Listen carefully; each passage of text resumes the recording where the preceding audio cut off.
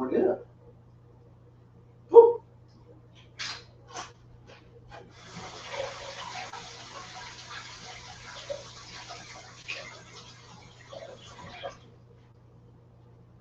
That's sign in.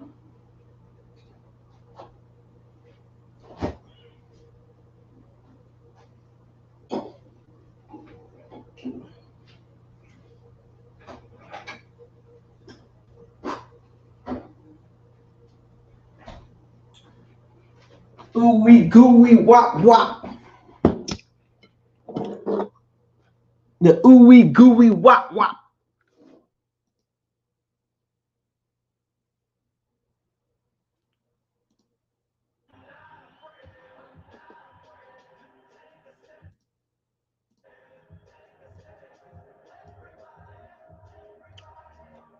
Ooh wee gooey wop wop.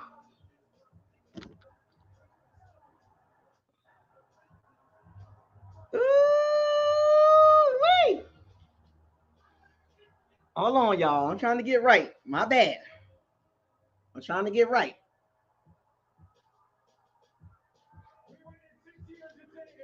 Andrew Luck. Ooey gooey wop wop. Let's go, Big D. How you like that? Hey, we were just kidding about the rap battle. We're gonna save that for another day. But the pride of Detroit has got a little some surprise for you. We're bringing out a few other surprises for you. So, Tim, here you go. Detroit! What up? It's here. Make some noise for the Detroit Lions. Let's go!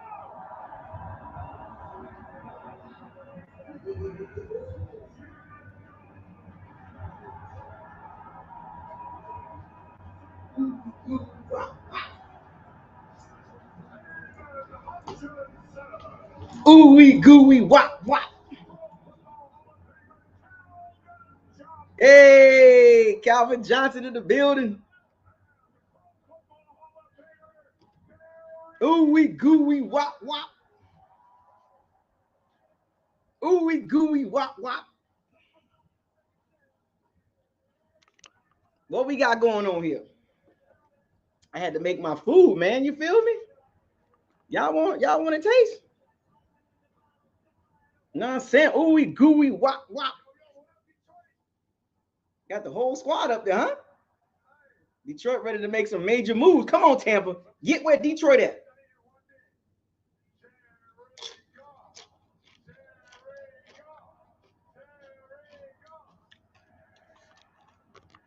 Y'all want him? Homemade. I took me some tortillas. I cut them up. I didn't buy no chips. I bought me some tortillas, some soft shell tortillas.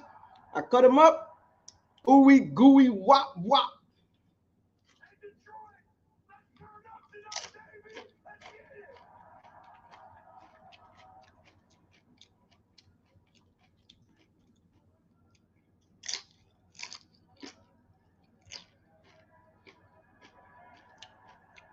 What's up, Detroit? What's up, football fans?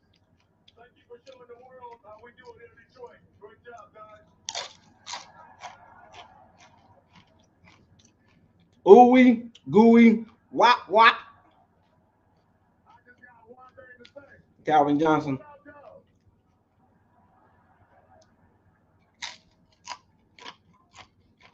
All right, Detroit. Boom.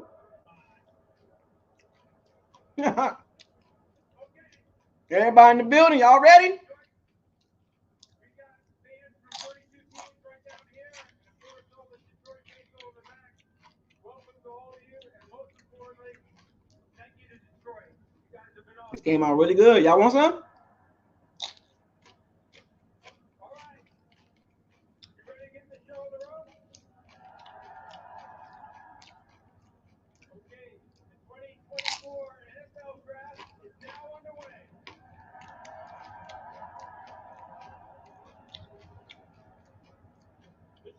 Good. Come on, Chicago. Don't take so long now.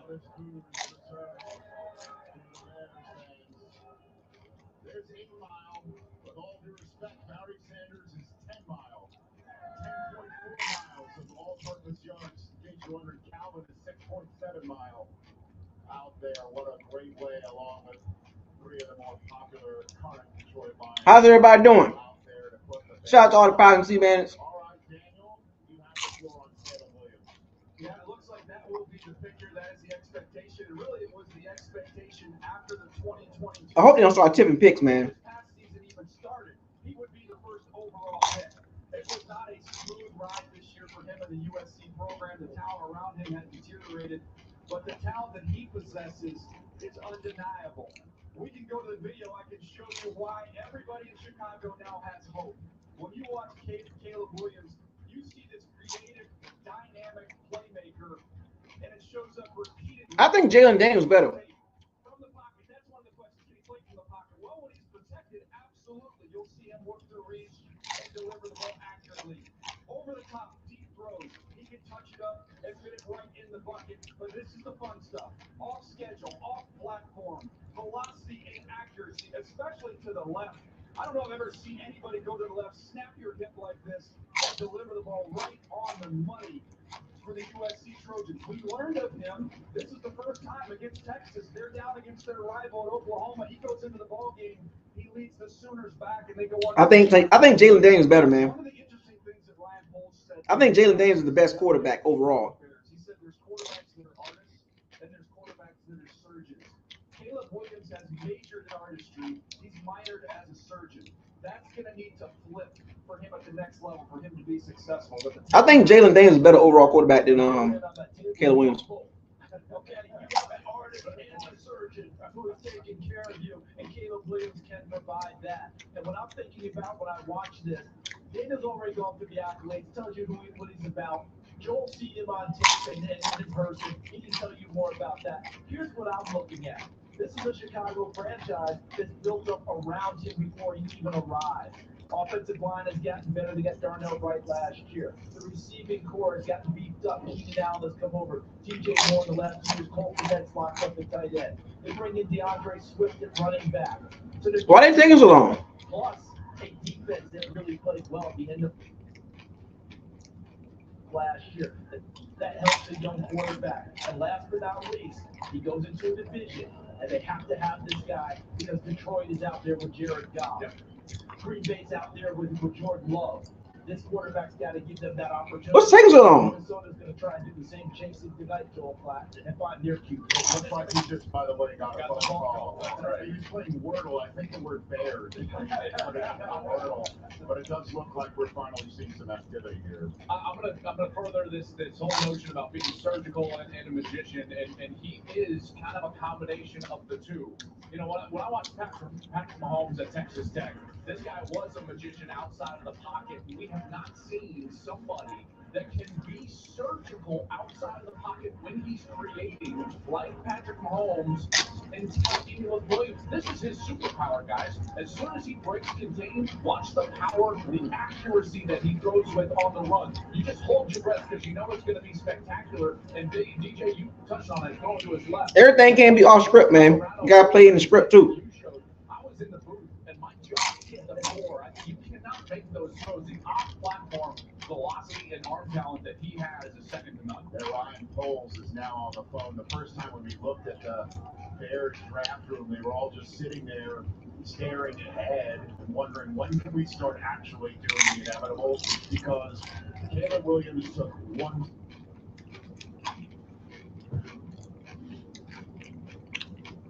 I don't know why it didn't go long. Top 30 visit.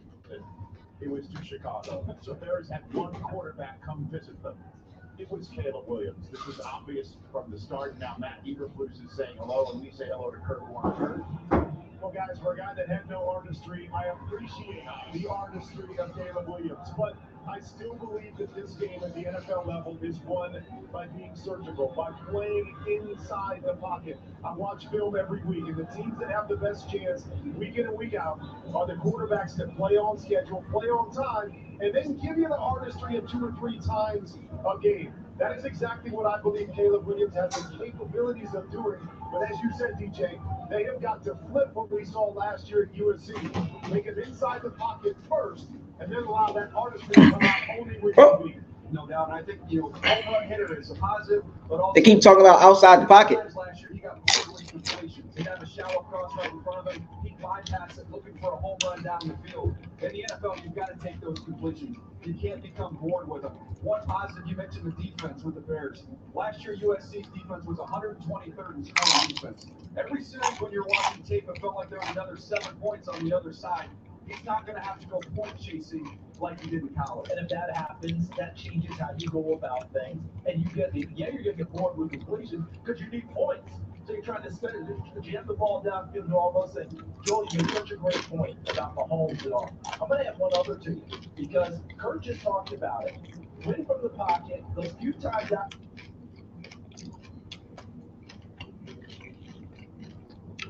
Y'all watching NFL Network or y'all watching ESPN? Surgical. Aaron Rodgers is that guy. When Aaron Rodgers gets outside the pocket, he does not throw the check down. He throws the kill downfield. That's what you're going to want to get from Caleb Williams as they try and chase down Green Bay and Detroit. Real quick, Rich, are we sure they weren't calling the Panthers to thank him and then calling Caleb? I'm sure that's how we called that. And again, the Bears have a second-round pick in next year's draft from that trade.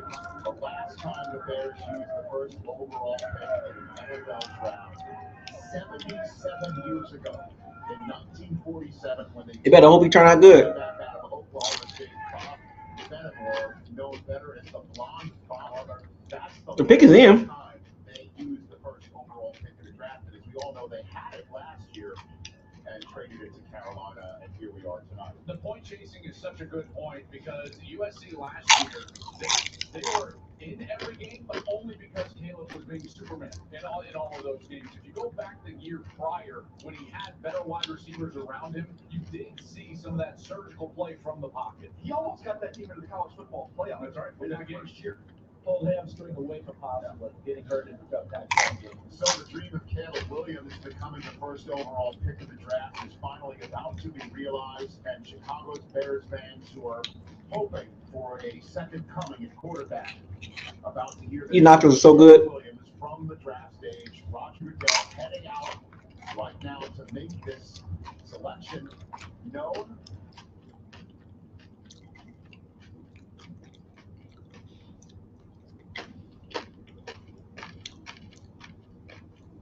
And then the intrigue will begin with the Washington Commanders on the clock. The draft don't start till number 2. Pick number 2. With the first pick in the 2024 NFL Draft, the Chicago Bears select Caleb Williams, quarterback, Southern California.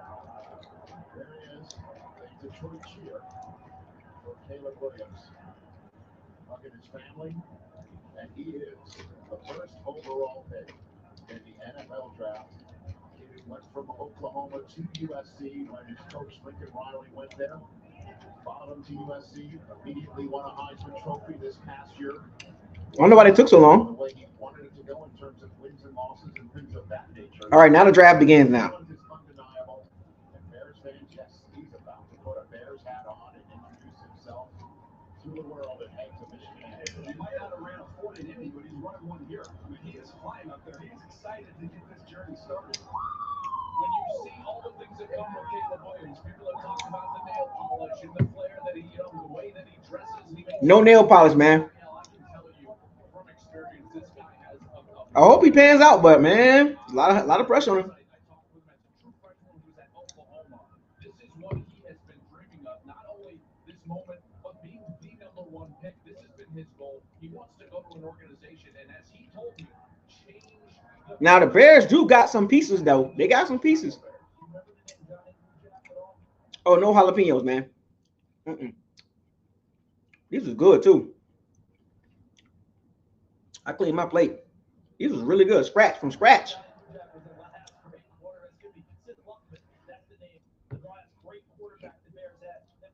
I think Michael Penix and Caleb and Jalen Daniels are gonna be probably better though. They didn't have to except for one season when they won the Super Bowl. They thought they were going to get the long-term run. This is where they think the long-term run starts. Starts here with Caleb Williams. When I asked the guys in the personnel department, what did you learn about Caleb Williams from the end of the season to when Why it took so long? time with them to now? and they said a couple things. Number one, we talked to all of his teammates at Oklahoma. Look at the whole franchise. They all sitting there like, yay. That was the first thing. The second thing was, I don't know if anybody's had more. Oh, Lake Forest, Illinois. My daughter was born in Lake Forest. Negative attention, and he was so steely focused. My daughter was born in Lake Forest. It didn't even bother him. He just powered right through it. Kind of ironic that his career begins getting booed by 150,000 people here in Detroit. Yeah, man. Nacho was good from scratch. I got more, but this was good from scratch. Nacho cheese from scratch. You know, I bought me some soft tortillas, and I cut them up into like chips. Ain't nothing like some homemade nachos. I ain't buy no bag chip, no bag nachos, none of that. I clean my plates. This thing's shining, shining.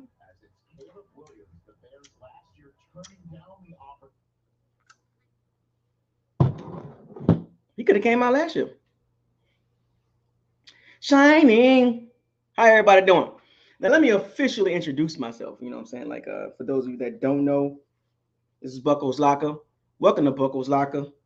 Subscribe to the channel, like the channel, share all the videos.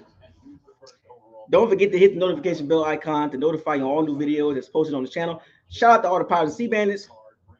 Thank you for joining this live stream, 2024 NFL Draft, with your host, of course. The locker room will be open during this draft, right? And we're gonna have some fun tonight, you know. And you see my hashtag, right? Get out your feelings. I don't want to hear it. Oh, Baron's pizza? You bought some Baron deep dish? Was it cheese, pepperoni? Is it like the veggie? Which one did you buy?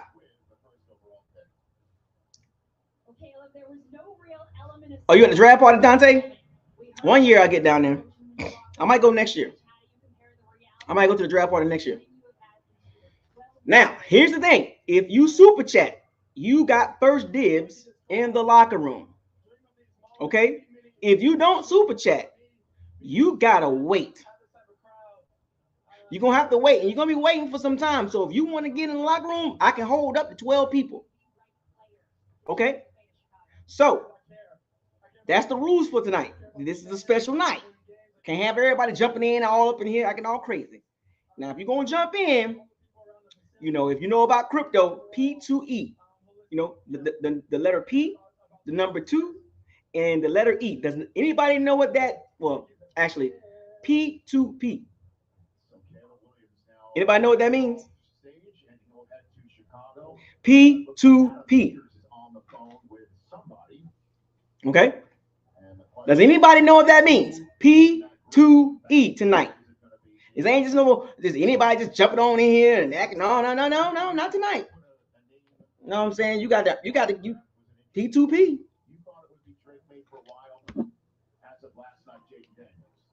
Through the process, one of the things that stood out to me was almost covered 2. There you go, Styles.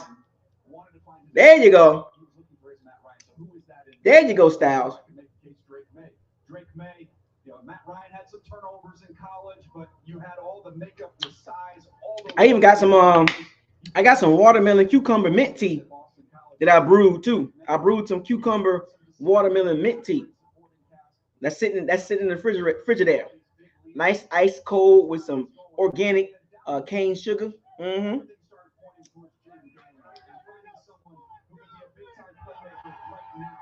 All right, Caleb, it's on you, buddy. Hey, y'all remember when they were trying to hype up Sam Howell? Y'all remember that? Y'all remember that? Oh yeah, Sam Howell. Oh, he the starter. Oh, Sam Howell and Sam Howell this and Sam Howell that. I love it when they try to hype these below average quarterbacks up. I remember, man. I remember they tried to hype up Sam Howell. They tried to hype him up, boy. They even it's crazy. Like, why do they even do that to themselves? It has been quite a journey for Jaden Daniels and specifically Commanders GM Adam Peters. A year ago, through his friend Brandon Ayuk, Jaden Daniels wondered. Why do they even hype up quarterbacks like Sam Howell and Mitchell Trubisky and Kristen Ponder? Why do they keep doing this to themselves? Why? Oh yeah, Sam Howell's the starter. He's gonna be good. Oh, they was lying. Oh, you know the number 2 pick gonna be Jalen Daniels. Come on, man. Remember, even they hyped up Drake May. Drake May's not a bad quarterback, but I think Jalen Daniels, I think he's gonna be nice. And for the Commanders to get Jalen Daniels, you know, remember what happened to RG3?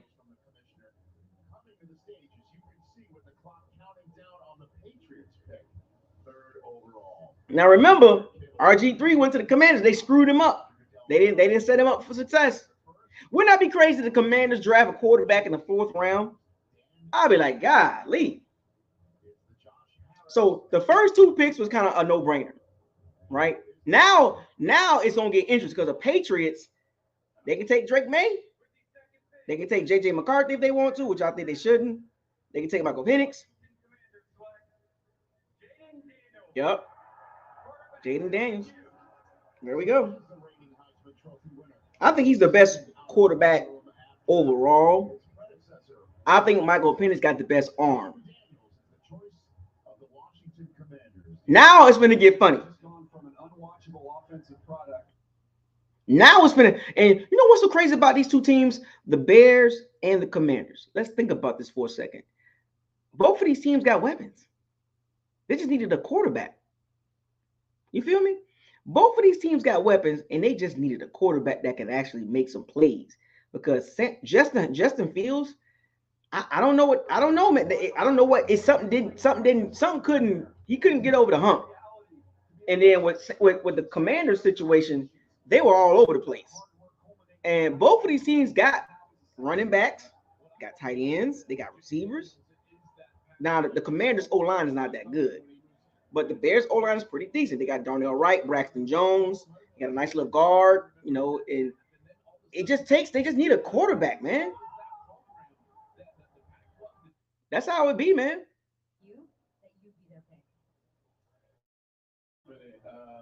And he got swag. I like swag. Dude. I like quarterbacks with confidence. I don't want my quarterback soft. Like that one thing about Baker Mayfield, he do got some confidence. I like that I love that about Baker Mayfield. He don't play scared for the most part. You know what's so crazy about Jalen Daniels? I watched this guy at Arizona State, and I didn't see this. I didn't see this at Arizona State. Let's get a look at the video here of Jaden Daniels. Smooth and precise. He's 6'4". Like RG3, man, same thing. I didn't see that at Arizona State. Here's the beginning. Here's it throwing the ball to Brandon Ayuk. That tells you how long he's been in college here. Gets to LSU, and his play really started to take off, especially this year. Over the top. Oh, he was in college for a minute. His eyes and feet. He been in college for a minute. He was throwing the ball to Brandon Ayuk. Brandon Ayuk been in the league for about 4 years. Sometimes it takes guys a long time to develop. You know, and people kind of frown upon that. I get it. You kind of want your quarterback early, like, 21, 22. And teams kind of shy away from the 23, 24-year-old quarterbacks, which for whatever reason, I think that's corny. But some guys will just develop a little bit later. Injuries or the situation. But you can see the talent with Jalen Daniels. You can see it, but, it is there. And he can run. Athleticism I talked about, flipping the field. He can do it. We saw with the arm right here with the legs. This is in the SEC, and that's big time speed when you run away from those guys. And we saw Heisman start tonight, 1-2. Last time we saw was in 2015 when it was Jameis Winston, followed up by. Yeah, good. That's a good catch, Mopar Buck. Oh, New England said, all right, well, here we go with another. That's quarterback. New England, 5 minutes. Hey, New England, like, let me get that quarterback. You know what's so crazy? The media, they push this narrative about a bunch of stuff. It's pretty so far, it's been pretty much exactly what we thought it was going to be. My understanding is the Vikings and Giants made one last-ditch effort to the Patriots to try to get them off the number 3 overall pick. In the end, the Patriots opt likely for their franchise quarterback rather than a big-time trade. Does that make us? Yeah, they only took 5 minutes. 5 minutes in. Like, Remember, and they hyped up Mike Jones, too. They hyped up Mac Jones. Don't get cute. And they're not getting cute. They're not even using the full 10 minutes. You need a quarterback quarterback. There's one there. Don't use the full 10 minutes. If you know your guy, get your guy. You provided something your organization sorely needs right now, and that is hope for the future. And Joel, you don't do everything to satisfy your fans. You know what I'm saying? Like it's kind of been a no first 3 picks, quarterback. New England took 5 minutes. This is how it's supposed to be. If your guy's right there, what you waiting on? You know what you sitting there waiting on? Oh, I'm gonna take the whole entire time. Like what for what? Come on, NFL Network, get your channel right. Let me get my tablet because they tripping. Let me get my tablet and flip on ESPN. You don't pander to the fans, but with New England, it's been in the past. There's been a lot of board manipulation. We drop that, we get this, we do that. NFL Network tripping, man. They stream kind of it's going in and out.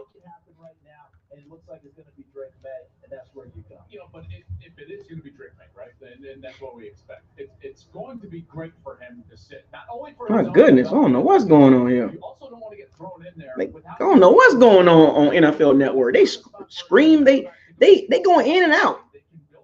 They got audio, they got video problems. It's annoying. The Cardinals are on the clock. 7 minutes and change on that. You know, a lot of people too.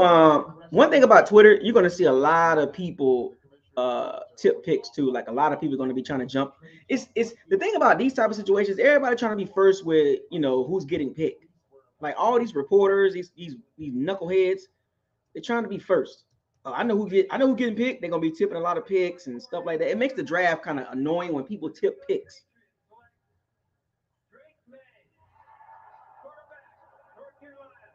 It's annoying, just let the draft play out. Stop trying to tip picks.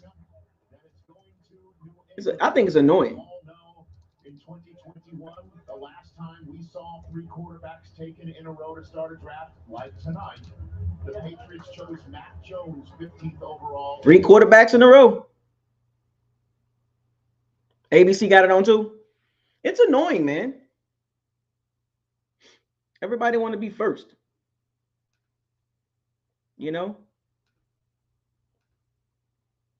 Everybody want to be first to the pick. Oh, I know who's getting picked. Like, okay. You know what I'm saying? Like, let it play out. Okay, you got inside information. All right, cool. Coming to the AFC East, where Josh Allen resides, and that is... He do like Mac Jones. A lot of respect for this guy, man. This guy is wired right. He is wired right. Keep it the main thing is going to be the most important thing for these first 3 picks. Who can stay focused on doing the right thing and not. All right, Cardinals, Malik Neighbors or Marvin Harris? That's going to give them a chance when they find themselves in some of those high-scoring affairs. This is an unbelievable athlete here in Drake May. As we go to the video, size, athleticism, I don't know what y'all think about Drake May. Y'all think he gonna be good? In the middle of the field. Jordan Love's name is on there because Jordan Love, his play fell off a little bit his last year as his supporting cast deteriorated, and we've seen how that's worked out. Power on, vertically down the field, drive throws. 3 quarterbacks in a row. Accuracy, as you see him drift away from the rush, which he was under a lot of pressure this year behind that North Carolina offensive line. Another example of what he did, the ability to buy time, extend. And then Bo, he walks from the team of basketball in North Carolina. 3 of my best friends. All we do is play ball. He's competitive. I think if you know the bunch. Yeah, Drake May came from money. Money. From then on, I kind of carried that with me. I took no crap. 4 boys. It's like my mom and dad. Hey man, you're getting to watch your sons. I one thing I love seeing. I love seeing the dad and the mom right there with their son. I like seeing the dad and the mom together. For whatever reason, like they try to push these little weird narratives like the dad don't exist. I'm really proud that the man he is and the football player. So we're just I just like seeing the dads there supporting their sons, man. I'm pro fatherhood. I just hate when they try to push the narrative like the dads don't matter. It's just the mom. Like, nah, man, the dad was there too. Actually, the dad was the reason why he playing football. The dad was working with him. The dad was the one working with the boy, not the mom. Give the dad some credit. Stop playing. Stop trying to belittle the fathers. It was the dad out there throwing the ball to him. It was the dad out there roughing him up. Stop playing with the fathers. I don't know why they be trying to belittle the dads like we don't exist. When our children are successful, it's like, oh, it was just the mom. Nah, man. What about the dad? Stop playing with me, man. Stop playing with the fathers, man. Stop playing with the fathers, man. Media, stop playing with us like that. When our children are successful, it's not just the mom. It's the dad, too. Especially with the boys. Especially with the boys. It's the dad. If the dad is in the house, it's the dad. It's the dad is the reason. Stop playing with the fathers, man. If the dad is in the house, if the dad is in the child's life, it's the dad. Studies show.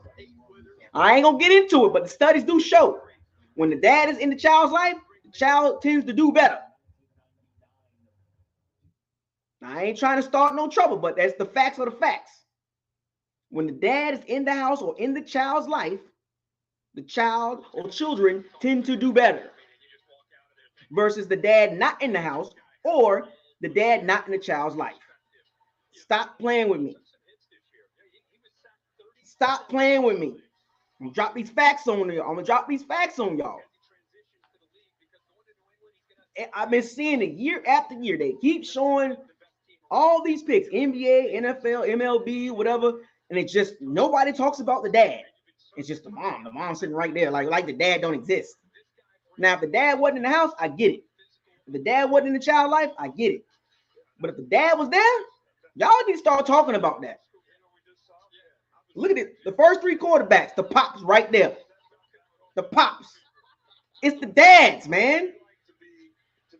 I don't know where they get this ridiculous narrative from. Dads matter. No dad in the child's life. The facts show children have problems. Marvin Harris, going fast. This cat didn't work out at the combine. He didn't do no pro day.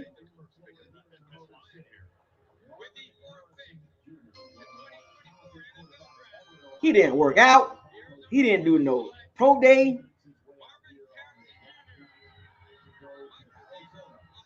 Personally, I would go with Malik Neighbors. His dad, Marvin Harrison Sr. You know what I'm saying? His dad in his life. I love this, man. He got more of a Larry Fitzgerald to me than an explosive playmaker. I think Malik Neighbors is more of a playmaker than Marvin Harris. But his dad, Marvin Harrison Sr., I love it. The first 4 picks, dads matter. First 4 picks, dads matter. I'm just saying. Dads matter. First 4 picks. Let you young men out there that's trying to strive to get to the NFL, NBA, MLB, you need a father figure in your life. Because when you got kids with their dad in their life, they tend to have a lot more structure, a lot more discipline. Because the dad gonna get on him. The dad gonna get on the child. He gonna get on that son. He gonna get on that daughter. And they're gonna be scared of their daddy. Like, not in a bad way, but like they're gonna be trying to, like, I gotta make sure I don't mess up because my dad gonna get me. You feel me?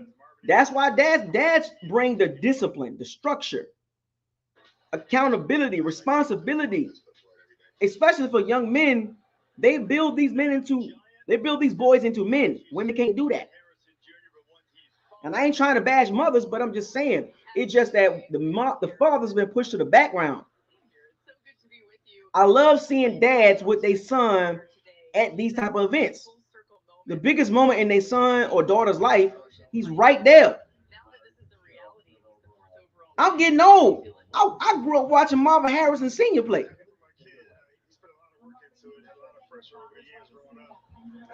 Look, you could tell Marvin Harrison Jr. is disciplined. He disciplined. Big kid too.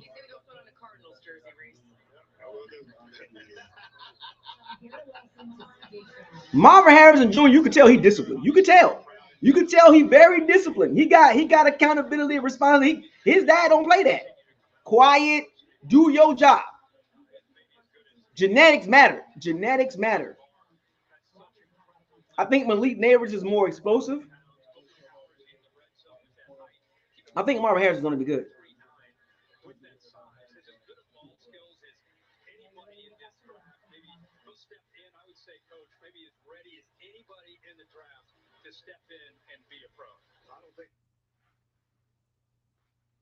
I think Marvin Harrison is going to be really, really good. I think Marvin Harrison, he probably going to be a top 15, top 20 receiver right away. Because Kyler Murray going to be throwing that thing to him. I just think if Malik Neighbors get to a quarterback, he's going to be way more explosive. Yeah, Kyler Murray be on them video games, man. I don't know what he be on, man. I think this is it for Kyler Murray. This is put up or shut up. If he don't do it this year, I think they're going to get away from it. They're going to move on from him. Got to go from point A to point B on time and create separation. No one does that better than him. Yeah, do you know who else got better? Trey McBride, the tight end. Trey McBride. Who came in last year. They don't have to be the leading guys now. This young man will take Trey McBride. I talked about Trey McBride. Bucks needed an explosive tight end. Don't got one still.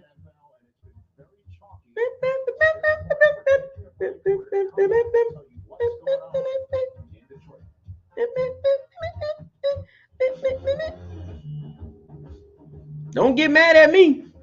Come on, Tampa. The draft is kind of falling the way you kind of want it to fall. Tighten up. I don't hear no excuses. Get out your feelings. Get out your feelings. I ain't got time to be talking to your feelings. Boy, the NFL Network has been terrible with the coverage right now with the video.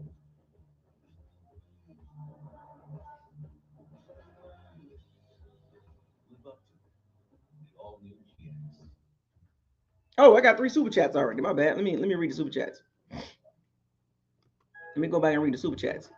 Marlon with the $5 pop. I will not be late today. How's it going, family? He said it. I ain't gonna be late today. I ain't got time for that. You got time? You want to talk about crypto? Crypto acting funny right now. But be patient, folks.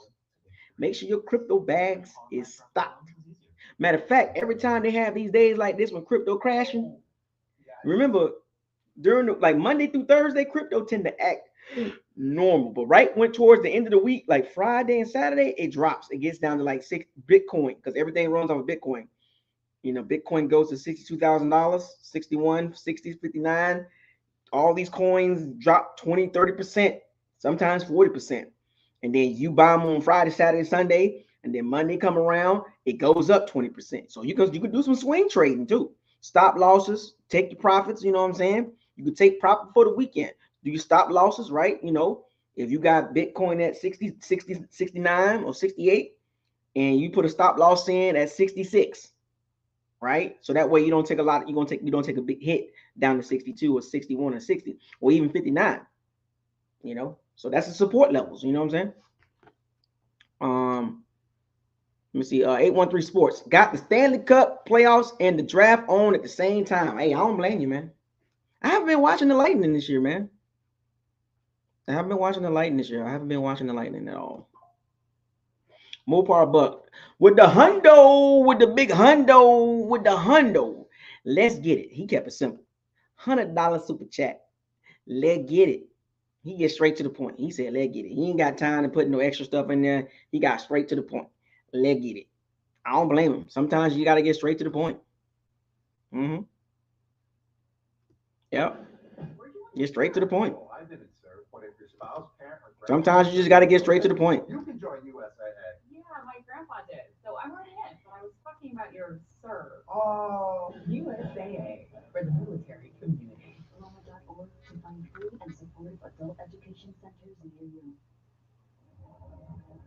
Oh, we got Lucia from Italy. We got somebody from Italy, all the way from Italy. That's pretty dope. That's pretty dope. That's pretty dope. That's pretty dope. All the way from Italy. No trades yet. No trades at all. Like, I don't know what's going on. Everybody's what's going on. I'm waiting for that first trade. Minnesota, what they gonna do? Minnesota looking to trade, right?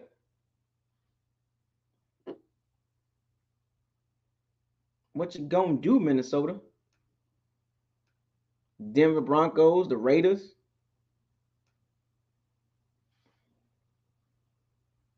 All the way from Italy. Shout out to Lucy Cia. Shout out to you. Appreciate the support all the way from Italy. It's nighttime over there. I've been to Italy before. I've been to Naples, Italy. I've been to Rota. You know, I've been to Italy a couple times. Nice over there too. Harbaugh is your new head coach. Well, unless somebody wants to come up for a significant player, then obviously the premium position is always quarterback. It's really hard. That makes sense. O-line, that makes sense. They need some weapons though. We could never go back. They need some weapons though. They lost Mike Williams and Keenan Allen, so I'm pretty sure they're gonna address the receiver at some point. I think they're gonna address the receiver. They got to, you know. Make this a Jim Harbaugh. They gotta address the receiver though at some point. They lost 2 receivers. But you know how this works. As soon as one O lineman off the board, here they come. All these O linemen finna come flying off the board. Watch. So wait a minute. So what they gonna do with Rashawn Slater though? Rashawn Slater or left tackle? Joe Alt, tackle, Notre Dame. No idea who Joe Alt is. But she's like, yeah, let's go. You don't like that? Be happy. Joe had a big Joe. Big fella. The big fella from Notre Dame. His dad was also a first round pick in the 1980s. They got 2 big guys at the tackle, man. You got Rhoda nice. Naples nice too. Barcelona nice. Yeah, Joe Alt very lean. He a big kid, boy. That's a big kid. The pops, you know what I'm saying? I love it, man. That's a big kid, but good Lord. Got his girl next to him. She's looking like, oh my gosh, baby. He got some, it's a big dude, bro. That's his girlfriend.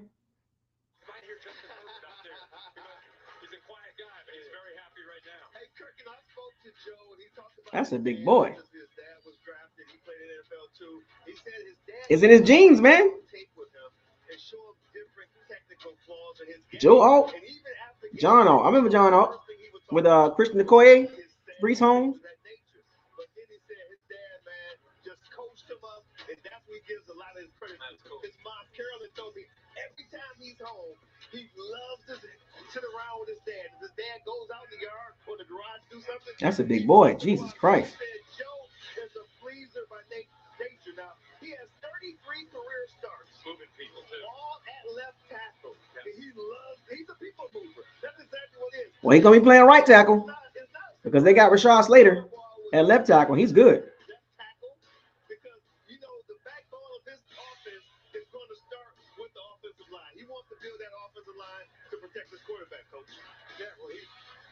Wants to play old-fashioned NFL football, which is mean run the ball, play action pass. But this guy, boy, the Chargers got 2 nice tackles though. I'll say that much. he's got really good range and pass pro. The only thing that he's going to have to do, he can bend, he's flexible. He's going to have to be able to anchor and pass pro. Because when these guys go speed and power on him, he's going to have to be able to sit down, which is a little bit of a disadvantage when you're as tall. The Giants got Malik Neighbors. Yeah, and if you just look at those highlights, I think we always get caught up in left tackles. We think of pass pro. When you get Justin Herbert, how's he going to protect that blind side? But I think with that line of scrimmage, you're talking about kind of a throwback style. Dog. I'm just saying, man. Look, the Giants can get out of that Daniel Jones contract. That Daniel Jones contract is terrible. Yeah, my genetics skipped me. My dad was 5'5". I went 5'7", 5'7". I'm genetics, man. My dad was not tall, but he was strong and he was athletic. That's why I got my stuff from as far as athleticism. Shoot, I got that. You know, they used to call my dad. You know, he used to tell me stories. My dad used to tell me stories all the time. He said, "Son, you know," and this was confirmed too, by the way. This is no lies. You know, ask his nephews, right? His nephews and his cousins tell me all the time. They used to call him Bulldog Shorty. He used to beat dudes up bigger than him all the time, all through Tampa in the 70s. And he from Georgia, you know, Jessup, Georgia, but came down to Tampa. And my dad, he used to beat dudes up. His nephews used to tell me all the time. We used to go to reunions. My nephews would be like, "Your dad was a handful. He was the best dressed, and he used to F dudes up." I'm like, "What? My little short dad used to do that?" Yup. 5'5", 4 arms like Popeye. He used to F dudes up. I mean, literally. So like Odell Beckham went to the Giants. Now Malik Neighbors going to the Giants. They got that football loan. They got that loan. Them agents, they got all that jewelry they got on, that suit, that chain, that's loan money. He ain't signed no contract at all. That's that loan money. They got to pay that back.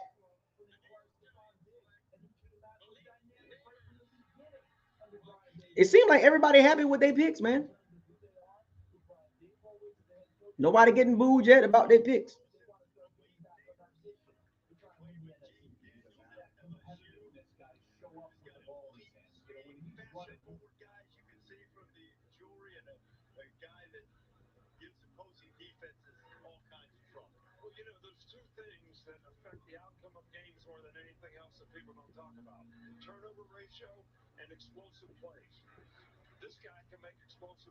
He's more explosive than oh, that's right. My bad. I forgot.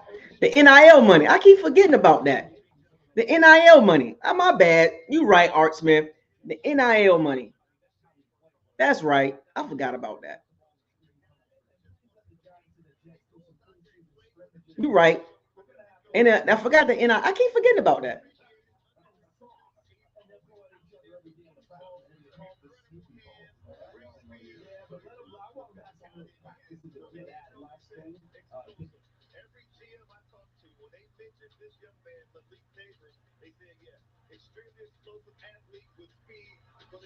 He's very explosive.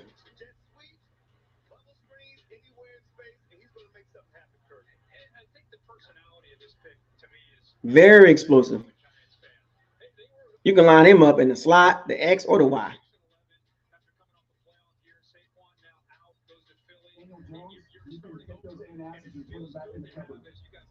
But I still don't believe in Daniel Jones.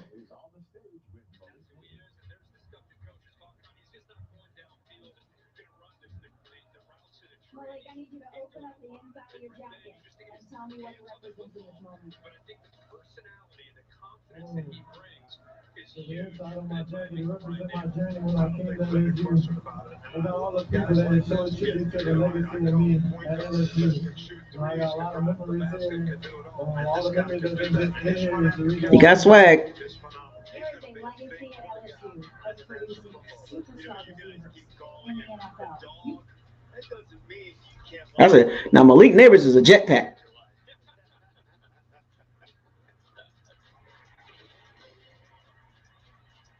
But I hope got Daniel Jones at quarterback, man. I don't see it happening right now.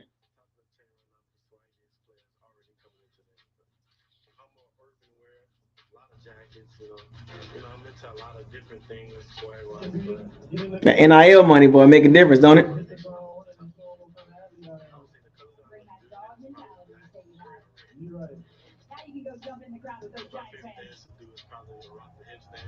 All right, let's look at the video. We teased it. This is one explosive play after another. When you watch Malik Neighbors teamed up with Jaden Daniels in college, he's a yak machine. You see what DJ Moore does with the ball in his hands for Carolina and Chicago. You see similar here with Malik Neighbors. It's just a little bit faster. After the catch, he can run away from you. He's also not afraid to drop his shoulder and run through you. It was. And you got Daniel Jones as a quarterback, man.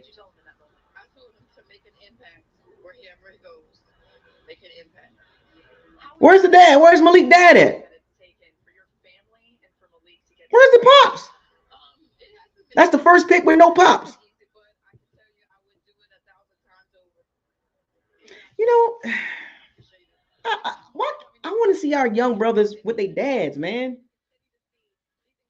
That's the first pick, no pops. The first pick, no pops. I just hate to see that. I hate to see that, man, for our young brothers, man. We gotta stay strong as family structure, man. The first pick with no pops. Man, I don't like seeing that stuff like that.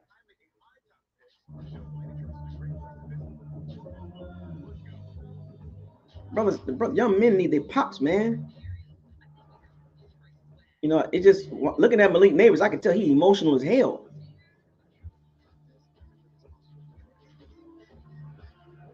I could tell he emotional. You know what I'm saying? Like, and it's just the facts, man. I'm just giving y'all the truth.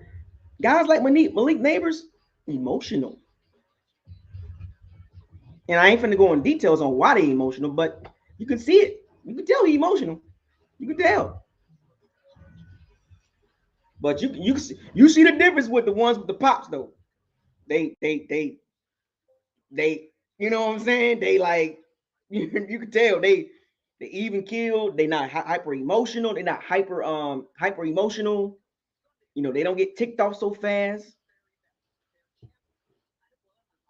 I'm just keeping it real with y'all, man. Just from what I've seen and what I grew up with, I was in the military. I was around a lot of men, a lot of different type of men, and you can identify the emotional ones. They hyper emotional. It's like, man, you got to calm down, bro. You know, and I always question it. I always question, you know, the fathers that don't want to be in their kids' life. Like, why are you not there? Why are you not there? Your kid is busting their butt to make it to the highest level of wherever they're at in life, and the dad decides to, like, you know, walk away from the child, you know, the young man, the young woman, and they become successful, but it comes with a cost. And we see the history of hyper emotional young men and women because they didn't have that discipline to keep them in check. Remember, here's a saying. I found this quote. It's very simple. It's a 1+1 quote. When you live life unchecked and unbalanced, you will have a life full of unchecks and unbalances. Let me repeat that. If you live life unchecked and unbalanced, you will have a life full of unbalances and unchecks. Let that sink in for a second. Simple but powerful. And a lot of these young men and women are out here unchecked and with no balance. And a lot of it has to do with hyper emotional children.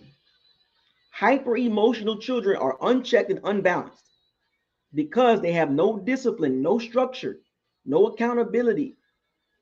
You know, I'm just giving y'all some real hard, cold facts, and you might not want to admit it.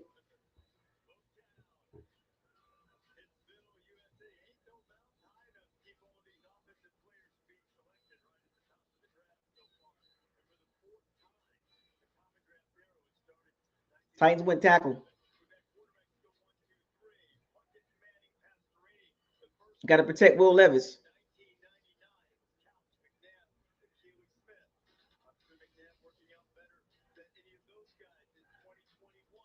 Got to get them tackles, man. Got to protect the quarterback.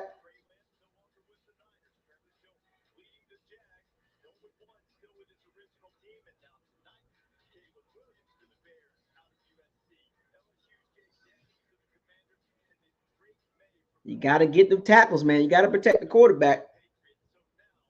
That's a big dude, boy. It's some big dude. Don't remember, man. The NFL getting bigger and faster, man. These dudes look like grown men in college, in high school.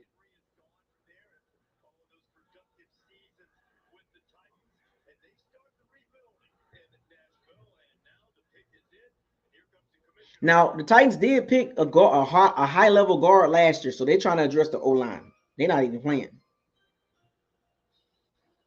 So back-to-back years, the Titans went O-line in the first round. The Bucs has never done that.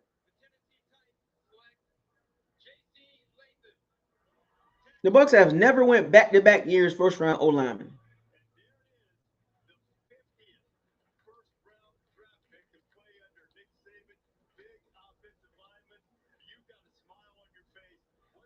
Look at Drew Rosenhaus. That's a big boy. I'm just saying, man. The Bucs have never went back-to-back years first round O-lineman. Why is that? Everybody do it but the Bucs.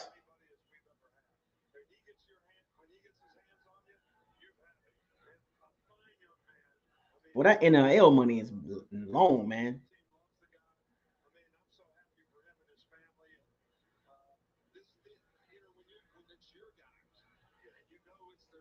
Matter of fact, who in the building? Let me give me some shout outs here. Let me give me some shout outs. That NIL money got these kids. You right, Marvin for Christ. That NIL money got these kids drippy, drip, swag goo. They wasn't no NIL money when we was in school, man. So who's in the building? Let me give you some shout outs. We got Peter Finn in the building. We got Sean Corney. We got Luke in the building. We got Brent O'Neill. We got Marvin for Christ. Who else is in the building? Where you at? Where you from? Where you at? Post it. Put it in the comment section. Let me give you a shout out. Where you at?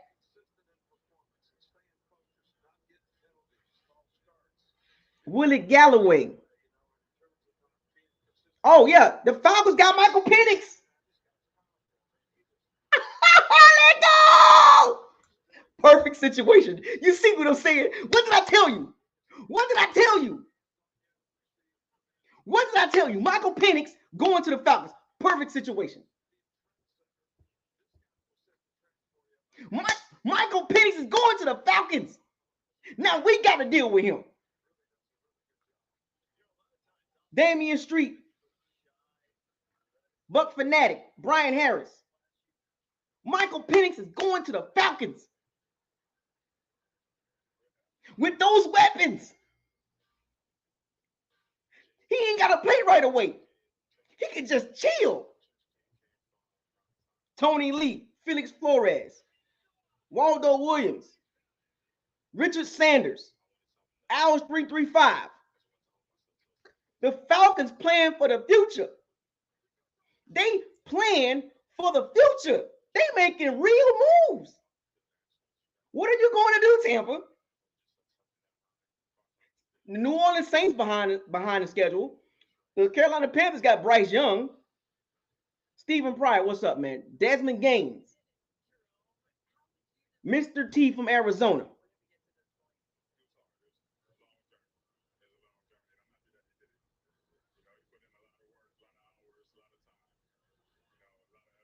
Oh, Jerome Latham, his father. See, I love seeing fathers. Shout out to the fathers. Shout out to the fathers. I love y'all. I love it when y'all in y'all sons and y'all daughters' lives. I love it. I love the fathers that's there for their sons and their daughters. And I'm just so pro father. I'm so pro father. He way bigger than his dad.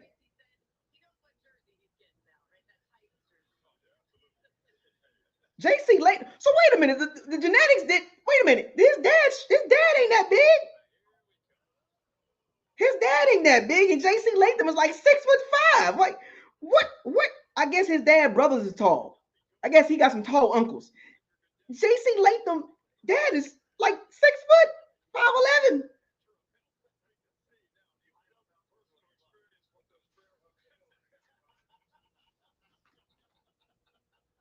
Michael Penix is Adonis Brown from Carolina. Ball raisers, Carolina.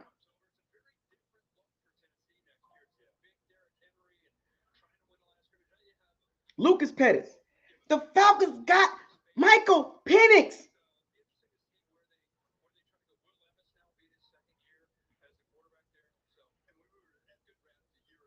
I like that, man. I like that pick. And remember now, this I love it. You want to know why? You know why I love this pick? It's not just Michael Penix because he's from Tampa. It's because the media tried to hype up J.J. McCarthy and Bo Nix. Tried to hype up J.J. McCarthy and Bo Nix. They tried. And I told y'all he better than both of them dudes.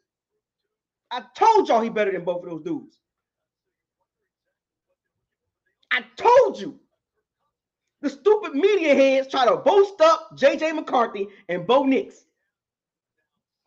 I love that pick for the Falcons. Kirk Cousins, 36 years old, coming off an ACL injury or leg injury, major injury. Kirk Cousins, literally, this is pretty much tells you it's 1-2 years left for Kirk Cousins. This is it. Kirk Cousins got 1 or 2 years left. That's it. I like what Atlanta's doing.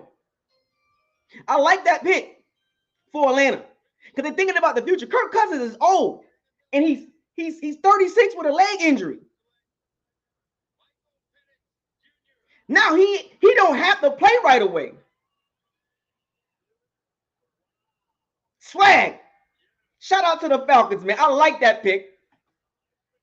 I like Michael Penix more than I like the Falcons, but I like that.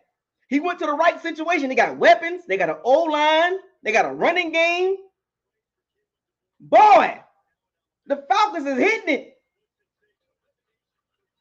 No, he went top 10. The media talking about had him in the second round. Stupid media heads had Michael Penix in the second round. No cornball media heads. All them dudes are cornballs. Cornballs. Eat crow.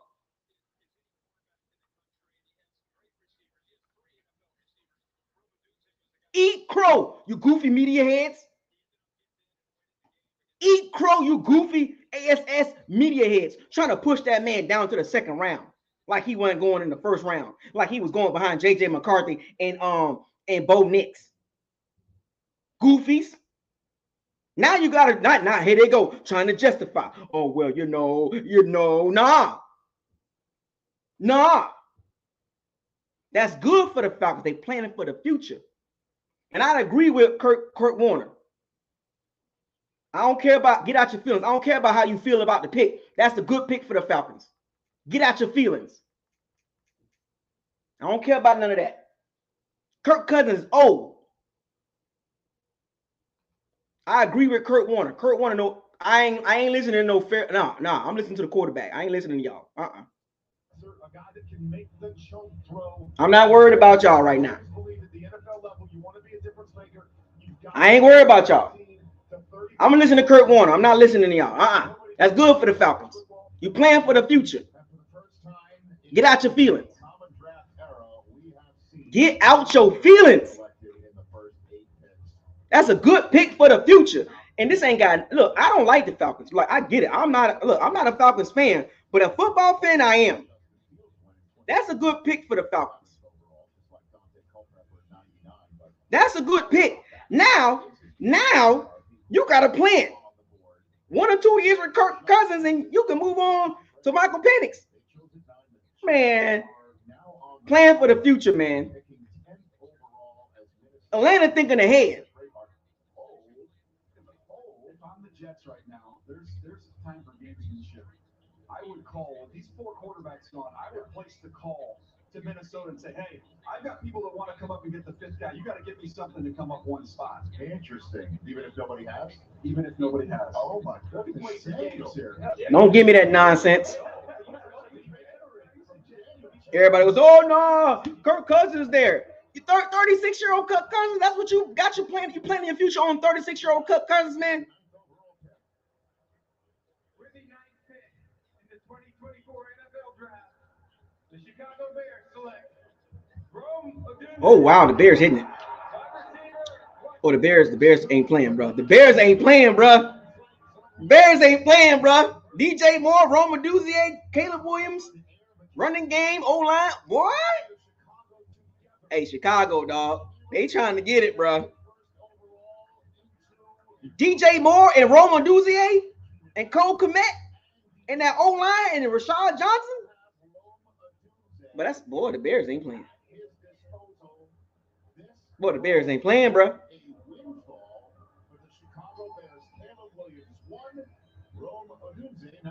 Dog, the Bears ain't playing.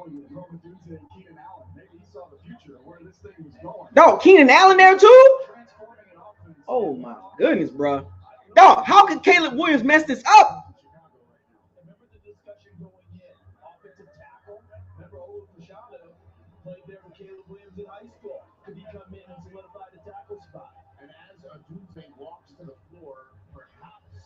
Wow, Chicago is not playing, bro.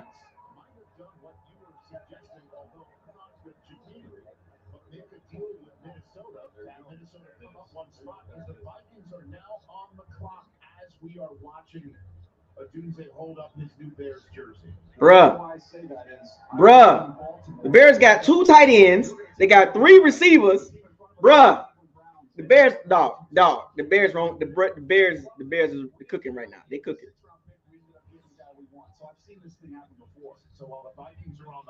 Oh, the Vikings on the clock. It was a trade. Yeah, I'd say he's my favorite player in the draft. He can win at the line of scrimmage with that strength. Go up. He's the best contested catch guy in the entire draft. Double moves for a big player. Again, he can run small guy routes with that. Here's an example. Watch it drop this way, change directions, create separation down there in the red zone. Oh, the Bears ain't playing, bro. JJ McCarthy going to the Vikings, man. Oh, the Bears, dog. The Bears A+. The Bears so far has had an A+ offseason. Dog, guys are falling. I'm just saying. Guys are falling. Dog, the Bears ain't playing. DeAndre Swift, Rashad Johnson, Cole Kmet, the other tight end they got. They drafted O-lineman. And Michael Penix, who was just taken 8. For Michael Penix, Roma Odunze was the guy he always targeted to when he needed a play. Odunze, 80% of his... Dog, it's some players falling, bro. I'm just saying, we might be able to get our guy. And he was also loyal. He originally committed to Chris Peterson, stayed there through some lean years, and even when Kalen DeBoer came in there, he stayed at Washington in the transfer era and became a great player. Forget his toughness. Remember when he played through with the injury last year? So does a chest. Take a look at what's happening on the screen. Oh, the Vikings got Bo Nix. The Vikings are about to announce their pick 10th overall. We are assuming it is for JJ, as in JJ McCarthy. The Jets moving down 1 spot, get a 4th and a 5th tonight, and they send the 10th overall pick to Minnesota with. They went up 1 spot. Selection they just got. They could have stayed right there. They had a trade. And now Justin Jefferson is about to get a JJ throwing to him. Bo Nix, bro? Oh, McCarthy. It could be McCarthy, Bo Nix. For the moment, here's Kaylee Hartson with the new Chicago Bears. I'm not a fan. I don't know about no JJ McCarthy, bro. Now you get to fly to Chicago together. What can you two accomplish as Bears? I think amazing things. You know, it's going to take a lot of work and a lot of dedication, but, you know, from the Bears went West Coast. So I'm excited to get there. You know, I got over 100 people in the chat room. Look, here's the rules. If you want to get in the locker room, you got a super chat. If you don't know what a super chat is, let me show you. This is a super chat. If you want to get in the locker room, super chat your way in now. Because when I open the locker room up, don't click on that link. If you click on that link, you ain't super chat. You're gonna wait. I'm gonna make you wait. I'm gonna make you wait. Dog, 10 straight offensive players in the first 10 picks. First time ever. Hillsborough 813, man. Big Al, what's up? 239 roster. Ed City. Egiddy. 5 quarterbacks in the first round. 10 offensive picks in the first 10 picks. What did I tell y'all, man? You got to get some weapons on offense, man. You got to get the O-line. You got to get some weapons, man. No Brock Bowers. Remember they had him in the top 10. Nope. Nope. So whatever quarterback don't get picked right here, he gonna fall. Whoever get picked right here, whoever don't get picked by the Vikings, they gonna fall. Of course it stops loading at the best part. I wasn't eavesdropping. Yes, I was. Dog, the Bears.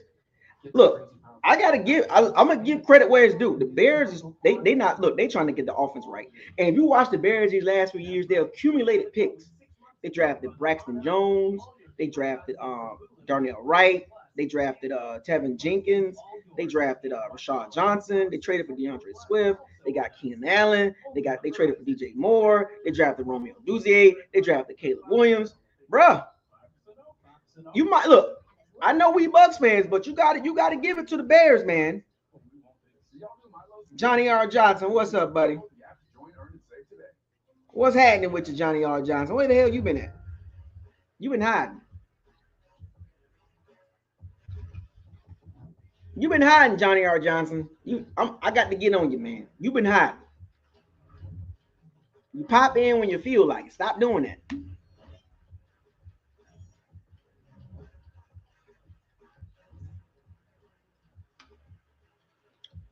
Stop doing that, Johnny R. Johnson. I'm gonna cut you down like a tree. Matter of fact, let me get it. There's a couple of people be doing that. Vincent, what's up, man? Oh, honeymoon? Okay. Oh, okay. Congratulations.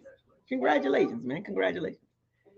Congratulations to Johnny R. Johnson on the honeymoon. We should give a shout out. Give a shout out to Johnny R. Johnson. Honeymoon, man. You know, he newlywed guy. You know, honeymoon, you know, sand bells and whistles and flowers and stuff. Shout out to Johnny R. Johnson, man. You know what I'm saying? Salute. Salute to the Pirates. Salute to the Pirate, Johnny R. Johnson. Did you come back with some treasure, man? You need me to do the bike shot? No, we're good.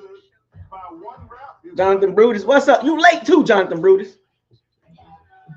Having motion jit. Zoe Youngster, what's up, man? Where the hell you been at, Zoe? Tevin Steele, what the hell you doing? Where you been at?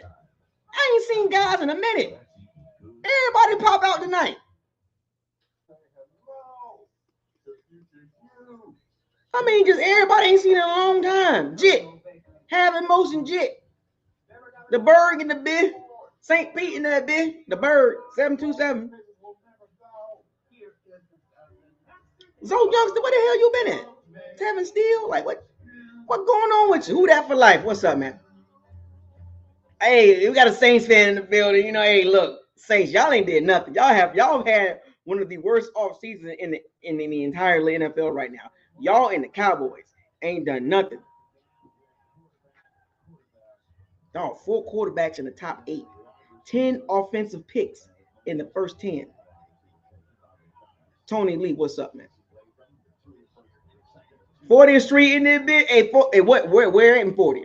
You more towards 7th Avenue, 40th Street, or you more 40th Street, closer to Trey Fo, Deuce, and Nucio? Or you 40th Street by closer to Jackson Heights? What part of the 40th Street you from, buddy? Bassmaster, what's up, man?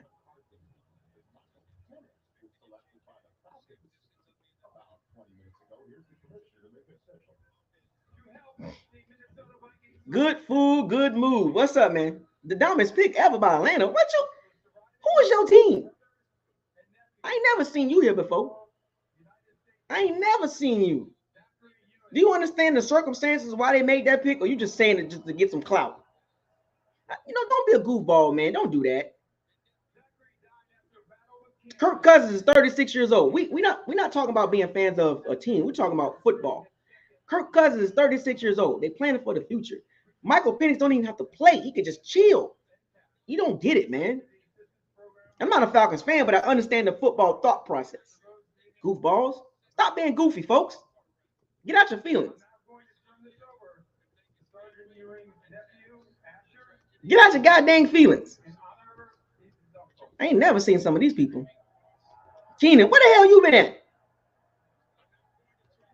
Darth Vader, big. Oh, right by Big John's. Okay, you good with me.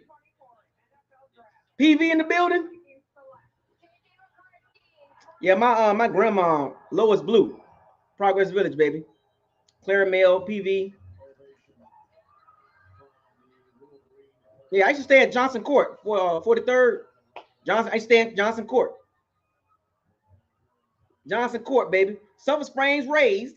I was born and raised, Tampa General, Sulphur Springs, baby. So you know what time it is with me. I'm real live with that. So if you with all that extra, I'm with the extra. Sulphur Springs, Johnson Court, Nucio. I'm with all that. So don't come at me with that extra stuff. I'm telling you, I'm with all that smoke. I'm with all that. And I ain't even gonna talk to you. I'm one of them guys. I ain't gonna do all that talking. I ain't doing all that keyboard typing and all that. Come on into the locker room, put your dukes up. Come on to the locker room. Goofies. Got some goofballs in the chat right now.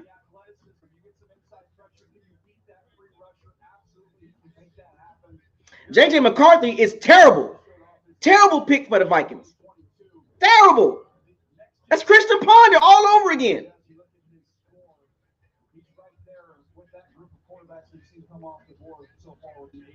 Oh, she did? She worked at Tampa General? 24 years?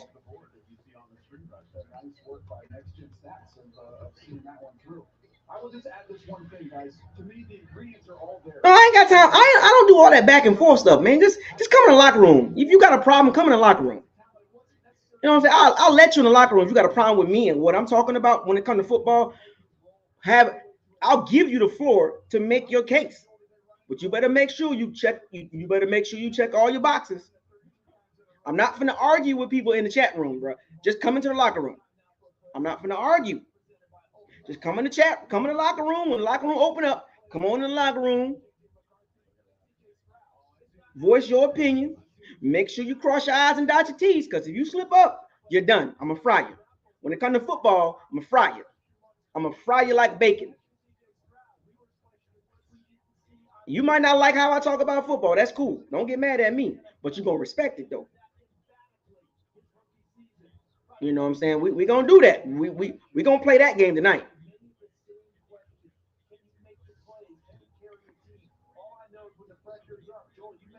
I'm just saying. Some of you ain't never been in the locker room. You ain't ready for this type of heat. You ain't ready.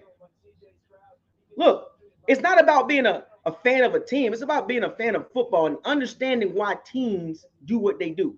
The Falcons literally just drafted Christian Ponder again. They tried to hype J.J. McCarthy up over Michael Penix. He was never better than Michael Penix.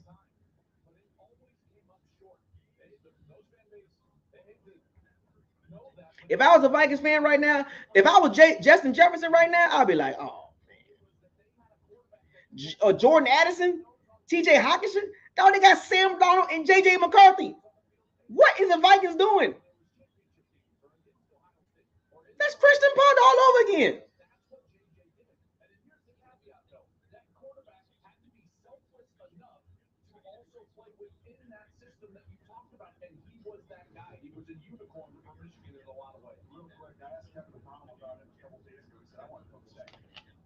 This kid, everybody that's around him, he's infectious. They always want to be around him. His teammates absolutely migrate toward him. He said, there's more there. I want to coach this kid. Kurt, I'll tell you what, how about the situation he's doing to guys? You got Justin Jefferson to throw to. You got Jordan Addison. Justin Jefferson got J.J. McCarthy and Sam Darnold throwing him the ball. Oh, that's not going to be good, bro.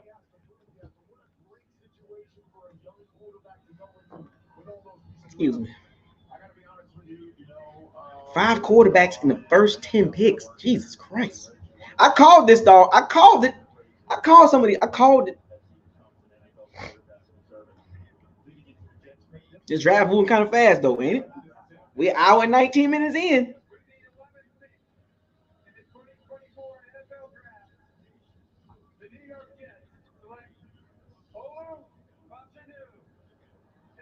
Tackle.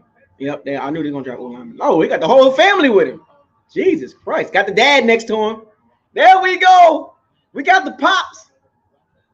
Shout out to the dads, man.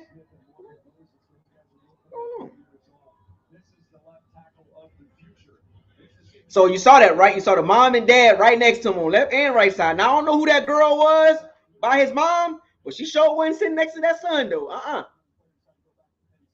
You sit over there. Protect Aaron Rodgers because he old.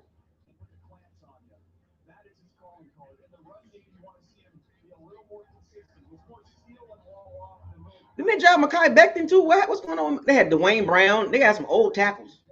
Look at the girl next to the mom. She's sitting on the outside. You ain't sitting next to my son on draft night. Look at her. She clapping her hands and everything. They always got that girl over there. They always got that type of girl.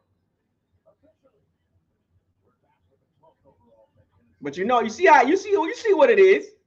You see what it is. You see the mom and dad right next to the son, not the girlfriend. Not the girlfriend. Dog, straight up offense, the first 11 picks, man. The first 11 picks is straight offense, man. No defense. No defense. Boy, we finna had a pick of the litter.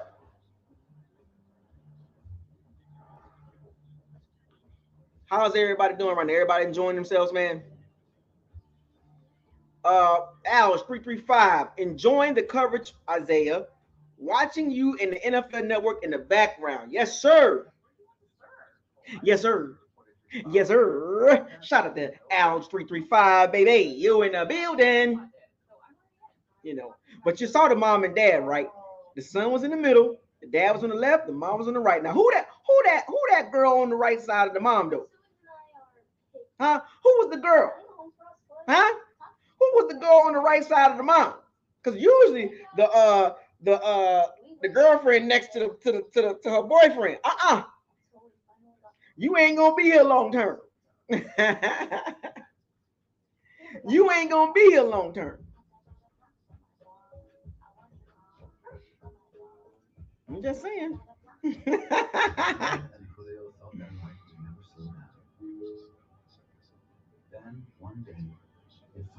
I'm just saying, who that girl sitting next to the mom though? Oh, I see it. Bo next to the I see it. Bo next to the Broncos. It is what it is. That's 6 quarterbacks in the first 12 picks or 13 picks. The first 12 picks, 6 quarterbacks. Jesus Christ. Now all these quarterbacks ain't going to be good. But guess who in the best situation though? Long term. Like situation wise. Now Caleb Williams got a good supporting cast, but he got to play right now. The only quarterback that ain't got to play right now is Michael Penix.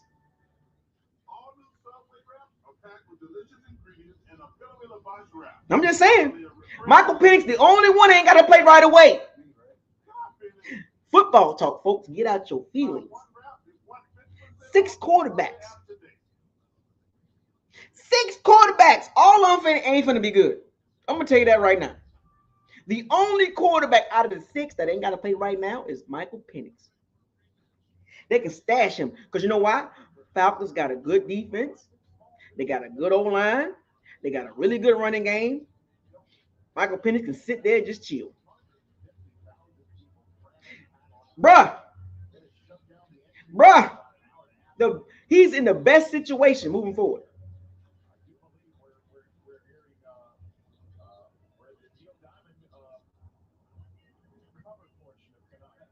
Bruh. 6 quarterbacks, bruh. Yeah, we got the Broncos. We got to play the Broncos and the Commanders. Yeah, we got to play 2 rookie quarterbacks. 6 quarterbacks, man.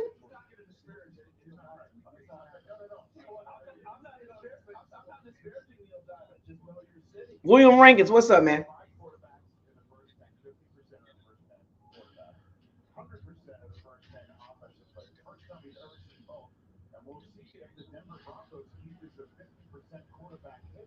No, straight offense in the first 12, 13 picks. The first 12 picks, straight offense.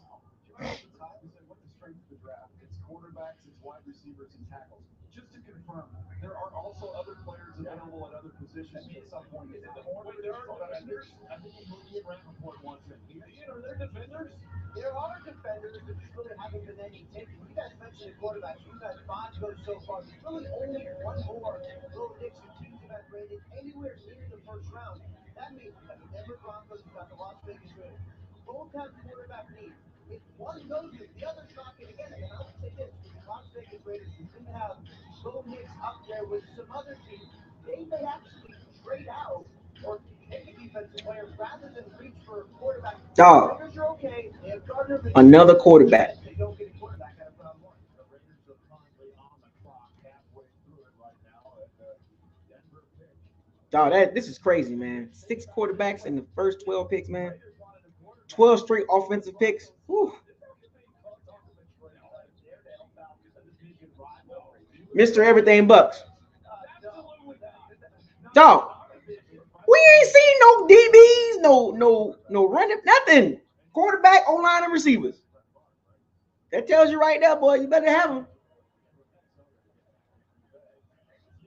But see, when you have the luxury to plan for the future, you can do that.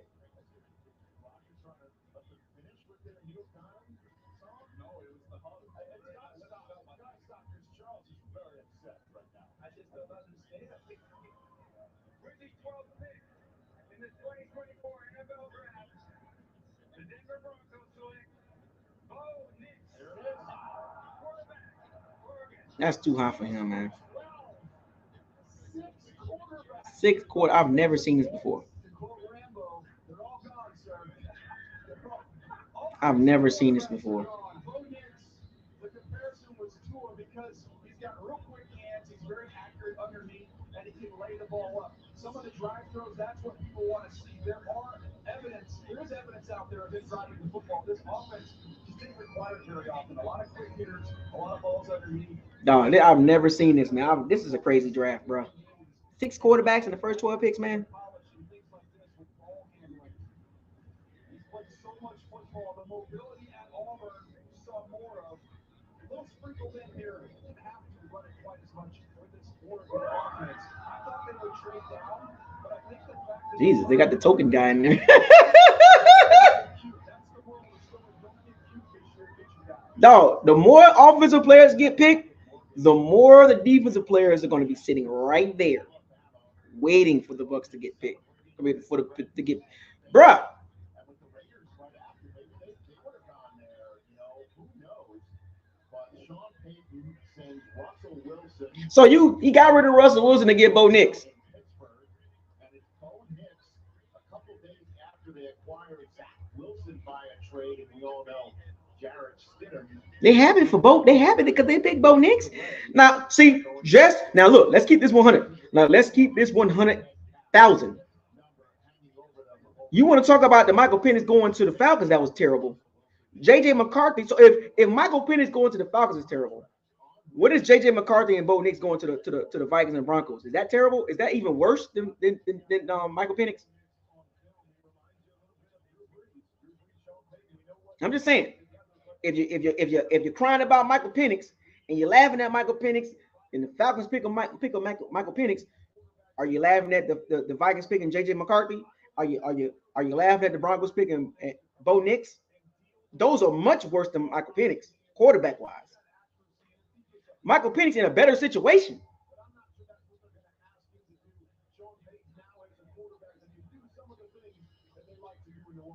Well, Kurt, now that the 6 first-round graded quarterbacks have been tied for done? No, I've been told they're checking on to see if there's early flights. It's been fun, guys. It's been fun. No. I'm going to say this because I'm your team. It's a crazy draft, man. That shows you how many teams needed a quarterback, man. 6. Other draft choices at other positions. We're not putting baby in a corner. You're just not in a box. Well, thank you, Rich. Vet love. That's true. All those teams need a quarterback, and the Raiders need a quarterback too. So it's really 7 teams out of the first 13. 7 of them need quarterbacks. The problem I have with Bo Nix is when I see him in the SEC, he didn't do any of this. He had to leave the SEC and go all the way west to look decent. I don't like that.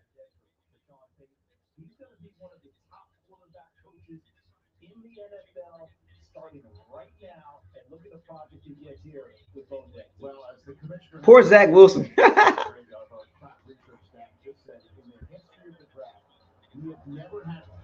Poor Zach Wilson.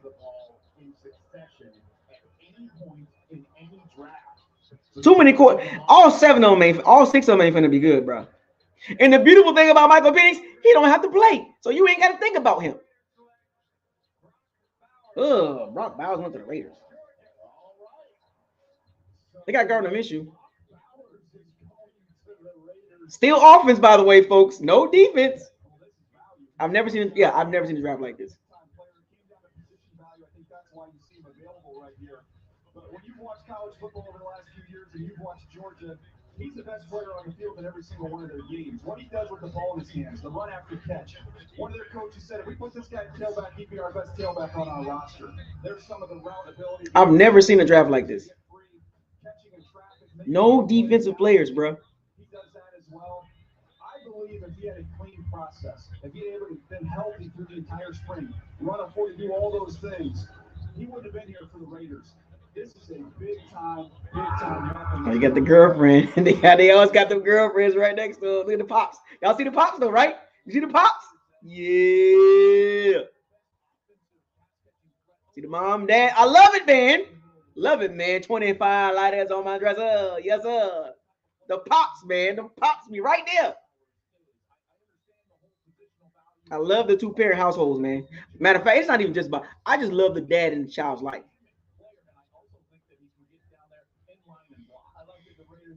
Raiders need a quarterback, though.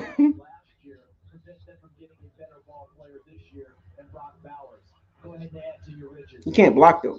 So, Bakers doesn't mix into this draft. Only one draft trade and not a single defensive. I've never seen a draft like this. Saints on the clock. Would you call that a Brock party?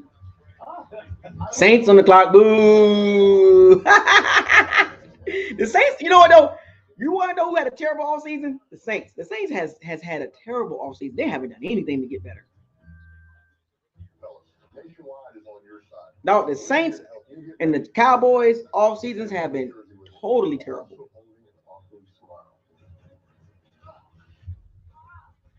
That's why we're doing the drill.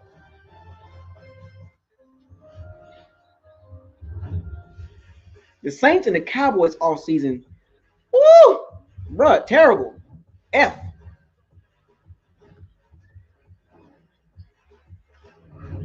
Brock Bowers is more of a receiver to me.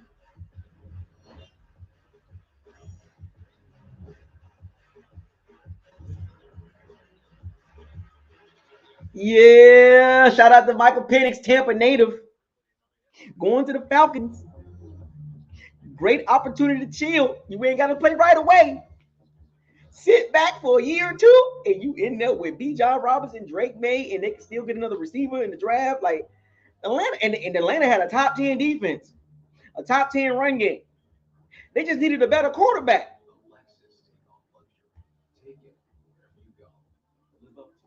I'm just saying, man. Look, the Bucs better get it up, man. Look, it ain't even about the Saints no more. It's about them damn Falcons now. It's about them damn Falcons. That's what the Bucs need to worry about. They beat us with Desmond Ridder. Now we're gonna have to deal with Michael Penix for the future. It ain't about the Bucs and the Saints no more, folks. I can care less about the Saints. It ain't about the Bucs and the Saints no more, folks. It's about the Bucs and the Falcons. Let me make this clear, you goofy Saints fans, who that nation, goofy goofballs, beignets and gumbo and roux and crawfish, etouffee. Okay? Let me make this clear. I don't care about y'all. I'm worried about them Falcons.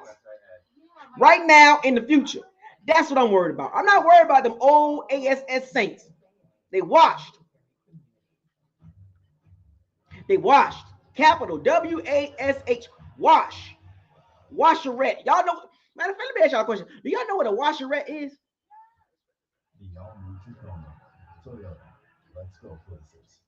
Do y'all know what a washerette is?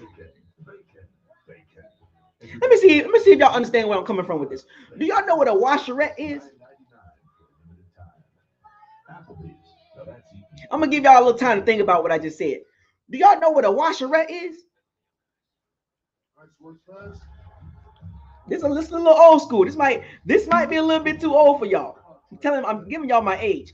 But y'all know what a washerette is? Huh? I asked the question. Is this mic on? Hello? Do y'all know what a washerette is?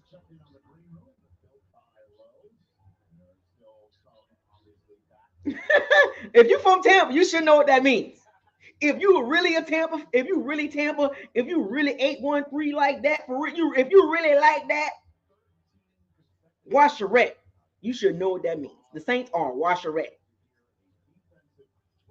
Okay, it's a place. It's a place. I'm gonna give y'all a hint. It's a washerette. The Saints are washed. Nobody cares anymore. They are irrelevant. Irrelevant. It's about them damn Falcons now and the future. That's who the Bucs got to be going. The Bucs got to worry. We got to worry about the Falcons. They have a better quarterback. Oh, by the way, a washerette is a laundromat. It's where you go wash clothes at when you're poor. See, I was poor when I was a kid. Me and my family, we wasn't rich. We was on food stamps, 25-cent chips, 15-cent blow pops, right? The now and later's 15-cent. Remember that?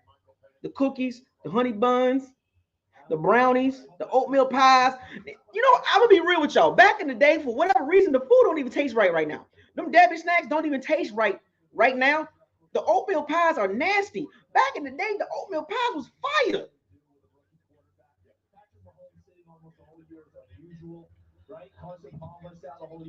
I'm just keeping it real with y'all. The Debbie snacks now are terrible. The owner comes in and wants to know when he's going to play. It's like getting a holiday gift. You don't wait 2 weeks to open them. You go ahead and use them. That's how it's about the goddamn Saints. It's about the Falcons. So if it's a succession plan, the rookie head coach gets a chance now for his new quarterback to come in and play and maybe wait a while, but not very long. Not as long as people think. Rich, we'll go back to the Saints for a second. You guys mentioned nobody cares. Move on. Here's why. My understanding is Ryan Ramczyk was the starting tackles for the last several years. Dealing with a knee injury. They thought it would be better. Had a little bit of a procedure. Thought he'd be good to go this season. He may not only not play this season, but may not play again in the NFL forever. But that is why these Saints have a very, very real need at tackle with Ramczyk's knee injury. All right, thanks very much. And the pick is in. The Colts are about 90 seconds in on their clock. As things are going. You look like you have something to say. Well, no, okay, hurry up, Saints. You're in the way. List of players and looking at my stack of players and still no defense. Because you find a defensive player. Every team that comes up. Okay, hurry up. Nobody cares. That's what this draft list is like. We don't know what the Saints are going to do, but it just certainly feels like tackle is just a screaming need. And Daniel has said it throughout tonight. Sometimes we don't have need to get cute. Just make the right pick. If you need tackles, the spot for that. And normally when you get like all these tackles, wide receivers and quarterbacks, the position group becomes depleted. Maybe that's the case now with the quarterbacks. We've depleted all 6, for goodness sakes. There's still a lot of really good tackles out there that can fill a need right now and go play right away. My second and third rated tackles are still on the board. My 10th and 11th overall players, they're picking 14. They've got options. Hurry up. Nobody cares, man.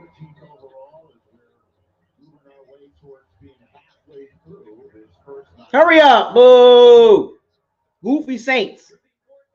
Goofy Who Dat Nation. And I live in New Orleans. Yeah, I said it. Hold on.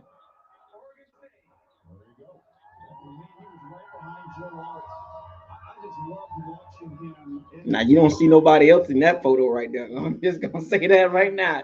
You don't see no extra colors in that photo. Straight up. You see, they family oriented. That's a good pick though for them. And he was a poster child. He got penalties, which I was trying to figure out why there were penalties. I think it just looked so mean. That's a good pick for the Saints though. Hey, he's a good old lineman. Ryan Ramczyk might not play again. No, senior ball, he was nasty. shows up down there in Mobile, Alabama, goes against some of the top rushers, and is outstanding. Here he is against Latu from UCLA. You want Latu? You want Latu to go against him? No. I don't want Latu.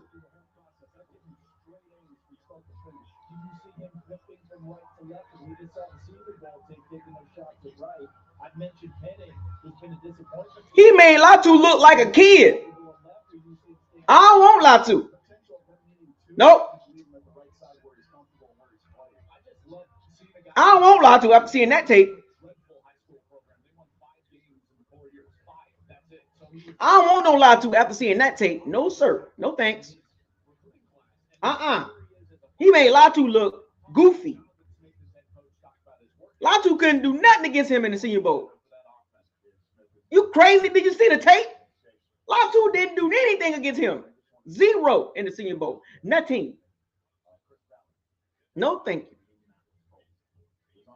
I don't want to see another situation where, remember, we watched Shaq Barrett do nothing against Ryan Ramczyk for years. I don't want to see another D lineman do nothing at right tackle or at right or left defensive end. I'm just keeping it real, folks. Did you just see did you just see the tape? I won't lie to. Meanwhile, Latu getting ragdolled by him. No, thank you. Give me the SEC or Jerry Verse or Dallas Turner. Are you out of your freaking mind? You just see the tape? Tape don't lie. Get out your feelings.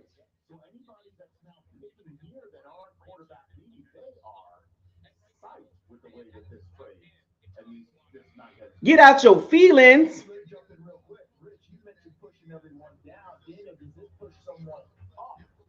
Because now we're talking about the Colts, and I keep hearing receivers a possibility for them, and the receivers have been picked up big time. Brian Thomas Jr. maybe. I don't want no Latu. You crazy? No, thank you. I'll take Verse or Dallas Turner.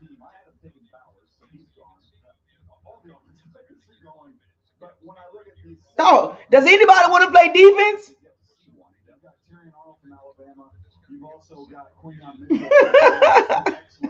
Does anybody want to play defense?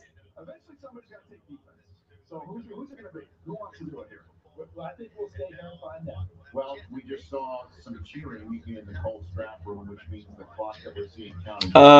Let's not forget. Thank you, you wish $2 super chat. Let's not forget the Saints picked the O lineman last year. That is true, but the guy they picked this year is way better than Trevor Penny. Has been very much in focus. Of course, had a cervical spine issue and a surgery, took a disc out, was of course retired, came back and played for UCLA. I know a lot of people thought that a lot of teams would flunk him. It seems the medical is really okay. Got probably as good medical reports as you could imagine considering his injury. Obviously, it could just be one hit. We don't know. But medically, it's pretty positive. Much more. That's a good old lineman they picked, though. He's good. I saw him at the Senior Bowl. He was good. He was holding his own. Nobody did anything against him. Now all those top pass rushers at the Senior Bowl, they did nothing. They did nothing against that guy. He's good. He's gonna be good. But the Saints, they still struggling. Nobody cares. I'm worried about the Falcons. And they want to continue to build around him. Big pass catchers, guys who catch radius, is something that's on the board for them. Yeah, there's other possibilities. Daniel's right. The corner could be there. Latu could be there. But Anthony Richardson's the focus of this team. My thing too, though, Joel, there's C.J. Stroud out there. Yes. And that's what that looked like year one. What do you think that's going to look like as this guy gets more experience and becomes more comfortable? You better get guys that can pass rush against C.J. Stroud, and you better get some guys who can cover Tank Dell and all the different weapons that they're going to throw at you, Nico Collins and company. And because their offense, to me, is built to try to keep the opposing offense off. Joe Clapp, interesting take. Out there, you got to defend those guys on the outside. C.J. is an incredible passer, and this is where value comes in. You're sitting here now, there has not been a corner taken yet, so you can get your top corner that you bring. And I don't know if Indianapolis would have gone into this draft, gone into tonight, and thought to themselves, we can get our top corner on our board. Not according to Rich. that conversation. He said if you could get 6 quarterbacks taken before 15, I'll come on your show whenever you want. And I don't know if I had anything to do with it, quite frankly. So the 6 are gone, and 14 straight. Dog, so you saying the Bucks need to trade up? Dog, can you imagine if Quentin Mitchell falls to the Bucks or Teron Arnold?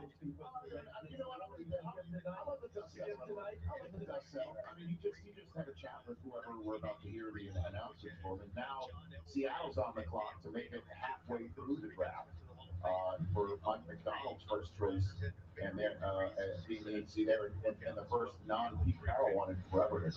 I would just go back real quick. That's a lot of people there at the draft, bro. Detroit showed up. Shout out to Detroit. They showed up to the draft, man. Good Lord, they deep out there. Jesus Christ. Detroit's a big city, by the way. That's a major city. That's a big city. So we had 2 different types of quarterbacks ready for the first round. These 3 guys that were older guys.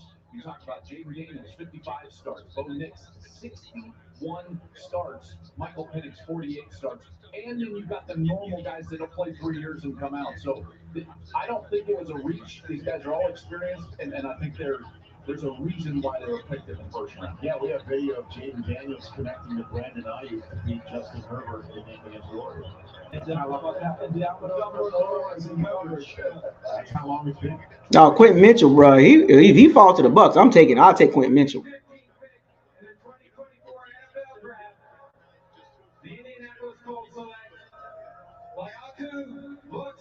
Well, okay, there go the first edge rusher. All right, now here we go. We're gonna start seeing the Dallas Turner, the Jared Verse, the Newtons. Just saying. First defensive player. It took them a while. It took 15 picks to get a defensive player. He was just now the first defensive player taken in this draft, and it was just a few years ago when he was at the University of Washington. He had to medically retire from the sport. It was a second chance to get to UCLA. Imagine the emotion. Here we go. Remember what Dr. cleared it? Peyton Manning's doctor. Who cleared Peyton to come back and play in the NFL. And he wears 15, DJ. Jalen Phillips wore 15 coming out and followed a similar path, but he was medically not clear and had to change schools, get cleared, and make it to the NFL. We'll get to the football in just a second. I am so happy for this guy. He went through a lot to get to where he at now. Shout out to him though. Shout out a lot to him. He went through a lot. He had medical problems with his neck. Had to retire. Came back. Get to the podium, man. It's taking him forever. That he put in the work, and I'm so pumped to see him rewarded, and that smile on his face is well deserved. I mean, the production in 2 years after he got down to UCLA was off the charts, guys. You could not keep him out of the backfield. He had 23.5 sacks, 34 tackles for loss. The guy was as productive as any edge rusher in college football, And the most tools in the bag. But he can rush the passer though. He can rush the passer.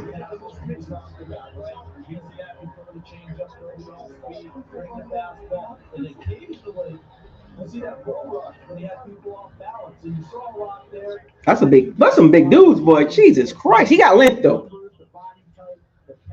I think Verse and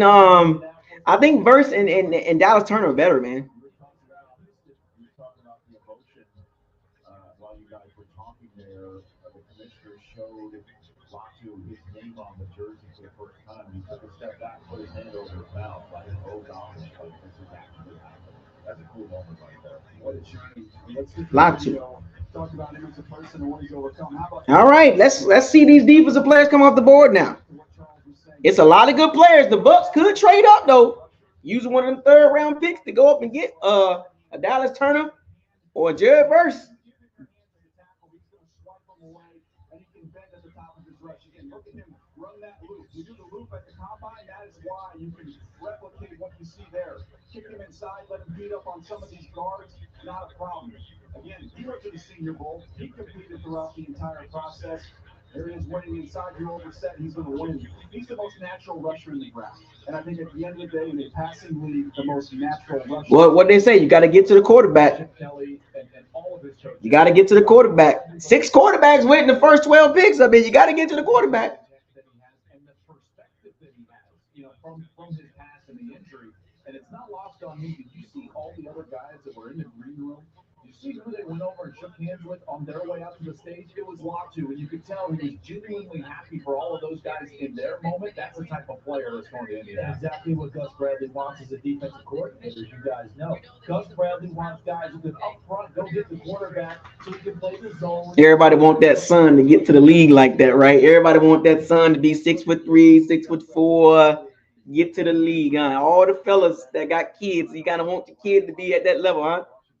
Yeah, I did. Come on, Tampa. Do not mess this up.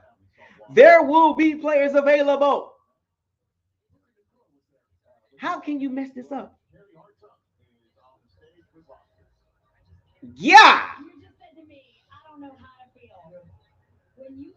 He looked like Jalen Phillips, too.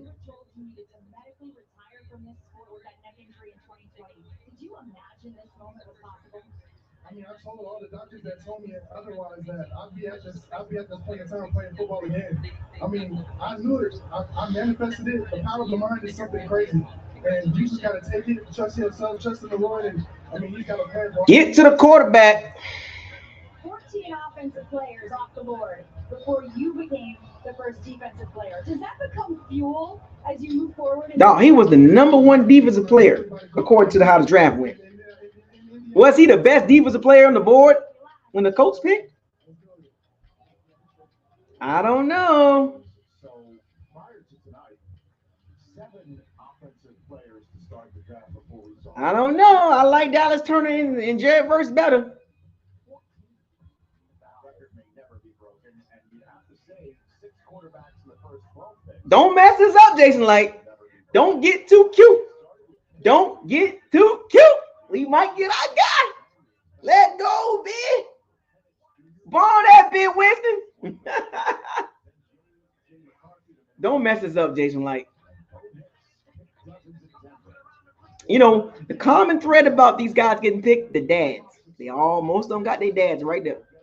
I've been keeping track of this, folks. I didn't see Latu's dad. I didn't see Malik Neighbors' dad. But everybody else had their dad. I told you, man, dads matter.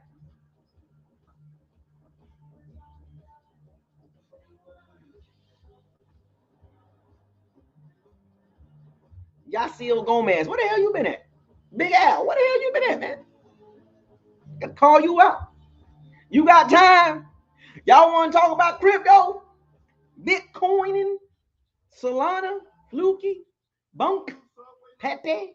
Book of Memes? Peak? RWAs? DPN?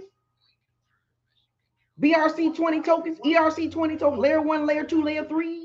Blockchain?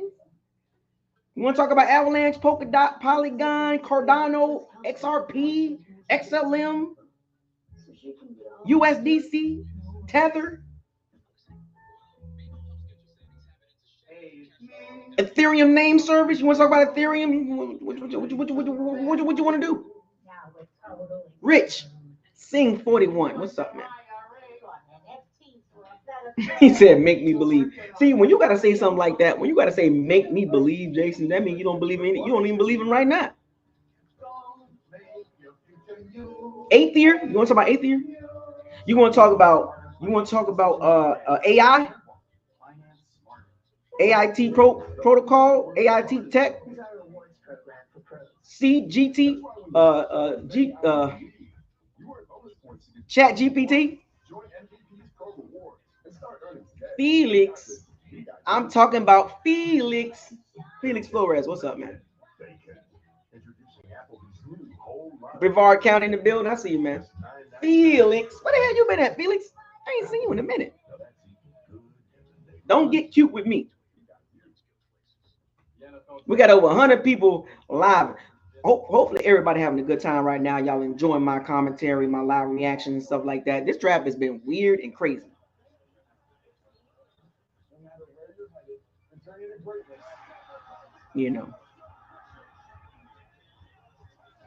I'm just saying, man, this has been a crazy draft.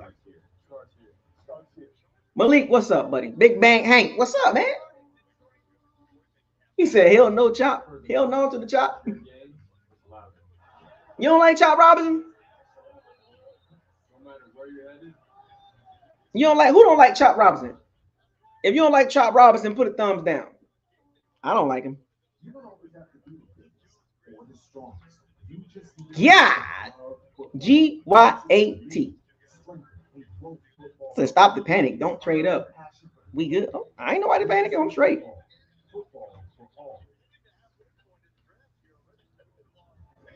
Talking about something. Chop Robinson. You crazy. No way. Hell no. So many good players on the board. The cornerbacks are dropping. Cornerbacks are dropping. No Quentin Mitchell.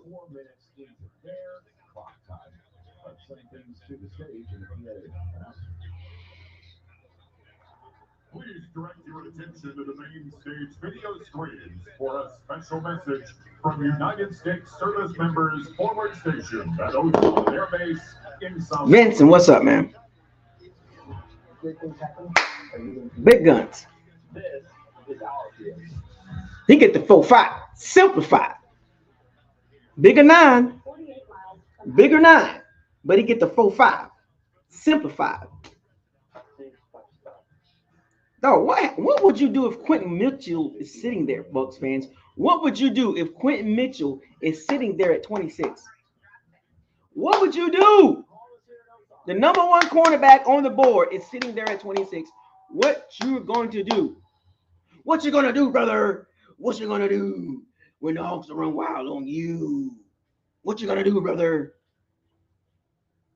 Like, make me believe, like.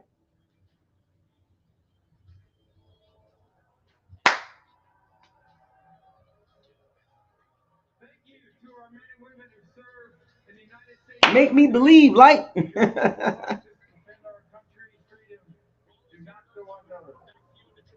So much. With the 16th pick in the 2024 NFL Draft, the Seattle Seahawks select Byron Murphy. Byron Murphy. Thank you. I was looking at it. I was like, he might be lit though. That dude nasty, dog. You see the dad? You see the dad? You see the dad, right? You see the dad, right?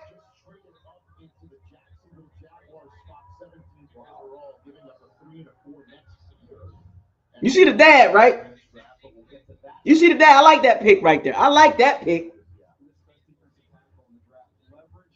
That dude quick, man. He's more of an Aaron Donald to me. He's more of an Aaron Donald, Geno Atkins, John Randall. And he's bigger than Kalijah Clancy.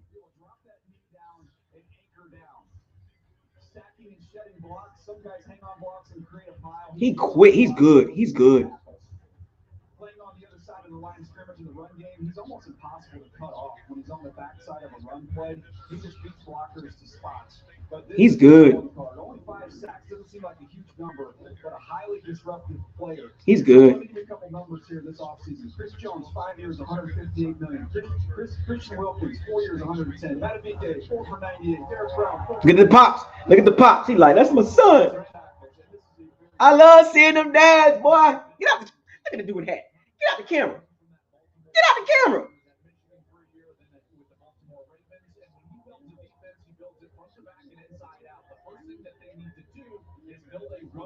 Get out the camera. Yeah, Minnesota just traded up. I seen it. Oh, I like what Seattle doing, man. I like what Seattle doing. Minnesota didn't waste too much time throwing their pick in. Again, they gave up our 5th round selection on Saturday, a 3 and a 4 in next year's draft. Wow. And the 23rd overall pick they got from Houston back in March. And Jacksonville amasses those picks. Minnesota? What is Minnesota doing? Yeah, I like what Seattle doing, man. Oh, the dad's getting love tonight. That hashtag dad's getting love tonight, boy. All what we at pick 17? 15 out of 17 picks had they pops. Right there. There's only been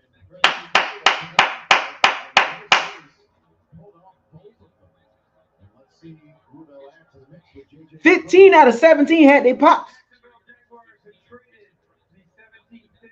To the Minnesota Vikings. With the 17th pick in the 2024 NFL Draft, the Minnesota Vikings select Dallas Turner.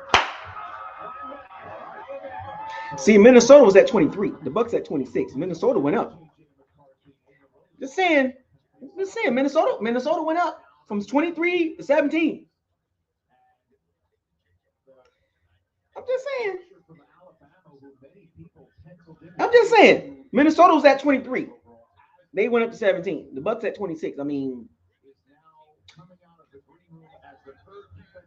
what you gonna do? I mean, just saying. You look mad. Dallas Turner looked upset. He looked mad. He looked pissed off.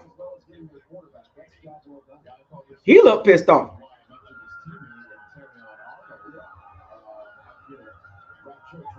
Dallas Turner looked pissed off. He don't look happy he went that deep, that far down. He don't look happy going 17.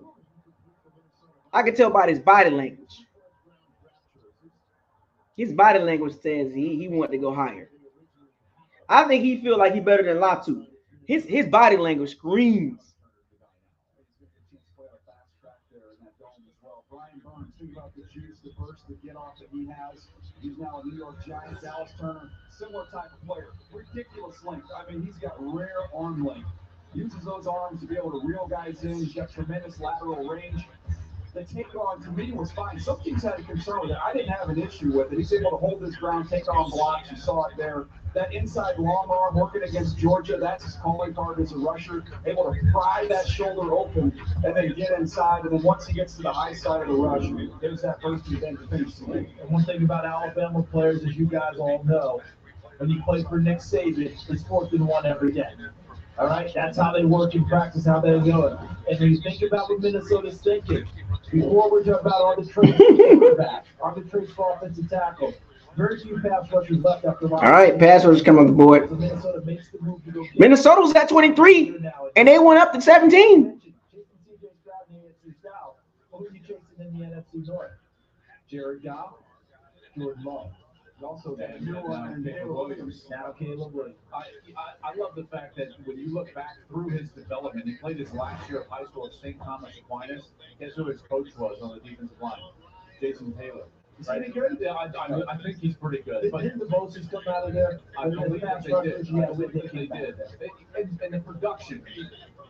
It's great to have all of those traits that you talked about, DJ, but you want to see production, and this guy has it. 23.5 sacks, 33.5 tackles for loss. He not only got in the backfield, but he produced, and that's key when you talk about that. All right, Jason. Minnesota was at 23. They traded up to 17. I'm just saying. For Dallas, the Vikings just made a significant trade to make you a part of their revamped defense. What does that mean to you, the commitment they just made? It means a lot. You know, I took the visit out there, so I met a lot of the coaches and, you know, the GM. And, you know, I really have a good feel for those dudes in that building for sure. You know, I'm lost for Take the glasses off, man. But, you know, I'm just blessed and thankful to be here, you know. With my grandfather to be here with me, but, you know, I love you, Poppy. I know you're at the crib right now, but, you know, I'm real blessed and thankful to be here, you know. Jaden Daniels says you were the best player he had to face in college football this season. What do those Vikings fans right over there who've been cheating at you, what do they need to know about the skill you'll bring there? He got some long arms. That's right, William. Scared money don't make money. Oh, the Pops there too? Hold on. Dallas Turner got a Pops there too? Oh, let's go. The Dads are winning. Let's go. Dallas Turner Pops is there too. Let's go. How many was that? Out of 18, 16 had their pops there. 16 had the pops on the couch or at the draft. You see where I'm going with this, folks? Shout out to the pops. That's what I'm talking about. Dallas Turner dad is there. I love it. I want to see more of that. I want to see the dads. No offense to the moms. I'm just tired of seeing y'all. Like the dad don't matter. Dads matter. If you a father, you know where I'm coming from with this. Bigger 9. Yeah, that's way too much.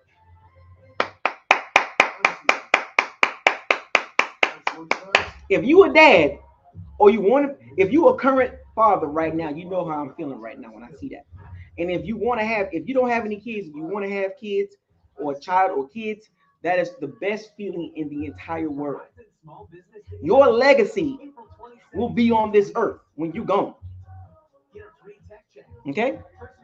So if you don't have any children right now, if you don't have a child or any children, and you want a child or children, trust and believe me, nothing else will matter. Nothing else will matter when you get a child on this earth. I'm telling you. My daughter is number 1. Every time I wake up, no matter what I do, it's for her. This deal won't last long, so order any way you want now. Nothing else matters. I can be somewhere doing something. My daughter called me. Hello? That's my legacy. What's going on? Nothing else matters. Anytime I spend money, it's like literally I got to think about my daughter. Even if it's on me. If I spend money on food or what, I got to think about my daughter. Like, wait. Do I got enough money for my daughter? You made some bad money moves. Now we're totally screwed. You fund your IRA. No, Graham Barton's on the board. Jackson Powell Johnson's on the board. Quentin Mitchell is on the board. Teron Arnold is on the board.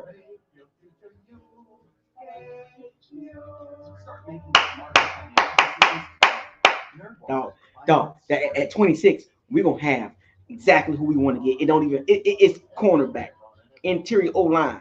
I'm just saying, it's all there. Hot Cheetos, what I snack on. By the fake drop, it's all there. Pull up if you want, buy it. It's all there. It's all there. 95 Air Max on. Hit me on the black phone. Hot Cheetos, what I snack on. Jumping out the pot like a frog.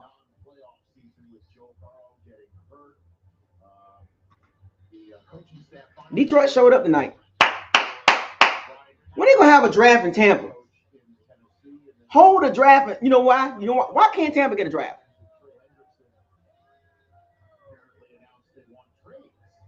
Why can't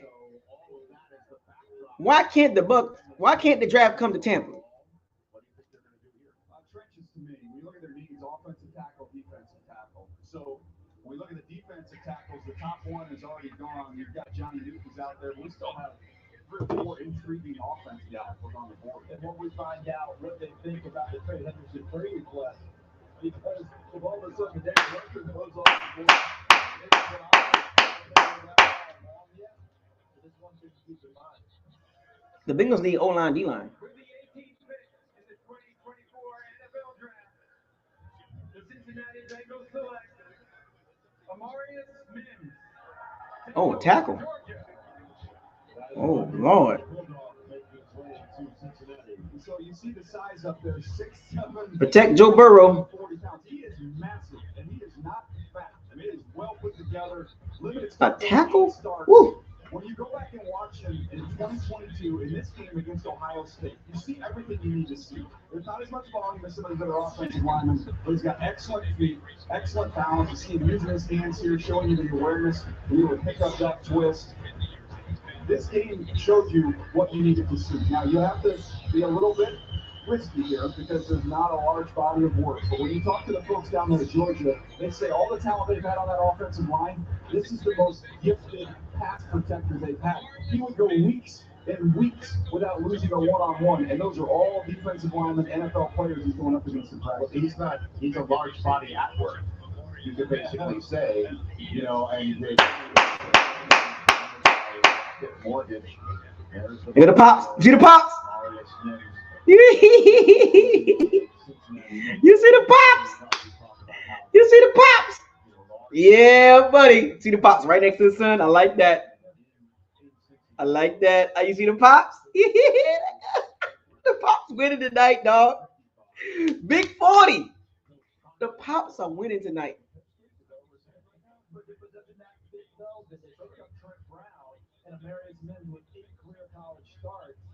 They can afford to bring him along a little bit slower. Trent Brown can jump in and play before Mims gets turned loose. I mean, why did they miss the playoffs? Because Burrow wasn't there. If he's there, they're going to be in the playoffs. So how do you keep him there? Pass protect him. Yeah, put him on him right now so he doesn't get hurt in the preseason and miss all preseason work because they end up starting slow. It's getting close, Bucks fans. Until the Rams make a first-round selection. It's the first round selection. No, here we go, dog. Hey, we get close. That's some more picks, baby. The pop steak shop is all there. Pull up if you want to buy half is all there. Hot Cheetos, what I snack on. Two quarterback items. First of all, we talked about the Michael Penix pick earlier. My understanding is the Falcons did call Kirk Cousins while they were on the clock to give him a small heads up that they were taking the quarterback. Meanwhile, talk about the Los Angeles Rams and their quarterback. My understanding is Matthew Stafford, while he has been in the building, does want an adjustment on his contract, does want more guaranteed money. Past this year, believes he has a lot left. A little bit of a lingering issue this offseason for the Rams, Kirk. I'll tell you what, he's the guy. He's the guy that's going to build around. I know there was some talk Hey, Sean McVay, swagged out, but that dude be dressed like he just going out to get a cocktail. All his guys, all his friends look like him too. They all look like him too. They all look like they finna go to get a cocktail for happy hour.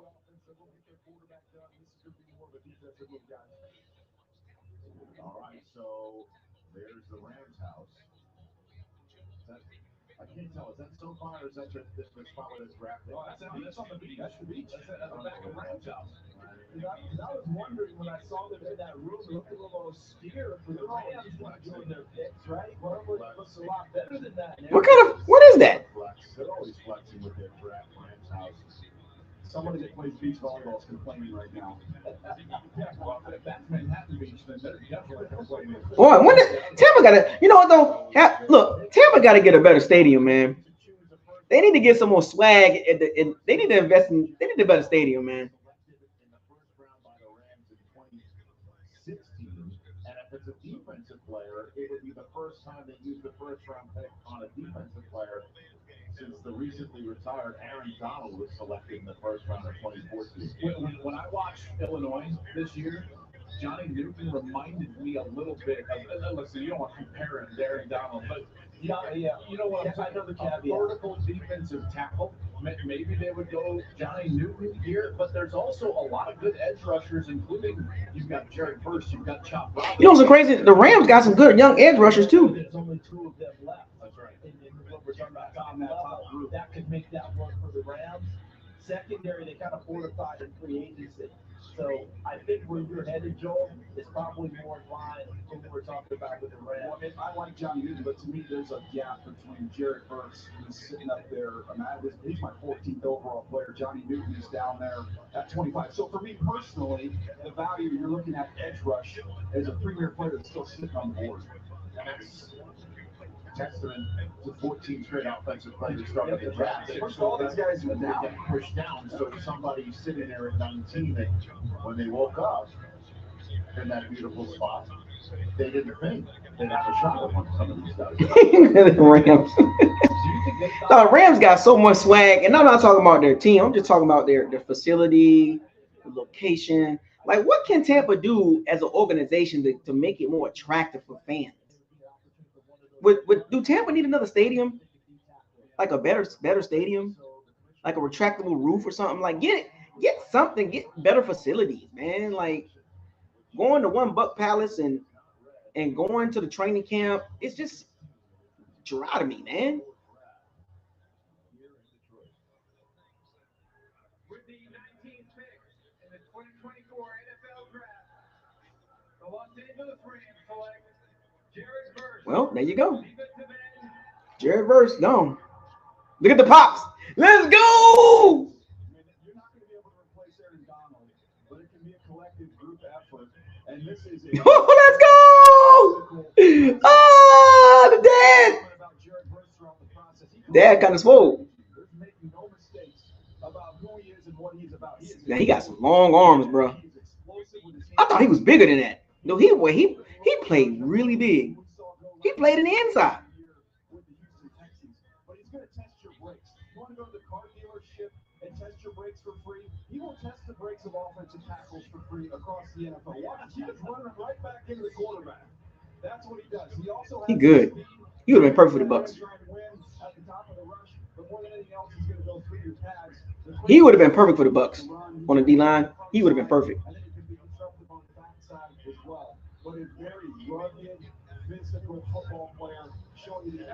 He would have been perfect for the Bucks. He would have been perfect for the Bucks. And he said that, hey, this kid had direct. No, they going to a happy hour. The whole draft room, dog.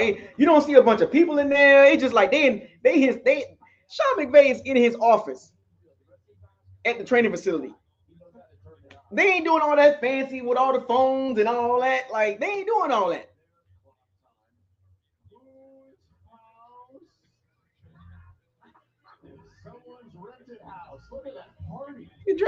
Look at that. Why can't Tampa do something like that?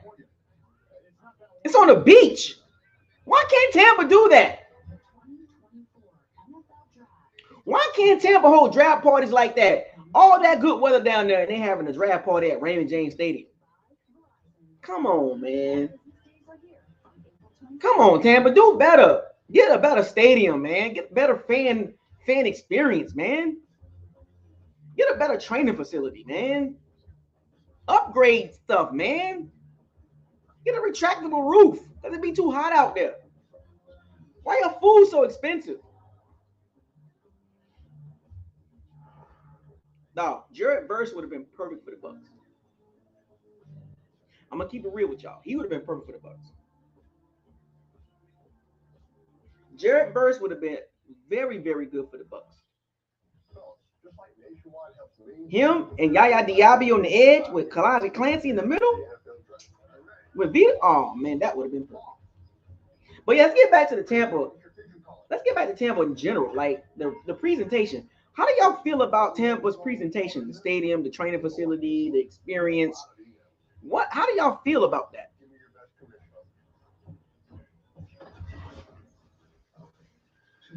How do y'all feel about Tampa's presentation?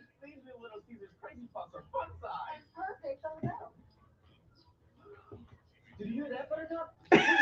Bassmaster. He said we'll get him in 10 years. We'll get him outside of his prime, right? And everybody gonna get hyped up. Yeah, we got Jared Burks at year 10.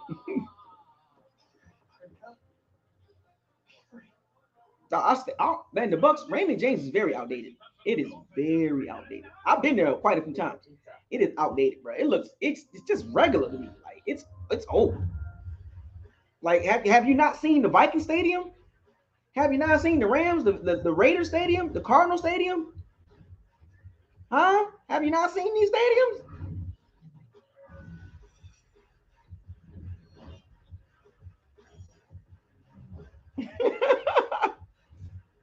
Dog, Quentin Mitchell, keep your eye out. Quentin Mitchell, just saying. I mean, he's sitting right there.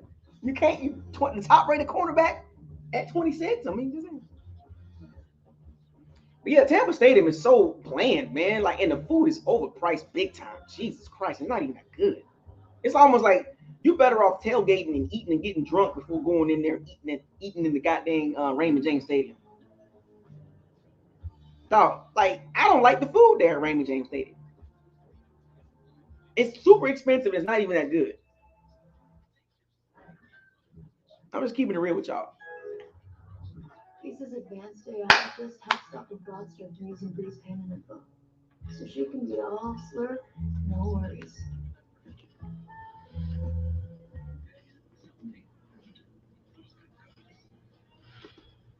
I'm just keeping it real with y'all, man. The Pittsburgh Steelers pick is in, and the final attendance total is in 275,000 human souls have packed. Oh, 275,000 in Detroit tonight for the night. Oh my gosh. Rich, I was fortunate to be the MC of the official announcement of Detroit here in 2022. 275,000 people showed up for the draft in Detroit. Jesus Christ. That's crazy. Everyone around there asked me, what was the biggest draft you've seen so far? And I said, Nashville. And they're like, what kind of numbers? And I said, 600,000 over 3 days, I think is what they've been advertising. To a person, everyone in Detroit said, we're taking dead aim at that number. They are all over it right now. They're facing it. I mean, congratulations. They're saying what up, Joe, everywhere here tonight. 275,000 folks here. Pretty neat. 275,000 folks downtown Detroit right now. Yeah, that's coming up in 9 picks after the Steelers pick is announced. Chop Robinson sitting out there. They probably think that would be an opportunity for them. I don't know what they were thinking right now. I had him going tackle. I had him going tackle when he did the mock-up. So you've got Beckton out there. Fatanu from Washington's my top tackle that's left out there. Those are the two guys. I think there's 2 first-round tackles for sure. Those 2 guys are going to go before the end of the first round. After that, we'll see if we get any surprises. And it'll be interesting to see what they do if they do go tackle, Joel, because there's a lot of talk about them wanting to move last year's first-round pick, Robert Jones, from right tackle to left tackle, and getting a right tackle to replace him. Let's see how they go. I know there's a lot of Washington fans that talk about Troy Fatanu as their favorite Husky that they've ever been around or covered, the guys that were medium in Seattle. So yeah, that'd be an interesting one. We were talking about him potentially going top 10 when we left the combine. Yeah, the fact that he would round out top 20. My 11th player.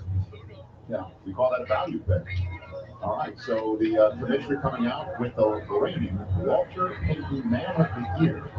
That's neat. Cam Hayward's going to announce his new team. Under the stage here in Detroit. Yeah. Man, Detroit's showing out, man. 275,000 people. Like, wow. Tonight, 32 young men will embark on their NFL career, striving to make an impact on the field. But their impact will be felt far beyond their field, but in their communities. No one embodied that more than Walter Payton. And today, the league's highest honor, the Walter Payton NFL Man of the Year Award, presented by Nationwide, recognizes his lasting legacy. Tonight, we are proud to welcome the 2023 Walter Payton NFL Man of the Year winner, Cam Hayward.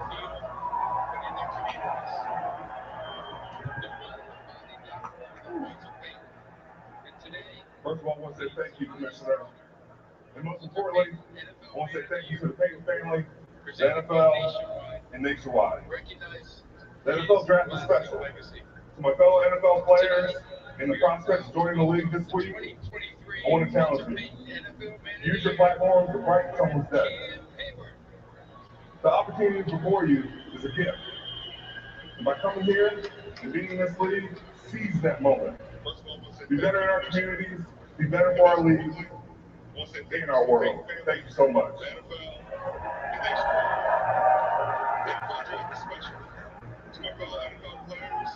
Here we go.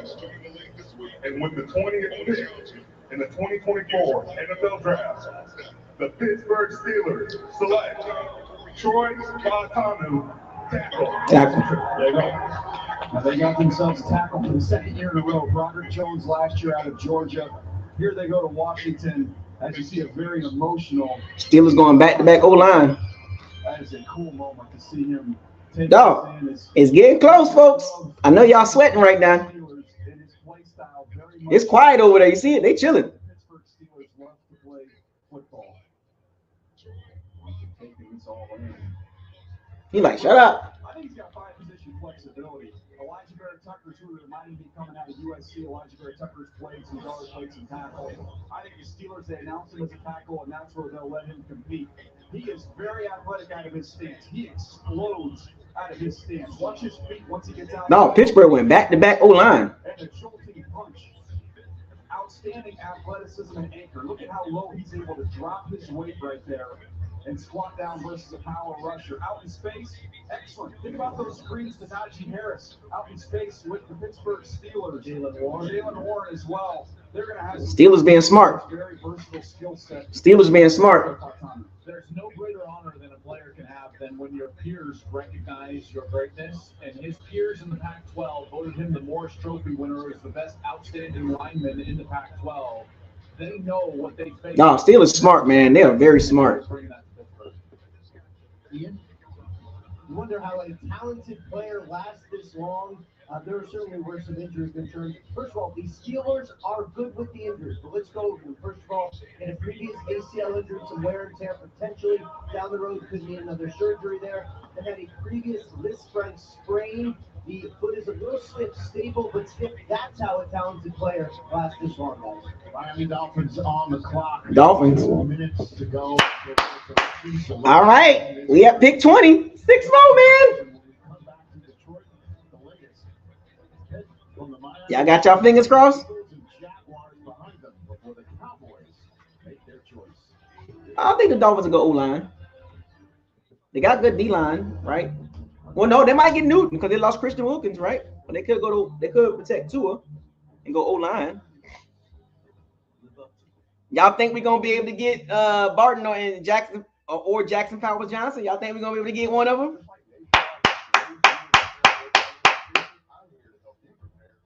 We might be able to get Jackson Powers Johnson, which means my draft ought to be 1 for 1. You got time. You want to talk about crypto? If we get Jackson Powers Johnson, I'm 1 for 1. We might be able to get our guy, folks.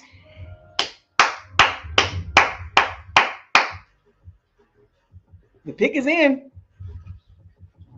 I clap you in a coma. Madness. I can snap at any moment. Wiki.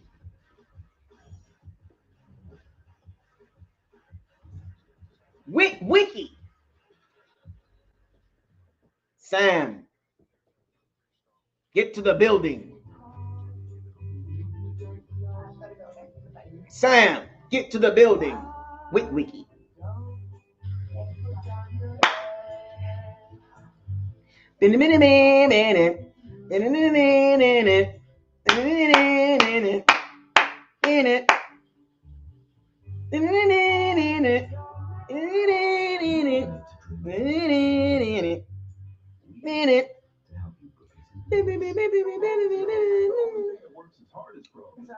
Don't mess this up, Jason Light. he said, make me believe, like.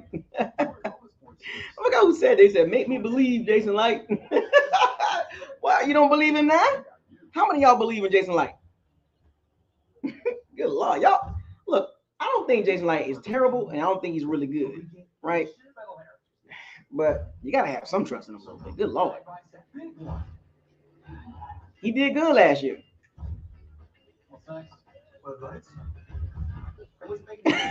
Break Weathers. Come on, man. He did good last year. Don't do him like that. You got to give him some credit. Like, you know, he's had some bad drafts, some weak drafts, right?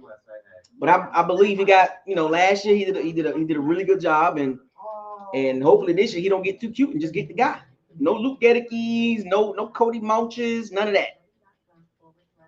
No Alex Kappas, none of that. We don't want none of that.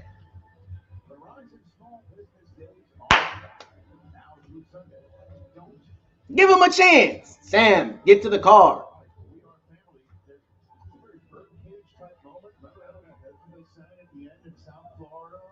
Optimus Primal.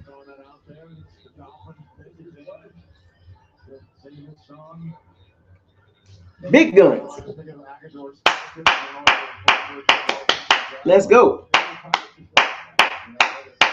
Let's go.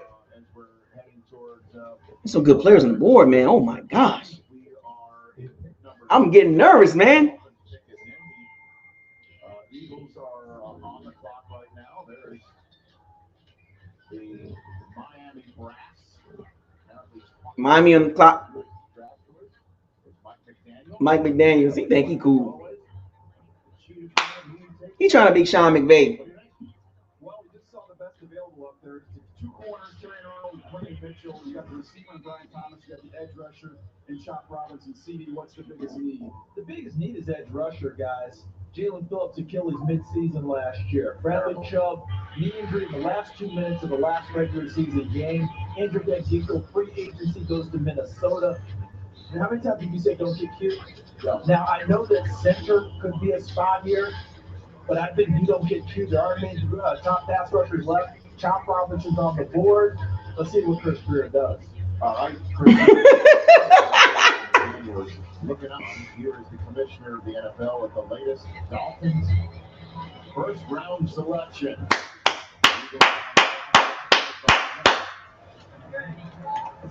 Don't mess this up now.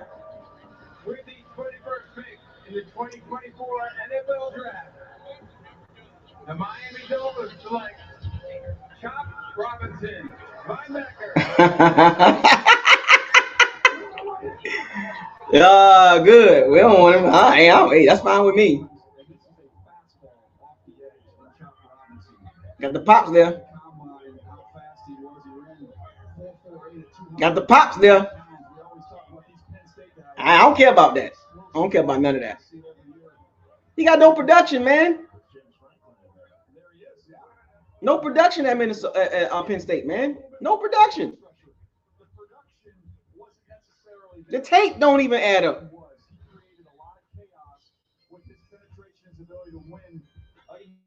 Opportunities here. He's getting to the top of the rush. Not only is he finished with the sack, he's able to get the ball out. That first step. His name is Chop. Ironically, he takes those quick little choppy steps. I think if he lengthens that out a little bit, he'll even be more devastating at the next level. Very sudden, wins early in the down with that quickness again. Not enough production, man. But he caused the sack. And then in the run game, just shooting gaps, using his quickness. Not enough production for me. There are players that you got to be aware of on the opposite side of the ball, and then there are players that actually you have to actively game plan against. He's one of those guys. You go back to the Michigan game. I don't like it, man. They think he's no. I don't see it. I don't see it. I don't see it, bro. I don't see it. That was a bad pick by the Dolphins. Good job, man. Now we ain't got to worry about no Chop Robinson 10 going to Tampa. Thank God. Thank you, Miami. Because I'm tired of hearing about Chop Robinson from you knuckleheads. We got to get Chop Robinson. Guess what? Get off. Get out your feelings. He gone now. We'll get Chop Robinson 8 years from now.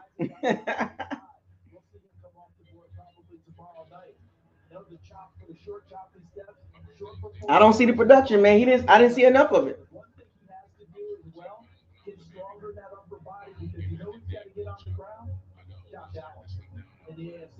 I don't see it, man.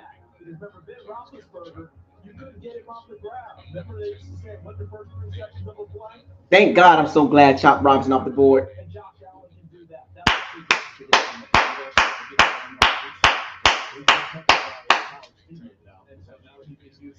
Now we're gonna get our guy.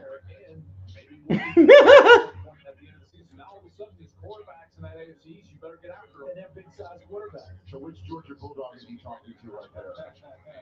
I would have lost a lot of money, Rich, because Howie Roseman's sitting and picking wasn't in my cards. I thought. Look at the GM. Where the coach at? Where's Nick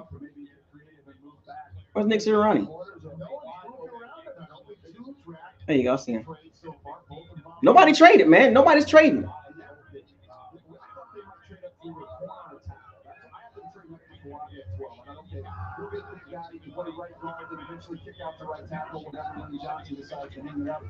Eagles are goofballs. Eagle fans are straight goofballs. Again, for me, 2 of the top 12 players in the draft. They don't have any corners yet. He's got his pick. Were you thinking to get Bradbury and Slay back there? They could use the help. Yeah, no, look, they've been partial to Alabama and Georgia players, but I'm telling you, Quinyon Mitchell's a darn good option there as well.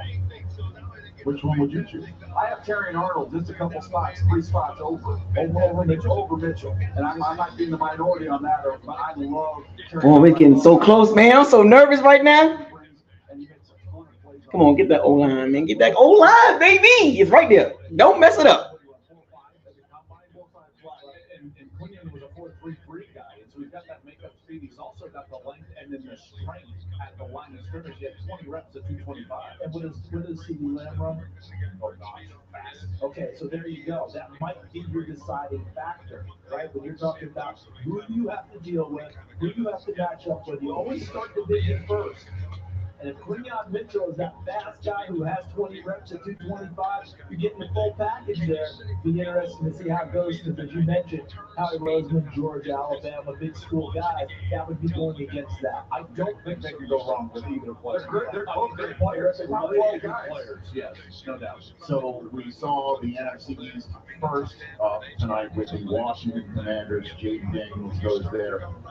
You're just joining us. The Giants drafted J.J. McCarthy, 6th overall, turned it down, drafted Malik Neighbors instead, one of the most talented wide receivers we've seen come out of the draft in quite some time. Now we've got the Eagles on the clock here.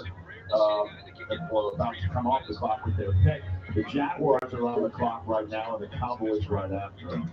So you got the Bang! About to wrap things up in short order. Oh, man. Joining us now as well, we're waiting to get the Eagles pick in. The draft started with 14 straight offensive players. 14.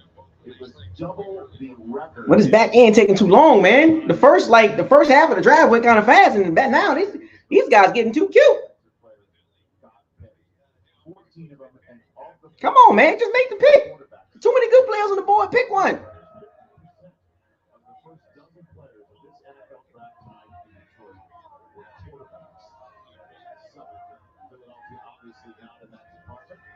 Come on, man.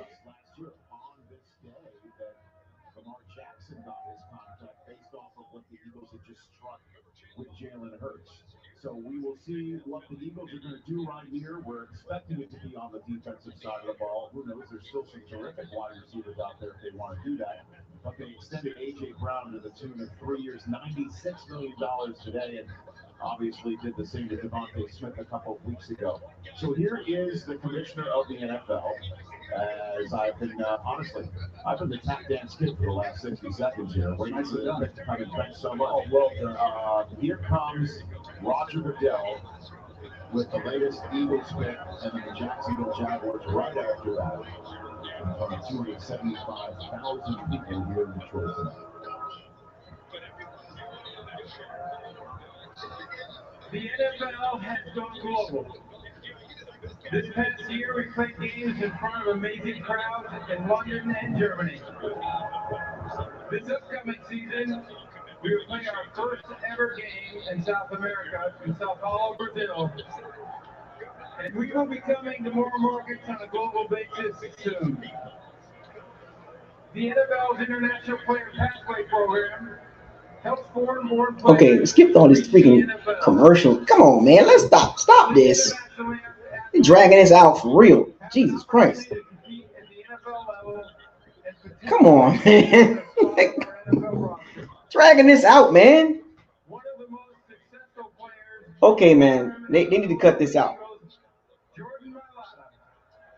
They got to cut this, man. They got to stop this.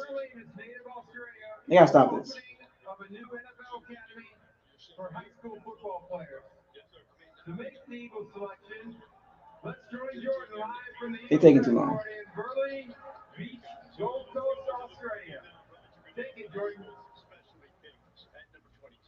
Let's go. How good is this? Thank you, Uncle Roger. Good evening to those of you from the beautiful land down under. With the 22nd pick in the 2024 NFL Draft, the Philadelphia Eagles select Quinyon Mitchell. Quinyon Mitchell. Quinyon Mitchell's gone. I thought he might get to the Bucs. I was going to say, if he was there at 26, I'd have like take him. We need a cornerback. If he was there at 26, I ain't even gonna hold y'all. We need another cornerback. It's a passing league. Why he look bored? Think about this. You mentioned loyalty. I think you mentioned it as well, Joel. Yes. Different guys staying, right? DJ, you pointed out that Quinyon Mitchell had the chance. Some of these guys look disappointed. They're not going high in the first round. One other little small detail. He wore number 27 at Toledo. He wanted to get to a single digit like so many guys do, and he earned his way to a single digit. His grandmother said, son, the 27 was good enough to make you whatever you did before. 27 is good enough for you now. He kept 27. No NIL money, kept the number he didn't want to keep, stayed at Toledo, and turned into one of the top draft picks in the NFL this year. Speed to burn, and you mentioned the sprint, Joel. He got it all. I mean, just resilient. You think about the development. I like Quentin Mitchell. 159 corner prospect coming out and recruiting. He was the 253rd player in the state of Florida. He's from Florida, by the way. From Florida. A lot of guys from Florida in the draft. That it shows that he's had in development over the last 4 or 5 years. And you know you got to be pretty good for Howard Rosen to take a corner in the first round. The Eagles haven't done that since 2002. Come on, Nick Sherrod. Don't smack him in the butt. What you doing? I don't care. They're excited about, and that's why you're seeing hugs and high fives. Quentin Mitchell's going to be good, man. So you said that's like how he taking a linebacker? We're still waiting on that. We're still waiting on that for a while. That's a good pick, man. He don't look excited. Where's the pops at, though? Where the pops? I ain't see the pops.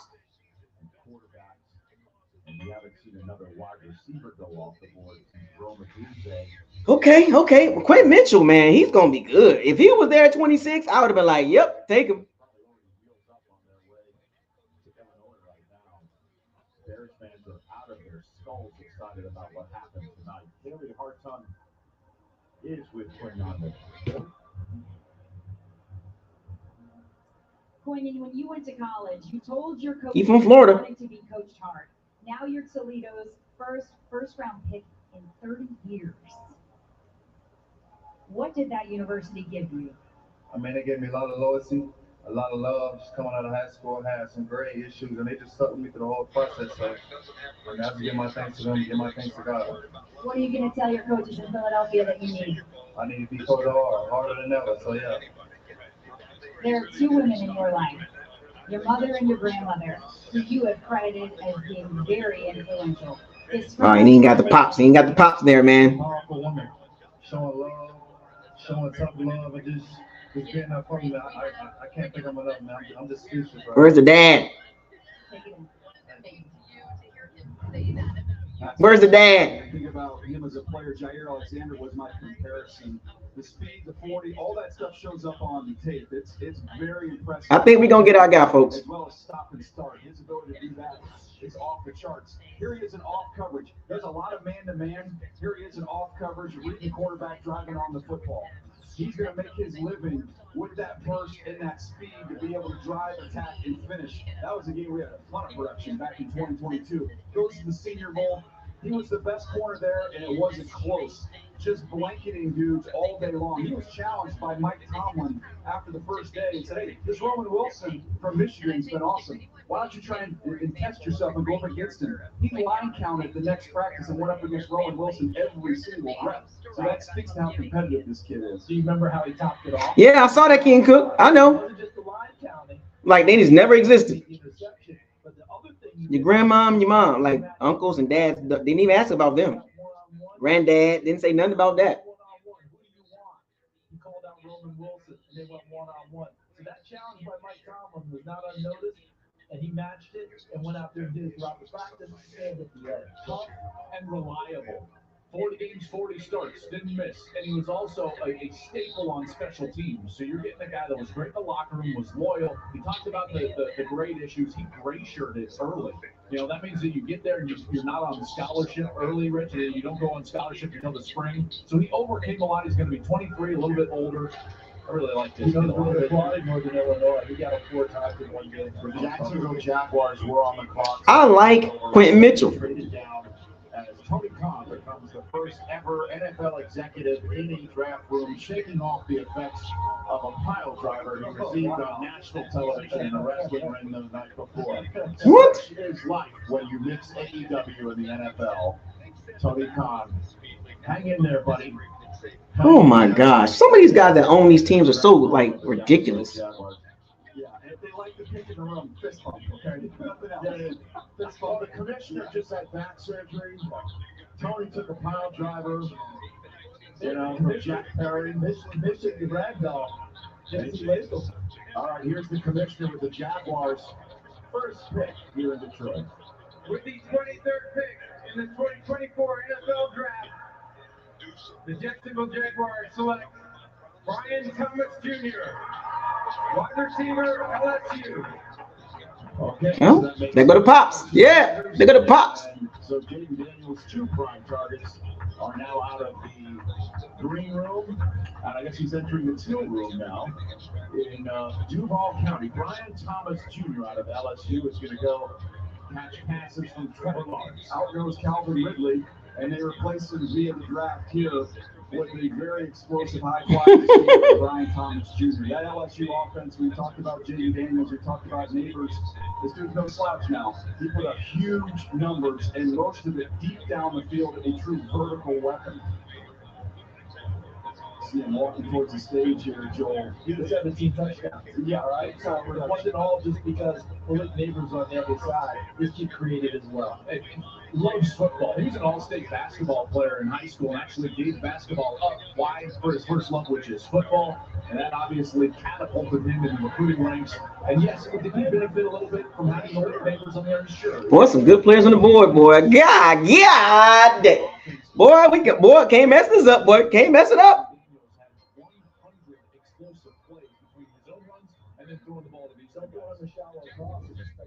We can't mess this up, buddy. It's too easy. Too easy, man. Right there. Don't get cute. Just get the guy. Don't get cute. It's multiple guys that can fit the Bucs' need and play right away. You're even, you're leaving when you're watching him. You can be in great coverage. Once that ball goes up, he can tap into another gear. Also down in the red zone, he can play above the rim. He can really elevate and jump. The catch radius gives you a friendly target. You can be a little bit of miss, and he can still haul the ball in. With that length as well as that big-time speed. Contact strength. Usually you get these flyers, these speed merchants. They can't play through contact. He does have that ability. He was a number 4 wide receiver for me in this draft, and I love this fit here. Out goes Calvin Ridley. In comes Brian Thomas Jr. TJ, now, this is why this was such a big need. The Jacksonville Jaguars, for about 2 days in free agency, thought they were keeping Calvin Ridley, so the Tennessee Titans swooped in with a massive deal for a 29-year-old receiver. He goes out. They also had, my understanding, is one trade call with the 49ers, centered around Brandon Ayuk, the 49ers, trying to get a deal done with him, maybe keep him to the Jaguars. So you know what? We are going to take a replacement Brian Thomas, a super talented receiver. All right, Jack. Yeah, but you can see Gabe Davis, Christian Kirk, Evan Ingram, Trevor Lawrence, Travis Etienne is obviously there. Oh, boy. We're going all in on Yeah, that's the team right here. Could they grab the center? Could they draft our guy? Could they draft Jackson Powers Johnson? Could they draft the center? Really? Don't do this, Jerry. Do not do this to us. We need Jackson Powers Johnson. You better not take it. I'm just saying. Come on, man. The Cowboys, take Newton. Take Newton, man. Don't take Jackson Powers Johnson, please, man. Oh my gosh, bro. Do they need a center? Do they need a center? I'm saying, don't do this to us, Jerry. You owe us, man.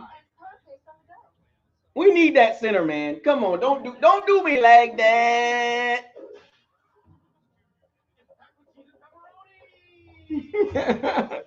Come on, man. Don't do us like this, Jerry. Don't take those center, man. Don't do it.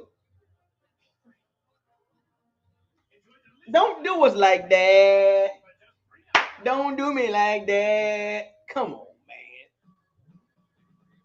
man. Take Newton, man. Don't take Jackson Powers Johnson or Graham. Like, take Graham Barton. Take Graham Barton.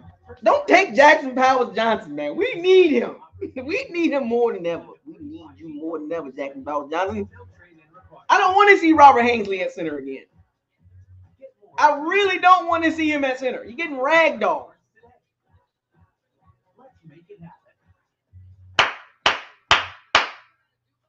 Don't do me like that. Come on, Jerry. Don't take Jackson Powers Johnson from us, man. Don't do that.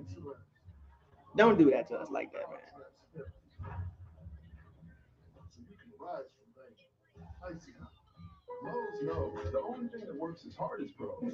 Come on, Jerry. Don't do us like this, man. We've been waiting for the center the whole night.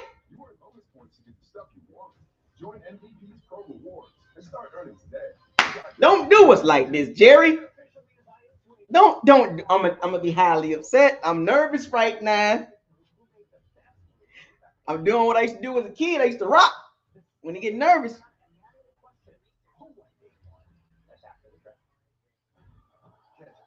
Come on, man. I'm nervous, man. Don't take no center, man. Don't do us like this now. Come on, Jerry.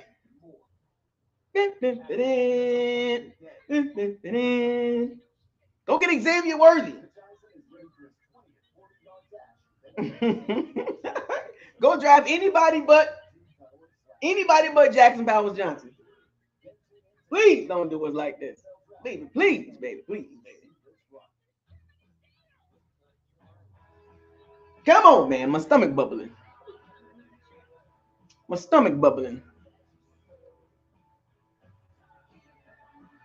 But they trade. Okay, they trade. Okay, I see it. They traded. Okay, trade. They traded.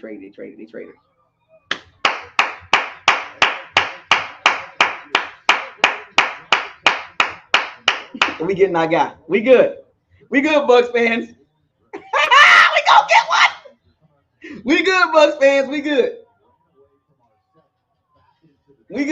The Cowboys traded out, so we good. We gonna get it.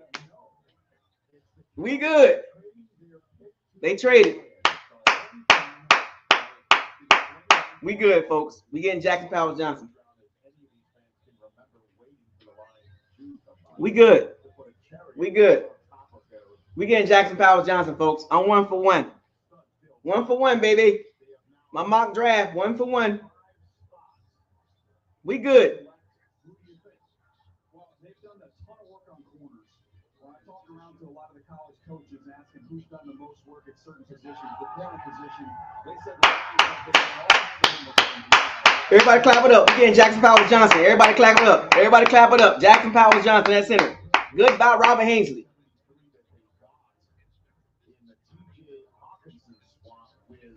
Everybody clap it up. Everybody clap it up. We good. They getting to Ron Arnold. They need a cornerback. They need a cornerback.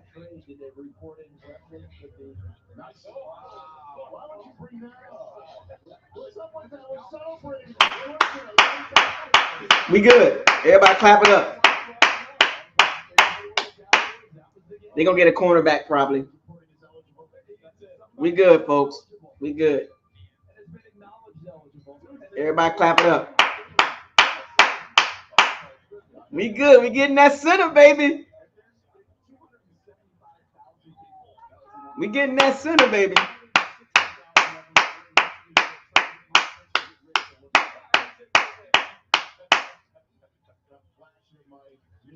We good, folks.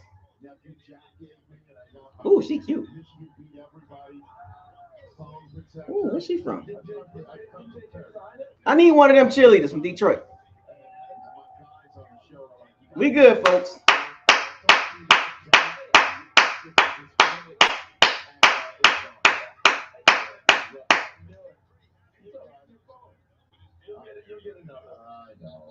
At any rate, so the Lions are about to have this pick in the party.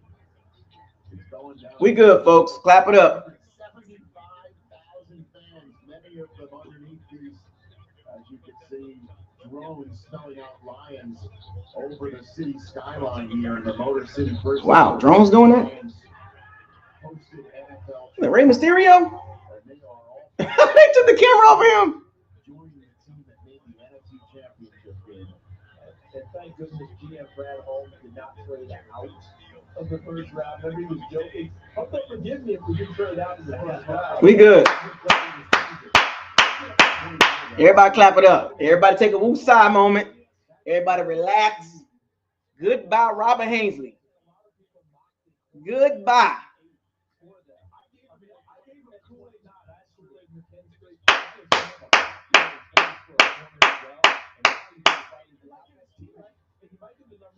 On your board, Jerry, on Arnold. They're waiting all night, and they're like, "Hey, is this really happening? Is there no corners going?" And then all of a sudden, Quignon goes, and then all of a sudden it's like, "Okay, let's go. Let's go. Time to move. Here we go."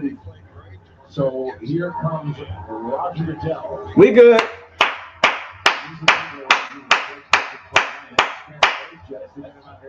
Cowboys traded out of that pick, traded to the Lions.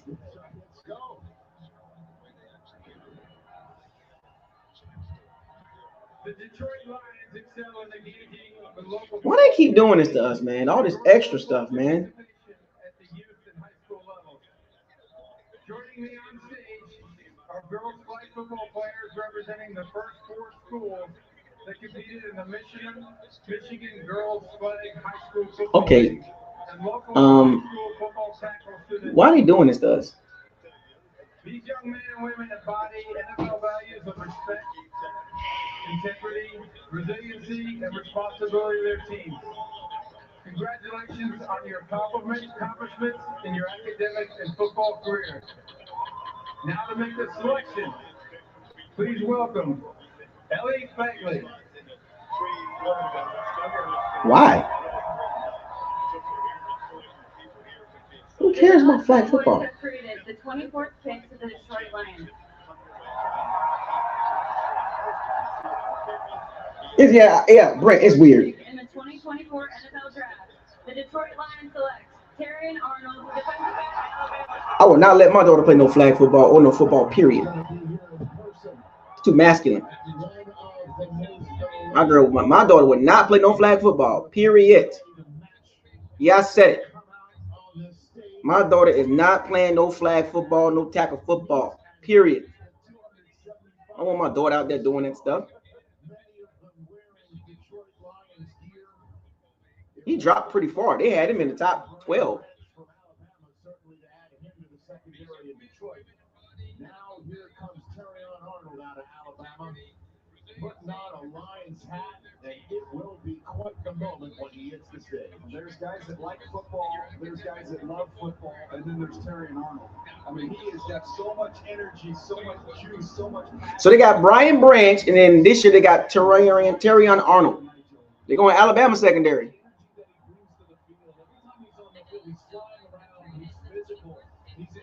He got them teeth whitened up.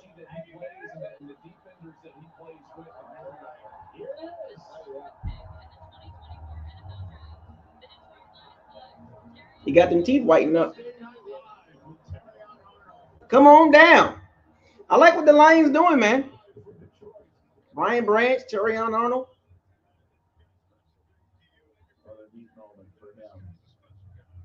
A longer wait than he probably thought, but it's paying off with him not having to take a flight anywhere. Nobody's drafted better than the Lions over the last couple of years. In my opinion, that's going out the park. And they came in with a vision. Remember, they said the Bucs could have got Brian Branch. They was looking at Brian Branch. They went back-to-back Alabama DBs. Remember last year they moved up for Gibbs as well? They were criticized. Jack Campbell, linebacker, late in the first round, criticized, but they knew that's what they wanted in a ball player, and that turned out well for them. Boy, the Detroit Lions doing good, man. Like all the guys that they've drafted love football. They have an infectious locker room now of guys that just love the sport and want to compete at a high level. Brian Branch loved it so much that he was here as part of that group that thought he put in the first round, didn't. Came back the next day. Not many guys leave and go, and I don't criticize him for it. It's a big disappointment. He stayed, came out, rocked his gear, and became one of the best rookies in the league last season. Well, he's somebody who talks about how he learned about hard work. Now, you want to talk about a city that's like behind their team, they're amped up, they like the future. I want the Bucks fan base and the Bucks team to get to this point right here, when the anticipation, the excitement. As Bucks fans, are we excited? Are we really excited for our team? Are we pumped up like the Detroit fan base looking at their team future? Are we really pumped up as a collective? Y'all gotta start, man. Hey, I'm on, man. I'm on. Right, kid. These fans gonna be crazy, man. Are y'all excited like Detroit fans? Like they are, like how Detroit fans are excited for their team future? Are y'all excited for the Tampa Bay future? You already said it. I'm gonna win a Super Bowl. Listen to that. I like the kid attitude. We gotta get like this, man. As a fan base, we gotta get excited. We gotta get pumped, and the team gotta perform at a high level.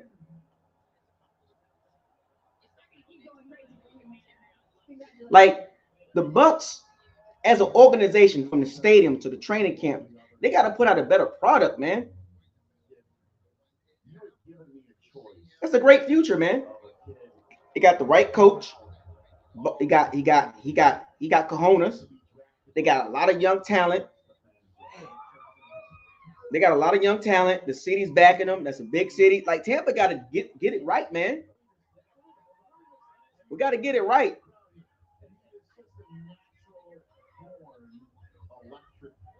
And that's reported 101. And don't give up the mic. I know, but then Jay was like, "Does this go for it?" Absolutely. He'll be fine. And he knows how polite he is.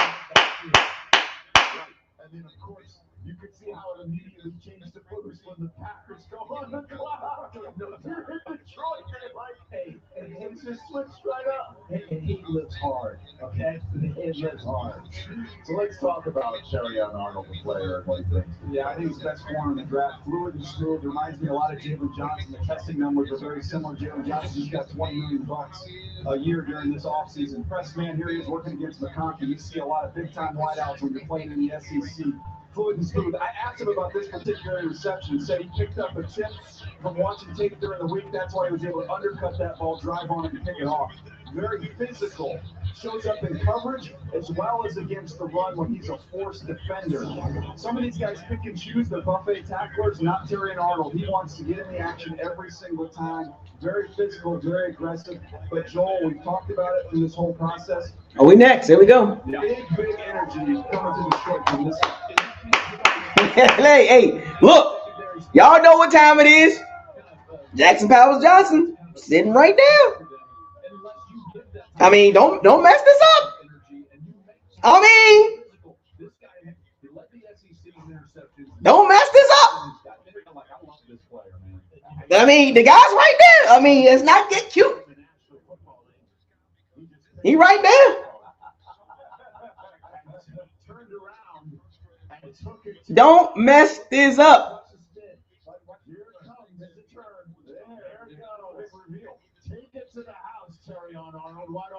Don't mess this up. It is not hard.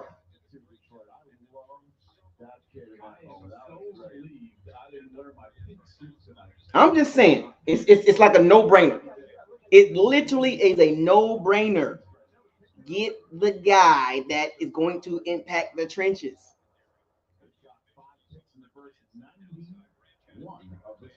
Now, who are you, Commish?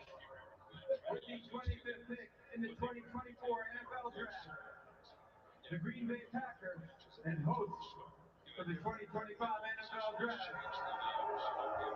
Select Jordan Morgan, tackle. Wow. Morgan could really play guard or tackle. Had injury earlier in his career. All right. I'm just saying. We here. Are we here? Jackson Powell Johnson is right there. You take him. It's not a no-brainer. It's like, come on, man. I mean, what are we doing here? I don't want to see Robert Hainsley at center again. Okay? Get the center.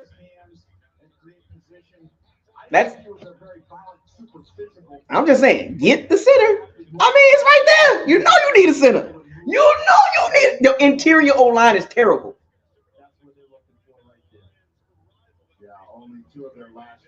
Take the center, man. Go get that nasty center.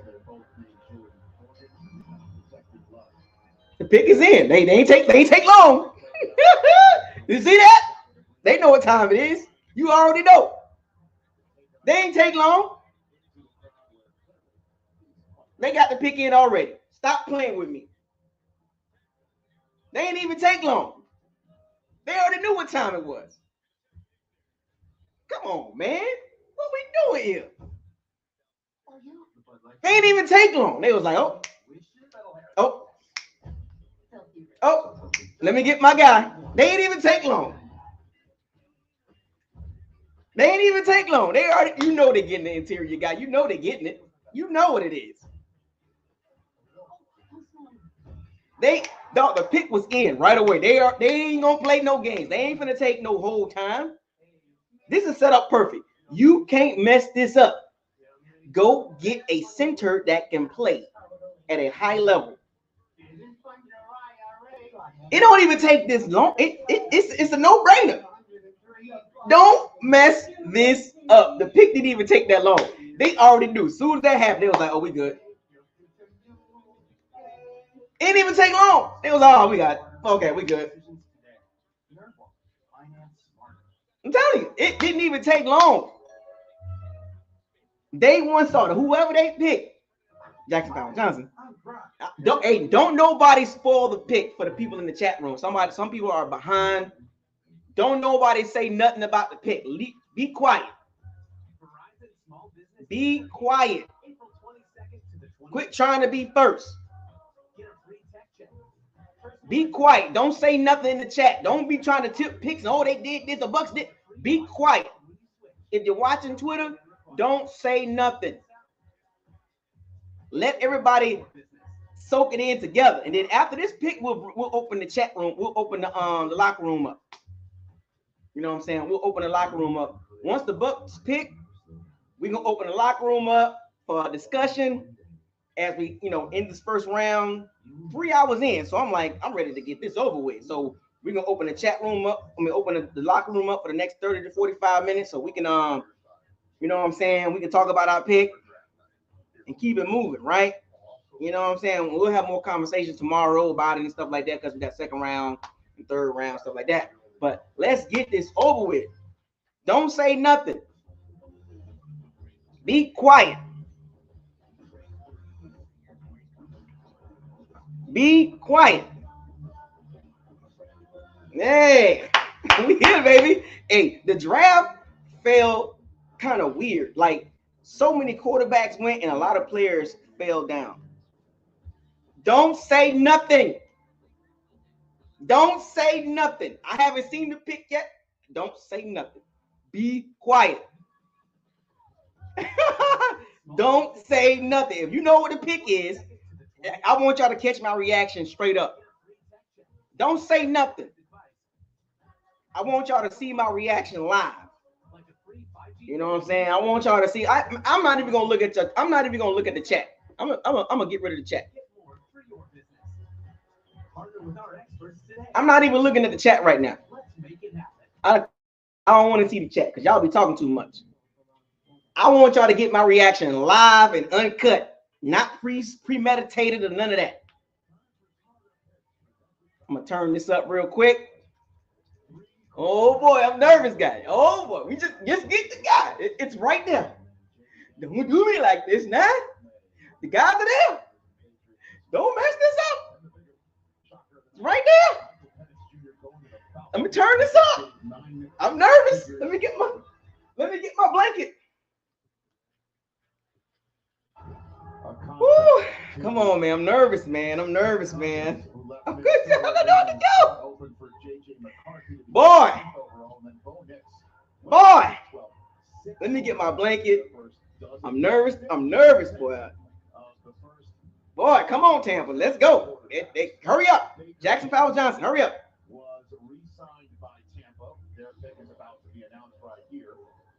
Not a lot of people in there. Woo-wee! Let's go! Let's go! We finna get our guy, Jackson Powell Johnson. Let's go. We ain't got to take long. When a team trades back, obviously they collect the picks, but they also take a risk. And a lot of people knew the Dallas Cowboys were interested in interior offensive linemen. Graham Barton, Frazier from West Virginia, the wrestler. Cowboys had a lot of love for them. The Bucs also have a need for interior offensive line. You really got to wonder if the Cowboys trade back, they see something here that makes it go, I wish I could get back to the third round. We'll see. So I guess they were. Come on now, I'm waiting. See what happens right now. I need this. I don't want to see. I haven't even looked at the chat yet. Come on, man, hurry up. I want to open up the chat. Come on, man. The pick is in. Oh, I'm nervous. Woo! Jackson Powell Johnson, baby. Come on, man.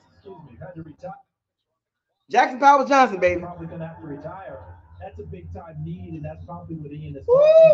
And remember, Baker Mayfield's early years. Boy, I'm nervous, baby. Collaboration with quarterback and center. Boy, I'm nervous, man. Listen, as you know, if you've got a quarterback that's not 6'5", you got to keep people out of his face, right? I'm nervous, baby. Good Lord. Hurry up. Oh, let's go with the 26th pick. Wait a minute. Let me announce this right here.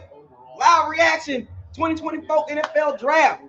BucosLocker, locker room. Let's talk about this pick. Let's wait. In the 2024 NFL Draft, the Tampa Bay Buccaneers select Graham Barton, center Duke. So that's, I think, what Ian was referring to right there. Yeah, maybe there is a collective throne inside the Dallas draft room there. Okay. Flexibility, mix more. I want a Jackson Powell Johnson, but it's cool. I mean, I had him on the board, so it's all good. It's all good. If he can get his hands inside, it's outstanding. In the run, it's all good. It's a good pick. Getting up to the second level, getting out of space at the perimeter, outstanding athlete. Love using him and screen. He is a freshman playing center. So he can play center too. He can play center and guard and tackle. All right. Against North Carolina, that's his home for me in the future. Is at center. I think he could be a Pro Bowl center. All right, center. So you're gonna play center. Look at that. All right. Ravenwood High School in Tennessee. Over. Wait a minute. Yeah, and by the way, you'll see a lot of penalty flags. Okay, he and Trey Hendrickson with the Bengals, they were those types of lax guys. Look at him. Not bad. Taking it all the way down like that. The one thing I think about was calling lacrosse for us. Not bad. I wanted Jackson Powell Johnson, but Graham Barton to do too. Good pick. We need trenches. I talked to someone at Duke about it, Joel. We need trenches, baby. If he goes to the NFL, he can get you out of the game at left tackle. He could be a really good guard, but ultimately, him at center with that brain and movement is the right position for him. He is projected that way. That's how he gets picked. So we got trenches. Can't get mad, folks. Don't get mad. Get out your feelings. Got the trenches. Now, it might not have been the guy. It might not be the sexy pick. I know we wanted, Jackson Powell Johnson, but Graham Barton is bigger. He's bigger. He's bigger than Robert Haseley, and he's bigger than Jackson Powell Johnson. Darius Robinson went to the Cardinals. All right, let's open up the locker room. Darius Robinson, he was on my radar. Joel, because when you watched him this year, is out on the edge and he flourished. Previously, he'd been inside. So teams were split on how you use him. Some feel like you play him outside on the edge. All right, it's a good pick. Not bad. Not bad at all. Let him rush inside. It's not the sexy pick, but, you know. Interior pass rush, and I believe that's why Darius Robinson. The Cardinals picked Darius Robinson. What a great finish. That's a big dude. Think about the year that Eli has had with Missouri and culminating in that win. That's a big dude, bro. His coat, his jacket is huge. He got an 84-inch wingspan. Like Deontay Wilder got an 81. Darius Robinson got 80. Deontay Wilder got an 84-inch wingspan. All right, so who's super chatted? Let me see who super chatted. Super chat, get in first. Everybody that super chat, get in first. Let's see. Marlon, you get in. Let's go. Who else super chatted? Super chats get in first. If you didn't super chat, you gotta wait. That's the rules in the rule book.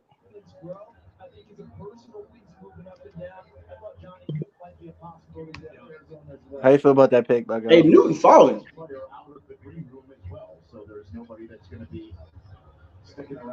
Oh, hold on a second. My bad. Wait a minute, Marlon. Hold on a second. All 13 players in the green room have hit the stage tonight. Just a lot of the stuff we've talked about here. He's been a big edge, but can also kick inside. The Senior Bowl was really something that elevated his stock. Hold on a second, my bad. Some comparisons. Could this be a Cam Jordan type player in that big frame that you can use on the edge? Very physical against the run. Takes on blocks. You can't really move him. He's got range to be able to really chase guys and chase them all over the field, not only as a pass rusher. I can't even There's that push pull you'll see. I don't. Marlon, are you talking right now, or you just chilling? Now, can you hear me? Yeah, I can hear you now. All right. Let me turn my volume up. All right, go ahead and say something now. Yeah. How you feel about that pick, man? I wanted Jackson Powers Johnson, but Graham Barton, that's not a bad pick. I think he can play either guard or. I mean, I don't know what they're going to do. Well, he can play tackle, guard, or center, but he's going to play center. Yeah. So goodbye, Robert Haynes. Thank God. That was my biggest thing. He got to go. He got to go. He got to go. He's just not big enough. He's not strong enough. He's not Absolutely quick enough. not. He gets ragdolled too much, and I'm just sick of that. I'm just sicker than sycamore. That's a woodchuck, Facts. I like this pick, man. Honestly, it's a good pick. It's a good pick because you got to protect Baker Mayfield. Facts. You got to be able to run the ball. You got to be able to, get the trenches right. Now it just remains to be seen that did we pick the right guy? You know what I'm saying? Yep. Like if Jackson Powers Johnson goes to the Cowboys and they traded back and still got him, I'm like, damn. You know what I'm saying? Like they picked up a third round pick and they still got their guy. Facts. Which means we could have did the same thing, right?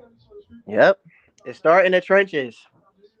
So it's curious. I'm very curious to see who the Dallas Cowboys pick. If they pick Jackson Powers Johnson, you mean to tell me they traded back 6 picks, picked up an extra third, and still get your guy? So it's almost like they was comfortable picking either one of them, but they figured either one of them will be their, when they pick. Right. At 30. What they traded back to the 30th pick. Mm-hmm. So we're gonna see. It's gonna be interesting, man. I'm not too sold on the pick myself. I think we need more defensive pressure. We gonna get killed because blitzing all day long ain't gonna get it. Well, that's true. That's definitely true. But I think we needed an O lineman before a D lineman now. We needed an O lineman. I mean, it was like a no brainer. You know what I'm saying? Yeah. Like it was. I know. I wanted Jackson Powers Johnson. You know what I'm saying? Like look, y'all really got faith in Baker like that? Come on, be real. No, I mean, I don't think Baker's gonna have as bad of a season as some of y'all may think. I know on paper it looks. If Mike go down, who we got next? That's fair. I mean, I get it. But I'm just saying, I don't expect Baker to. Don't get me wrong. I'm not expecting Baker to light the league on fire. I'm not saying that. I just think he could be competent.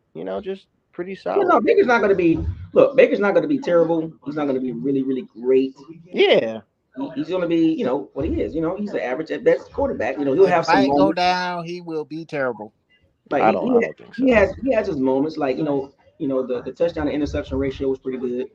But other than that, like everything else is pretty much average at best. Yeah, In my opinion, he has some good games. He has some great games, and he has some games, some WTF games. You know what I'm saying? that's facts. So it's a mixed bag with Baker. So you can't put all your eggs in one basket for Baker Mayfield. That's just dangerous. At this stage of his career, his production has never been elite. Like I don't understand why people can't see that part. Like Yeah, where in his career has he been a highly productive quarterback? right. Never. Yeah, I still feel some type of way about paying him the money. I personally would have wanted to get a QB in the draft, but I mean, you know, Well, that's the just money that we're paying him is not a lot. it's not. But what I'm saying is like I don't, cause my thing is I want to win, man, and maybe I'm just too much of a like. You feel what I'm saying? But I want to win. I don't want to have this 9-8 ceiling. Like I don't, bruh. I really don't. And Because I feel that's what like we Baker got. only takes us so far. That's what I'm saying. Like. I don't care who we put out there. I don't think we're gonna be better than 9-8. And I don't think we had like what are we I don't know. Are we're in this weird spot? Like, are we trying to win? Are we trying like what are we really doing? I don't Um, I don't have a clear picture, but I do. Okay, so if being that the picture, like the old school TV, got to bang on the side of the TV to get it. So that's what I'm doing with the Got, buck. I'm trying to bang on the side of the get one the buck rabbit pallet. ears. Gotta straighten up the rabbit ears. Right, got to like you got to put the antenna on the ground maybe a little bit. Turn it sideways a little bit, some aluminum foil. So that's what I'm doing with the bucks. I'm trying to get a clear picture on exactly what are they trying to do. Because we don't have an identity. The Bucks don't have an identity. yeah, like I'm like like you think second round we still go for a D lineman? Of course. Yeah, I would too. Yeah. Of course. I mean, why not? Why wouldn't you go D line in the second round? So remember, it was either way. It was a D line, O line, or O line, D line. So the Bucks chose O line first round, which is fine. I'm comfortable. I'm happy with that. Now, like I said, I'm gonna repeat this. I wanted Jackson Powers Johnson. Mm-hmm. Graham Barton was on my radar too, but I just thought Jackson Powers Johnson was just ready to be on that Creed Humphrey. You know what I'm saying? That's what I wanted. Jason Kelsey type guy, rugged, powerful, good balance, plug and play. Now Graham Barton is good too. He's athletic, big. He's bigger than Jackson Powers Johnson. Yeah. Anybody got any tape on Graham Barton? Was he like? No, he's decent. He's good. Like he's good. He wasn't like on a lot of people's radars until like the offseason. But at the end of the day, the Bucks did address what they needed to address. They needed to get an interior line. Bucko, you gonna be mad if they go wide receiver? Yes. I Do see not that. pick is a it echoing? receiver. I see that happening. I will be pissed echoing? if they pick a receiver. I mean, they got to me. They should go deep as a lineman in the second round. Keep drafting them, or even go back to the O line. Just you got to keep drafting them. You just can't keep ignoring that, and it's hurt the Bucks for several years. I mean, Brady covered up a lot of things, with his quick spamming screens all day. But you feel me? Like you can't keep ignoring that. You can't keep ignoring the interior O line. You can't keep doing that.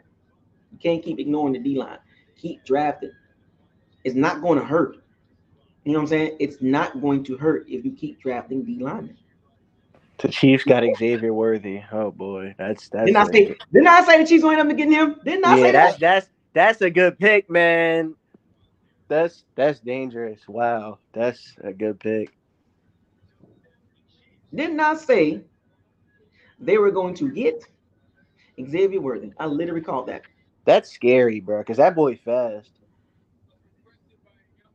I mean, they needed a receiver like that. I think Xavier Worthy was Deshaun Jackson all over again. I don't think what they were able to pull off last year with those receiving cores is sustainable. I just don't. No, it's not. They can't do it again this year. There's no way. It's just too difficult to keep. Look, they won that game, which is crazy. Crazy. With no real true threat. Right. No real true threat. So you can't continue to win with that much offensive limitations. Well, you see what they're doing. They say, Xavier Worthy. Facts.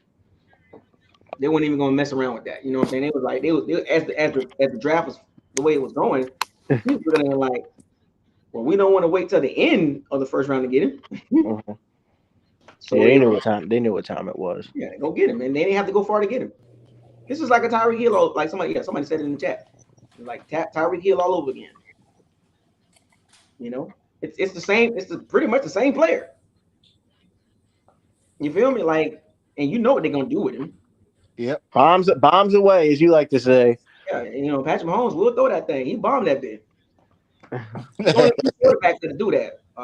Josh Allen, Patrick Mahomes, CJ Stroud. CJ Stroud bombed that bit. Who was a bomb? Yeah, but I don't think CJ got a cannon like Mahomes. No, like I'm trying. No, I'm saying Patrick Mahomes, Josh Allen. That's only two quarterbacks. Justin Herbert got a good arm. Yeah, but those two stand out pretty big. Jalen Hurts arm ain't that bad. Nah. But Xavier Worthy fits it perfect. Facts. That's facts. The Chiefs is exactly what they're looking for.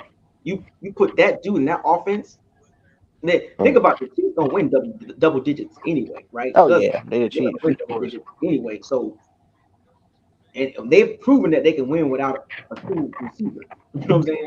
Like a number one threat. And then with Rasheed Rice, with that situation, you know, with the car wreck, so they're like Xavier Worthy's perfect.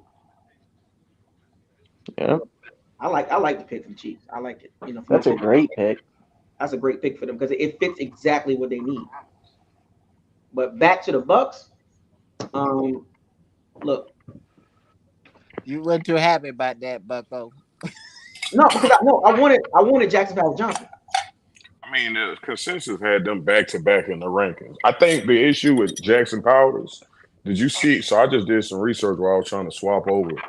He got a history of concussions, and he pulled his hamstring at the pro day. I think he has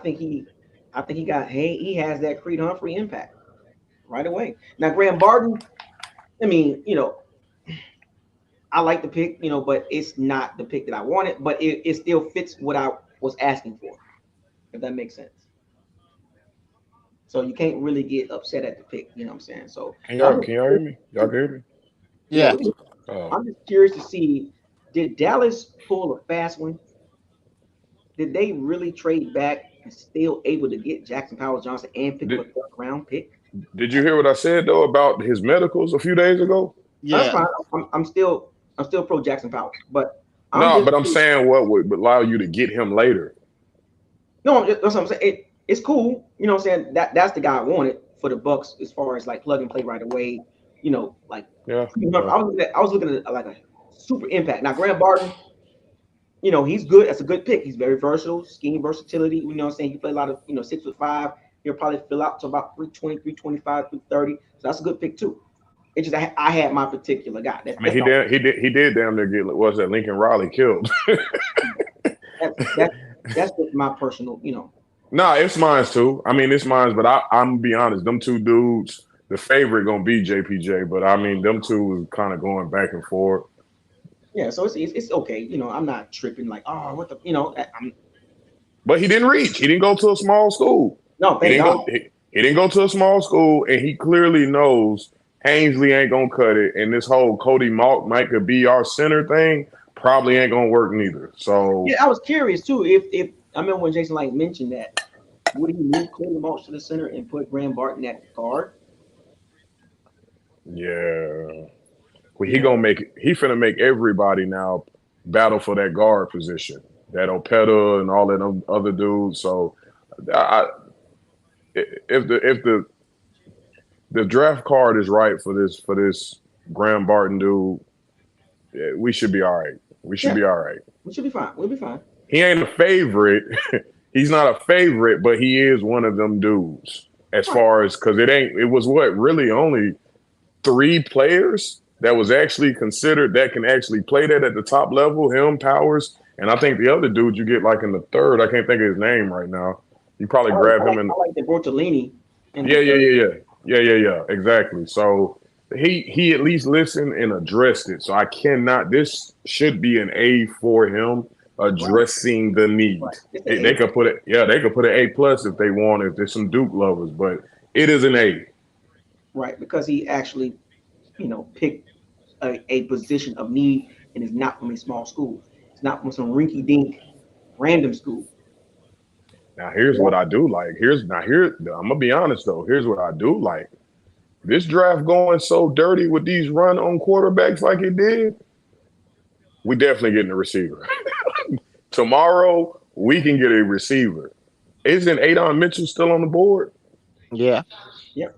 Oh man, so we still got Troy Franklin on the board. You still have all them dogs and the running backs. Well, of course they weren't gonna go in the first round. So he can knock this out the park. I'm not gonna lie. Right, Darius Robinson went to the Cardinals. Yeah, that's one of my favorites. Pick later. Yeah, that's one of my favorites.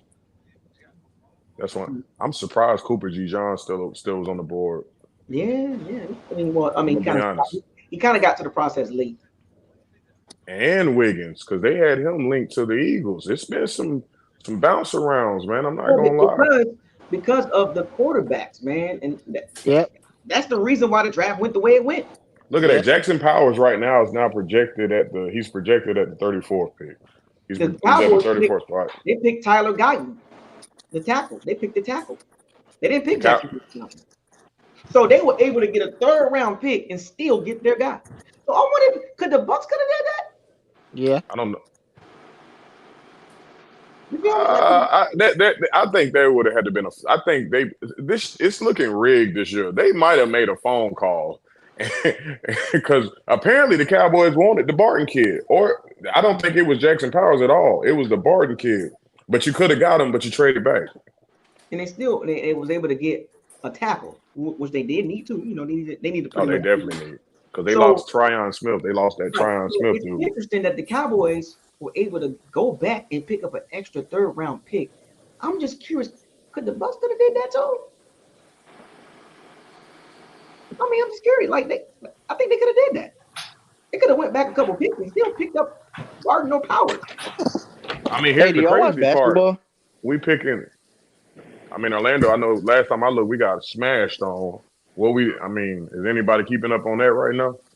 No, Orlando won. They won. They just beat Cleveland today. Okay. I'm just curious. I think the Bucs could have still went, because look, the Chiefs went up and got Xavier Worthy. The Cardinals picked up Darius Robinson. I think we could have picked up an extra third if we would have went back and still got Graham Barton. Yeah. Think about that. Yeah, because the teams that are currently picking now, you're right. You're absolutely right. The team, but see, who would have wanted that though? Is there any? Because these players at this point that these teams are getting, they could get. Right. So it would have been someone that's maybe picking late. Oh, that's a good pick right there for the Ravens. That's that's a good pick with what they already got. No, we still got a cornerback situation too. They're gonna try to replace him for Patrick Queen. Who's my Nick Wiggins? No, what you talking about? No, they're not gonna. No, they're not gonna replace. Nah, they got a good rookie they drafted over there. They finna shore up their whole backfield. You're not gonna be able to throw on them. Yep. Oh yeah, I'm tripping. Never mind. I don't know what I'm talking about. I'm tripping. You know what? So that means there's a strong. I would love this just looks like we could get a Javon Bullard. How you pronounce his last name? Bulver. The safety. Javon Bullard. Yeah. Look, the Bucs got a ton of options in the second round, because I think there's going to be some more guys that are. Everyone slid. Everybody slid. Yeah, everyone slid right now, man. This is crazy that we actually was able to it wasn't JPJ, but we damn near knew which route to go. Because if JPJ was taken, we knew it would have been Graham Barton. So the fact that we even knew one of them two dudes was going to be on the team is wild. This draft damn near felt like it's been coerced a little. 6 quarterbacks. Basically, it made everybody slide like 5 to 10 picks. Yep. Literally. Yeah, man. And it's it's bad. I was beating the table for Latu. I do like him, but he was not supposed to win before Dallas Turner. at all. I'm happy with the pick. I'm happy with the pick. I'm cool with it. I'm good. I'm good with it. I've been banging the desk for the interior lineman for the last 8,000 years. So do you think we should pick up another guard, say like in the fifth maybe, and just add that to the because his whole issue is depth, right? So pick up another guard. Hell, he could get the Frazier kid late. The Frazier, he was a sneaky. If it's possible, they could double dip in the second round. Yeah. They can go guard. You could just move Ainsley to be a better. Ainsley will be on the team. He just depth now. He is there now, officially back up. Yeah, Nah, Robert Haynes is over with. Hey, I got to say, I'm surprised the Philadelphia Eagles didn't get a center because of losing Jason Kelsey. Right, I'm surprised at that too. Maybe they know what they got behind him. Yeah, the draft is very, very, very unpredictable, man, this year. I'm not gonna lie, I gotta say this, 'cause I was saying it in the draft. I do like the pick. I got a root for my boy Penix. But for what you are paying Kirk Cousins, and I get it's for the future, but what you're paying Kirk Cousins for right now, I just think that's a bad pick. Well, he got like 180 mil. That's what I'm saying. To me, that's a win now. Now, granted, if you somebody that's like, well, what if we don't know what his Achilles heel is like? Then why would you pay him? If you knew you could potentially take a quarterback. So that's all I'm saying from that aspect. Now we talking future. Back from injury? Yeah. Now we talking future. You Buckos, you absolutely right. But 180 million. Now, granted, he getting like 100 of it. If Kurt re-injure himself, they straight on the backup. Yeah. I get it. From that standpoint, now I won't argue that. I'm just saying when you think of that, it's a win now mode type money. That's all I'm saying. So you'll put everything. It's a win now type mode, but they don't. If you get hurt, they want to still be in the win now type mode with that dude in the back. Yeah, then from that point, I won't argue that. I like it though. He close by. That's another player we'll get down the road when he become a free agent. In like 8 years. Because they're not gonna do right with him. They're not gonna do right with him. I don't care about the Falcons like that. Yeah, I think for me, from a football fan perspective, that's the perfect situation. Oh, close to home? Of course. You don't have to play right away. Out of all the quarterbacks, well, I would say Phillip Williams is in a great situation with the weapons they got. But Michael Penix is probably in the perfect situation. He don't have to play right now. He can just chill for a year or two. He can literally chill. I do like that pick from the Falcons. They thought about the future. And the Falcons are a horrible pick. These clearly don't understand football. Yeah, the future pick is, I agree with you. Just the money. I'm only speaking on the money part, just the money part. 36-year-old Kirk Cousins coming off a major injury. Right. This basically, they called Kirk Cousins and told him this, right? And they say, look. No. Did you not see Instagram? No, they said they said it right here on the NFL Network. They gave Kirk Cousins a heads up while they was about to take Michael Penix. They said he confused. They got it all on the NFL thing talking about he confused. He's shocked at the pick. No, what they said over here, they said they called him while they was like, hey, we're gonna get your heads up, we're gonna take this quarterback. We can't miss him. Yeah, I was on there. They gridiron in the NFL, but the thing about it is I understand why the Falcons did it. And if Kirk Cousins in his feelings, dude, you're 36 years old and you're coming off a major injury. Like what you expect? Like bro, he wants to rape the NFL. Well, not I ain't gonna say rape, it's women in here. Like, he wants to take advantage of the NFL some more. He's been doing it. Penix, that literally Kirk Cousins, you got 1 or 2 years with us. That's it. There's no way you're gonna have Kirk Cousins there for 3 straight years with Michael Penix in there. No way. Nah, it's 2 years and up. That's at best. It might be a one and done situation. Depends on how it's a 3-year contract, man. That's 2 years with the flexible 3rd year to move out. He getting most of his money now. If the Broncos was able to get out of that Russell Wilson contract, trust me, the Falcons will get out of that too. So how you feel about this, Buckos? Since they grabbed him, you think we need to take a flyer at old Jordan Travis? Because he actually was balling before that injury, and we can get him late. I like Rattler. I'm not an FSU guy, but I'm just telling you like this. Jordan Travis would have gave Jaden Daniels a run for his money at that MVP, the way he was playing. That's all. I mean, and he can be had late. Hey, King Cook understand where I'm coming from. I think Penix gonna be starting in 2025. Oh yeah. No. What y'all saying? I'm not gonna disagree with that. I keep it. If you know football, like you said, I'm just only saying like you wouldn't expect it because of the money. That's all I'm saying. But from the aspect of what they pay. No, Ricky going to the 49ers. Oh, who? Ricky Pearsall, man, he going to the 49ers. Oh man, dog. Great pick. Well, for what the 49ers like to do, yak. Oh Lord, boy, him and Mr. Irrelevant finna get it in. Oh yeah. Hey, no running backs got picked the first round, so don't be surprised if we get one next. Damn. I'm surprised. That's a reach. That's a reach at pick 31, though. That's perfect though for Ricky Pearsall.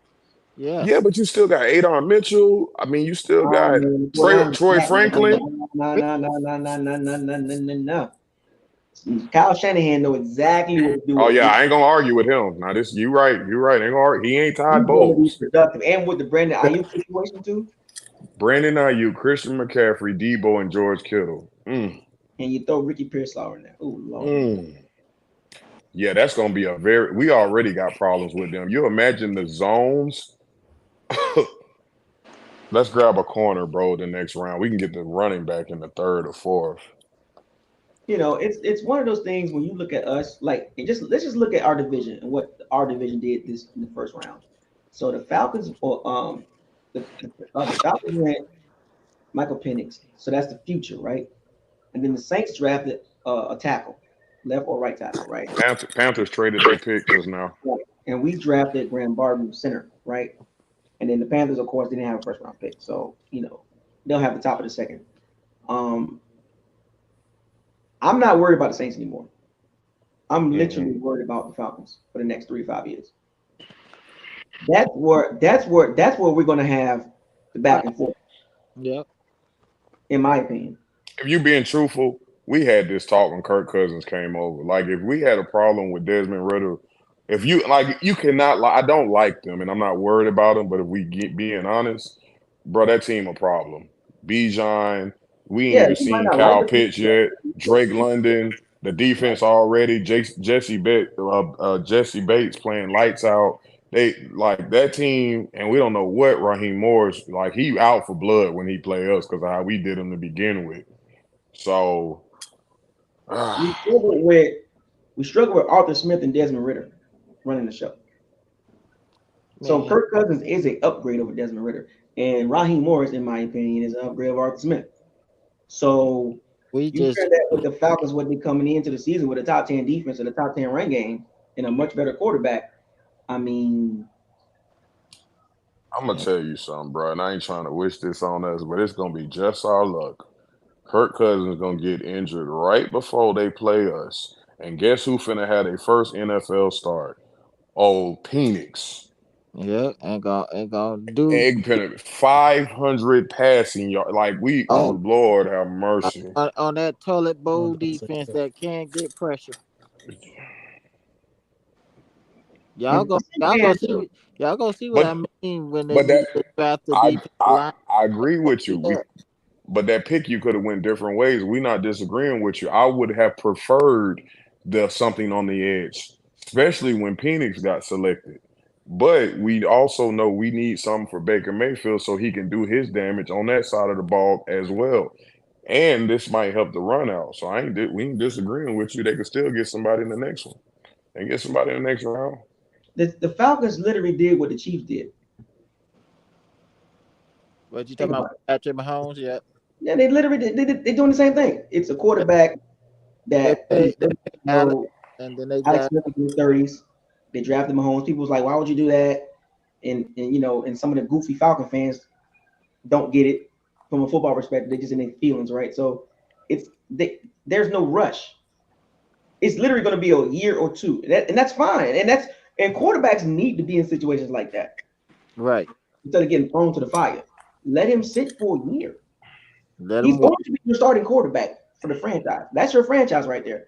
Well, but we paid Kirk Cousins. They can get out of that contract. Did you not see Russell Wilson in that goofy ass contract? Excuse my language. Yeah, I mean that one. They literally said, you know what? We'll take the L with this. Right. So the Well, Atlanta Falcons, they're literally telling their franchise, look, we got our future. We good. We got a good enough team already as it is. We gave Kirk Cousins, some money. I look like And the Panthers been on the clock for 10 minutes, bro. a top 10 run defense, a top 10 defense, a top 10 run game. We got some weapons. We're already good enough. We just needed our future. They didn't have a future. They didn't have a future at quarterback. We don't have a future at quarterback. So shout out to the Falcons. Even I don't like them, but they're going to be a problem for us. Yeah, because we ain't got no quarterback. Well, listen, we can't do that. We got to root for Baker, bro. We can't do that. We didn't gave him a contract. At this point, we got to root for him. We got to root for him. We cannot do that, man. Who do we got after Baker? I mean, you got Kyle Trask. He is the unsung. He's the unseen hero. This is last year, right? Listen, man. You know what Light is good at? Bringing players back.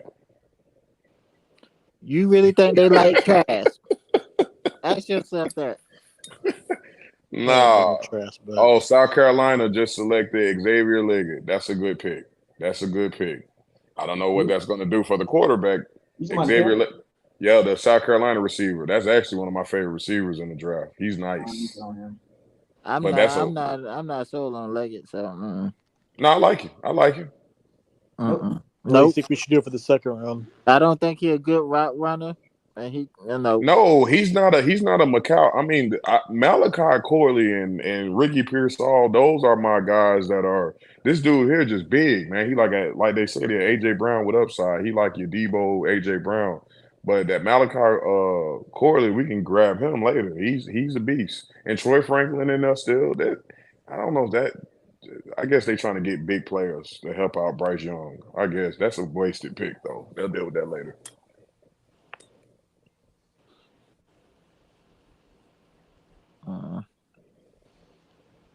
Well, I mean, are y'all cool with the Graham Barton pick? Let's be real. Are y'all cool? Oh yeah, no. Out of scale from 1 to 10. With it.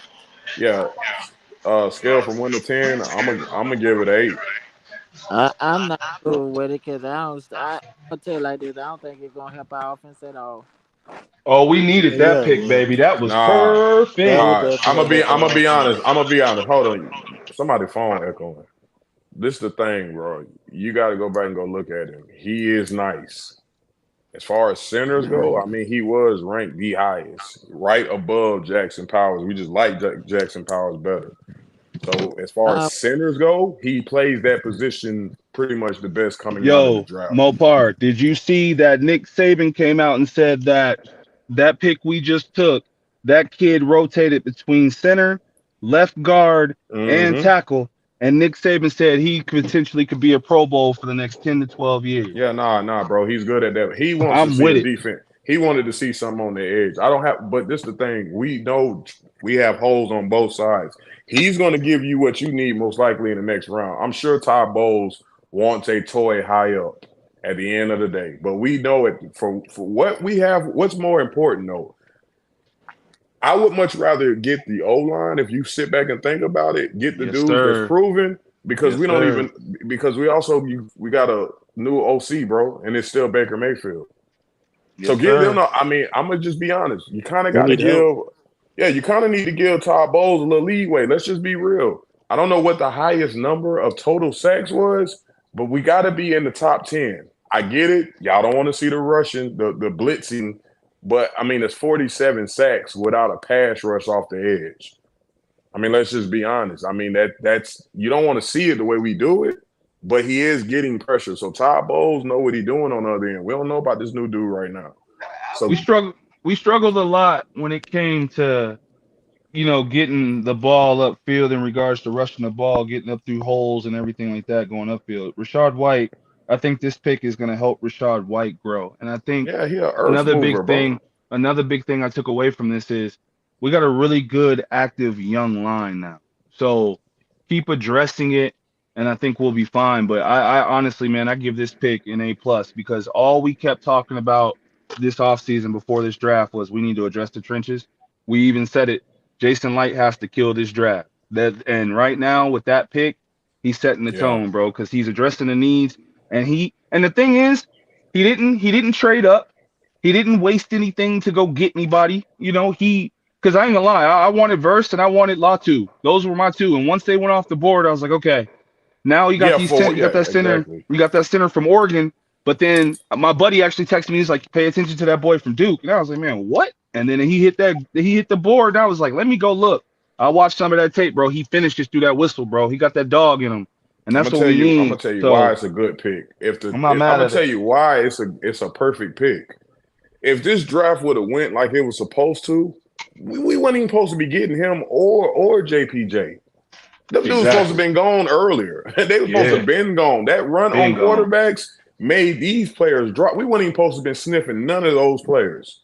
Well, we was actually talking about, do we trade out? This is why we was saying, man, we might get a receiver. Would y'all like a running back? Because some of these players, you weren't expecting them to get to where we was at 26. I like a receiver because after this year, Godwin ain't coming back because they ain't gonna pay him all that money. That's a no go from jump. Not at 29. But He let me might be 30. but ask yourself this though. The offense, you're right. We need receivers, but ask yourself this: what's the most glaring worst part about this team? I mean, and it's the worst. Not what we would like to see, because some of the stuff we would just like to see. But one of these positions area on the field is like historically bad year in and year out, bro. The run game. It's bad. It's been that year in, year out, over and over and over. Well, Why not just address that? Why not officially take it serious and say, you know what? I'm sick of being the laughing stock of the NFL. I'm sick of it. We rank dead last, man. We rank dead last on averages per game. Don't you know, as dirty as the Carolina offense was, they were scoring they was over 100. That little quote I put up when I did the research, everyone in our division is well over 100 yards a game. We are barely hitting 88. You think with that pick we gonna be able to go into a shootout with other offenses? Nah, but you're allowed to control the clock. You're allowed to set the tempo. Maybe, but we got a running back with no vision. Yeah, but we won't listen. Rashad White been on TV a lot lately because he got competition coming. They already done told him. You are on national TV still saying, don't touch the O-line. I got to read the holes better. Come on, bro. You going into season 4. Come on, bro. You just don't have it. I've never seen a running back be in the league this long and then all of a sudden make this elite jump. You don't have it, bro. Crazy as it sounds, You gotta get the man a little slack because he got different OCs and learn how to read. I can't hear that excuse no more. I'm done with that. Because bro, nobody gives Justin Fields that excuse. And Justin Fields played with all kind of different head coaches, different OCs, and everybody say Justin Fields sucks. So, man, I can't give the little excuse like that. Yeah, bro. If that's the case, we could have kept Rojo. We could have kept Rojo. Guess what Rojo was averaging? 4.2. But you know what the knock on him was? He don't pick up blocks and he can't catch. But he runs great. He runs great. But guess what? Where he at now? But where is he at now? And that's the problem. These those backs that are limited to doing one thing good, like Bucko said. I got a Rashad White jersey, creamsicle, and a beat on the table for him. I believed in he was gonna make the jump, get 1,000 plus, didn't do it. At the end of the day, guess what, bro? You a third down back at the end of the day. You catch great. But when the ball is in your hand and it's time to run between them tackles, you don't have good vision, sir. You know what I'm worrying about too, though? You know what I think about too? If we go on another 6-game losing streak or 5-game, I just hope they don't decide just to tank just for the rest of the year just to get a quarterback next year. I'm going to be honest. They wouldn't do that. Todd Bowles, I'm going to be honest. Todd Bowles doesn't have that luxury to do that. But at Todd Bowles' age, he already said he don't care to coach until he's real old. Yeah, but at Todd Bowles' age, man, he ain't going to really care that much. So they get guaranteed contracts. No, he in his last year. Ain't no. Yeah, nah. This It is don't, it. Unless they nah. redo it. Reputation is on the line. Once you retire and you go where all the other retired coaches, you don't want to be that guy on the golf course. You don't want to be that guy with all the other coaches getting picked on. Like at the end of the day, it's bad enough he got losing records everywhere he's been. Being on a Super Bowl winning team is the only thing that's helped him. Like, let's just be real. This dude might got a ceiling of 11 wins. That might be his ceiling. That might be his ceiling. I don't think that's his ceiling though. No, nah, but I'm saying that is a ceiling with luck and injuries and good favor falling on our sides. Him going out and just coaching a team up to now we don't know what this Liam Cohen thing could do, right? Anything could happen. But if you're just going off of what he did up north and then down here, 7 to 9 wins, bro. Yeah, that's what it is. That's what he is. That's his ceiling. Man, and I'm gonna tell y'all something about Atlanta, man. And I don't care about the Falcons or none of them teams like that. But when I look at Raheem Morris, he believed in the run game. I mean, hey man, I can't get over on what he did for the Bucks back in 2010 with that roster Yeah, but and the with the problem, Gary Blunt. yeah, but this the Raheem thing. gonna run that rock. I'm telling you, he's gonna run that rock. Yeah, And with them two but running backs they got, you've been on Sean McVay though. Sean McVay just hit on the running back that he just had with this dude that is undrafted. But you got Sean McVay. I'm more worried about that passing attack. I've never really been. We've dealt with running backs as a Bucks fan. You know, bro, we didn't dealt with running backs. but think about dealing with the running we done game lost all plus those them. pieces though. We done lost Yeah, all those that's what I was pieces. saying. Think about the running That's game what I've been saying. plus them receivers, plus them I'm tight more ends. worried. I'm more worried about the receivers. I'm gonna be honest. One thing about us, we normally, we bend a little bit when it comes to the run game. It'd be some games where we like, damn, we kind of gave up some yards, but we've historically been decent with run. We've been historically great. Yeah, we didn't bend a little bit here and there, but for the most part, I'm not worried about that so But much. when you That thinking passing. about their passing game plus them running backs, that's what I'm saying. You got Yeah, to I throw know. both of them in there. Man, they gonna be scary though. And then with Penix, man, I ain't gonna lie, man. Like I say, I'm not I'm just gonna keep it real, bro. I don't really have no interest in this. Well, I ain't gonna say no interest because I love my buck. I love my buck. But say, man, I'm gonna be honest with you, bro. I have zero faith in Baker Mayfield. I just don't have no faith in that guy, man. And I get the whole touchdown and interception ratio. But Ethan, you say, said man, you when you hold on, look hold at on, hold on, hold on, hold on. Ethan saying that you think Rashad White gonna have over 1,000 yards this season. I bet I say nothing. This guy is called Mopar. So what you actually think this dude finna get over 1,000 yards? who, Rashad White? Oh Be nah, honest, bro. cause he 1,000 yards. I'm gonna be honest, bro. I mean, let's just keep it a buck. Your 17 game season, bro. right. 1,000 really on the cool should be like 1,200, 1,300, 1,500 all purpose don't mean nothing. But with Rashad White, you gotta be happy if he get 1,000 because he ain't He got ran no the ball vision. so much Hold too. on. What about Rashad's White run game? Like when you sit here and watch him, like I said, I got his jerseys in there, so you really can't tell me nothing about him. But what about his run style make you even think it would simply just be the O line? He ain't never touched the ball and made it look like it's threatening to take it home.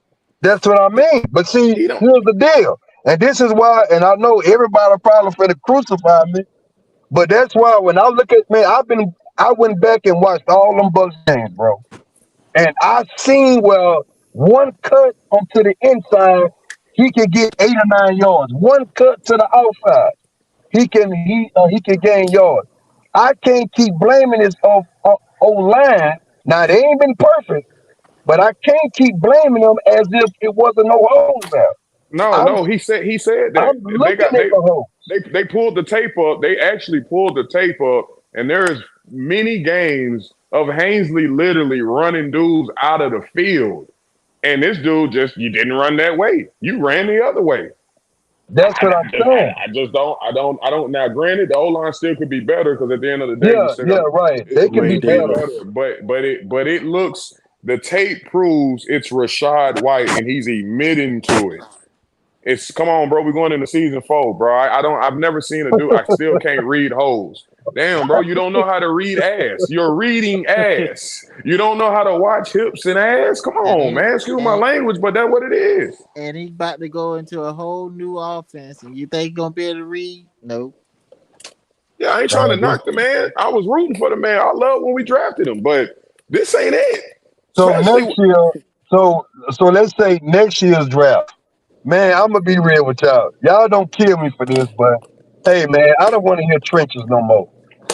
We drafted Logan Hall, and I was telling people, hey, man, I live in Houston. I don't hear Logan Hall name come up in nothing out here with Houston Cougar fans. And I was saying this. I'm like, I don't hear this dude's name. I hear this thing because people talk about draft, but hey, I don't hear it. And then I say, you know what? I'm gonna watch him play. I took the time out to watch him play, and man, I saw absolutely nothing. He's a freak of nature that just can't put it together. I've seen this man overrun a sack many a times. Like he just run right past. Like, damn, bro, you ain't gonna sack him. You gonna run past him. And I also saw Nacho do the same thing. But at least Nacho motivate the team. Let's go. Yeah. But yeah, we didn't call for JTS or Logan Hall. We didn't call for neither one of them two. That's what I'm saying, man. I don't mind drafting trenches, but bro, we can't keep drafting trenches, bro. Inside of the first round, man. Bucko's gonna disagree. He gonna disagree with you on that. Yeah, I already know he is. And but like I say, I'm for the trenches. But say, man, we've been drafting them for the past 2 or 3 years. Yeah. These dudes ain't doing it. Whoa. Have we really though? I'm gonna say the past 2 years. Boy, you can't count them players before this. Hell, where are they, sir? Where are they? I don't know. But like I say, I gotta give him some credit, man. He did improve though. I mean, he was playing where he wasn't supposed to be at to begin with. Right, man. I give him some credit. But you know, what's the other one that we got last year from North Dakota State? Cody Moss. Cody Moss.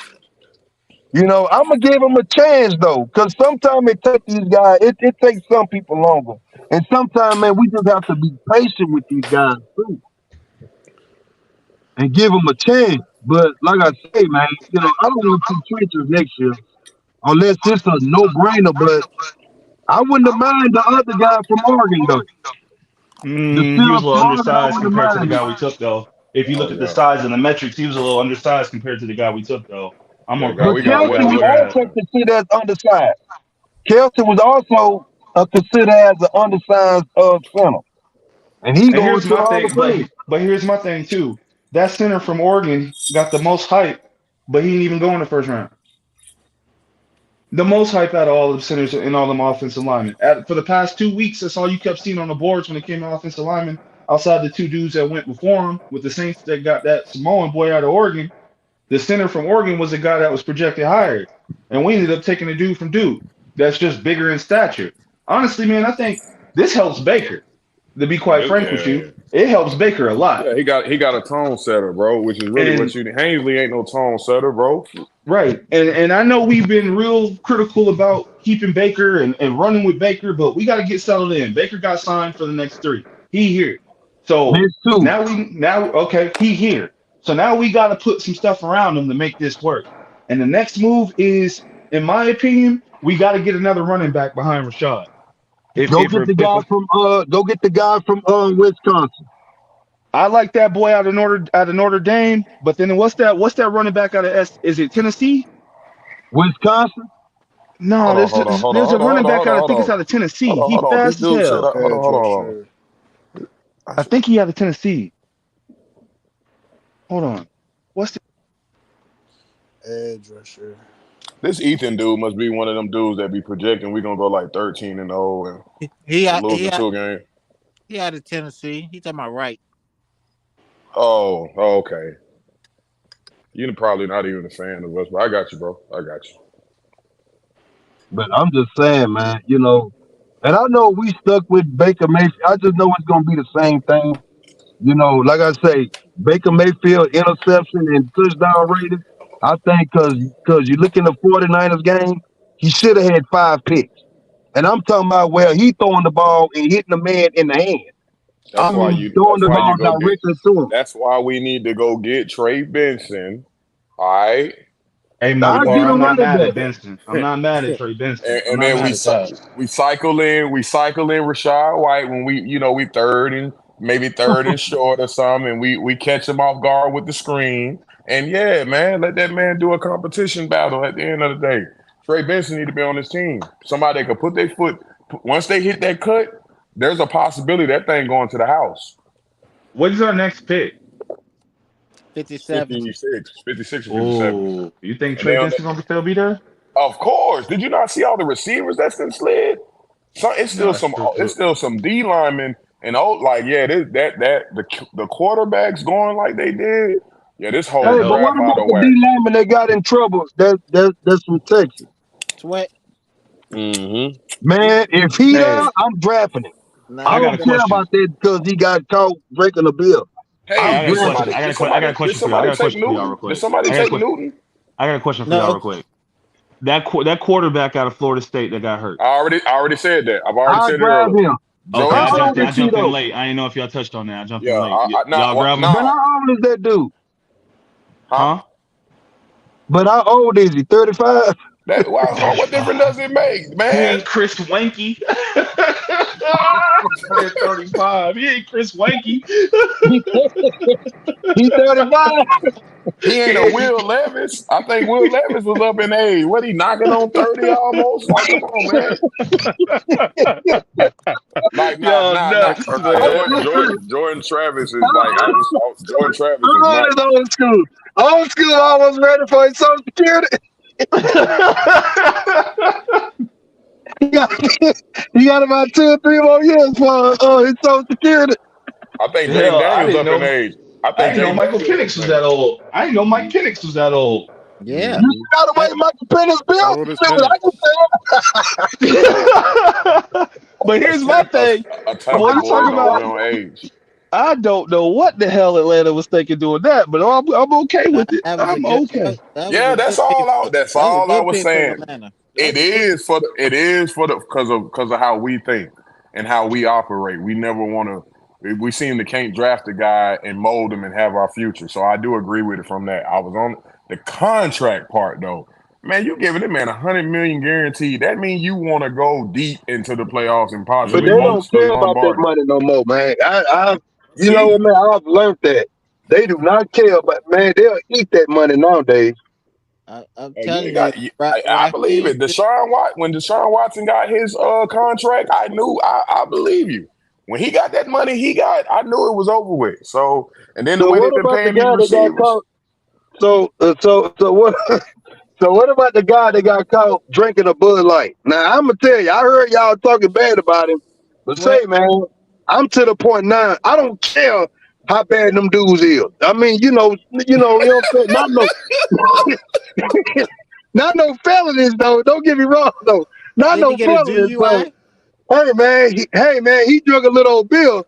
Hey man, I ain't gonna say, hey dog, I would draft him because he might not never do that again. Cause just think about Warren Sapp. I just Sapp wouldn't. got caught getting blown. You know what I mean? I wouldn't draft him high. I draft him third. Man, I draft him Man, second round. That'll be my next pick. I'm gonna Man, be hey honest. man, look here. The way Sapp used to do the squirrel dance in the end zone and tiptoe, he probably was on blow in the game. That's what I'm saying. Sometimes, man. He said he gonna blow in the game. Yeah, that boy probably he was playing with that powder in the game. You ain't never seen no big man on their tippy toes like that. That dude was on some powder. Because He was on that. That's that junkie juice. we like LT. Man, I'm LT. trying to Yeah, tell you, Lone man. Staley, he had his own defense high. And they won a Super Bowl. I'm So I'm trying to like, tell you. hey That man man, look cussed here, out. That man. man cussed out Keyshawn Johnson. Y'all remember when we had he didn't show up to training camp, and Yeah. Keyshawn, man, what you doing? We here. Where are you? Yeah, man, that man was on that But stuff, that's what man. I'm saying, though. Them the kind of players we need. I don't want a team full of. Man, I'm gonna tell you, one of my favorite coaches is Jimmy Johnson. He was on the Colin Cowherd show one time, And Colin asked him about Baker Mayfield back then, you know what I'm saying, before the draft. I don't think And Todd he Bowles just gonna laughed at appreciate this Colin. segment. He said, man, look here, man, y'all kill me with this because the man got caught drinking and man, he was young. Man, my thing was, can he help me win football games? So You you know was what I cool mean? with A. So you was cool. You was cool with AB getting Bucky naked. You was cool with that, It wouldn't bother me. I wasn't there to see it. man. Can he help me? Man, the At man was the end of shooting the day, porn can videos in the now, like hotel I during say, COVID. Like, come on, nah, bro. We got to I'm gonna be honest. The Bucks can't afford to have them type of players. We no, already no, no, don't no, have no. a But what I market. mean is, no, like I say, I'm not saying like committing felonies, you know. But say, man, a But you'll take dude a drink a light beer, misdemeanor. But you'll take a light misdemeanor. I sure will, man. I want to win, man. I want to win. Man, I'm cause you trying tired to of build a choir long, yeah, boy. you trying to build a longest yard team, bro. Nah, I man. mean, I mean, like I say, man, I get the whole. I want a bunch of nice guys, but we had a bunch of nice guys for some years, and they played nice.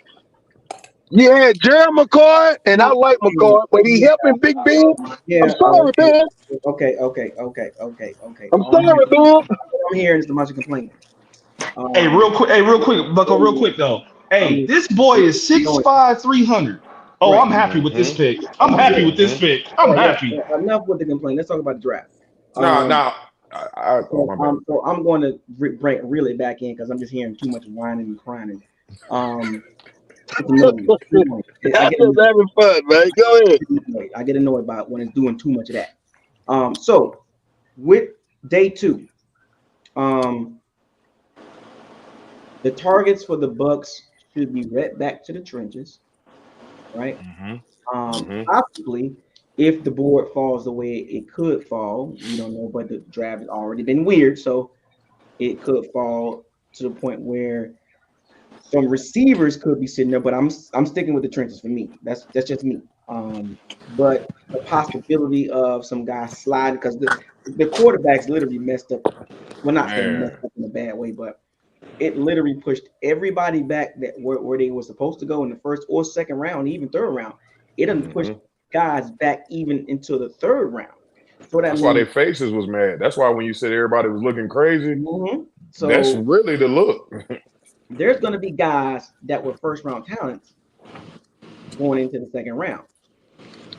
You know what I'm saying? So the Bucks have once again another round of options. By the time the Bucks pick at 57, they're going to have options. Now, there could be a situation where it's like, man, might have to go get the guy. You know what I'm saying? You might have to go up a few spots, right? You know, in the second round, yeah, it's an option.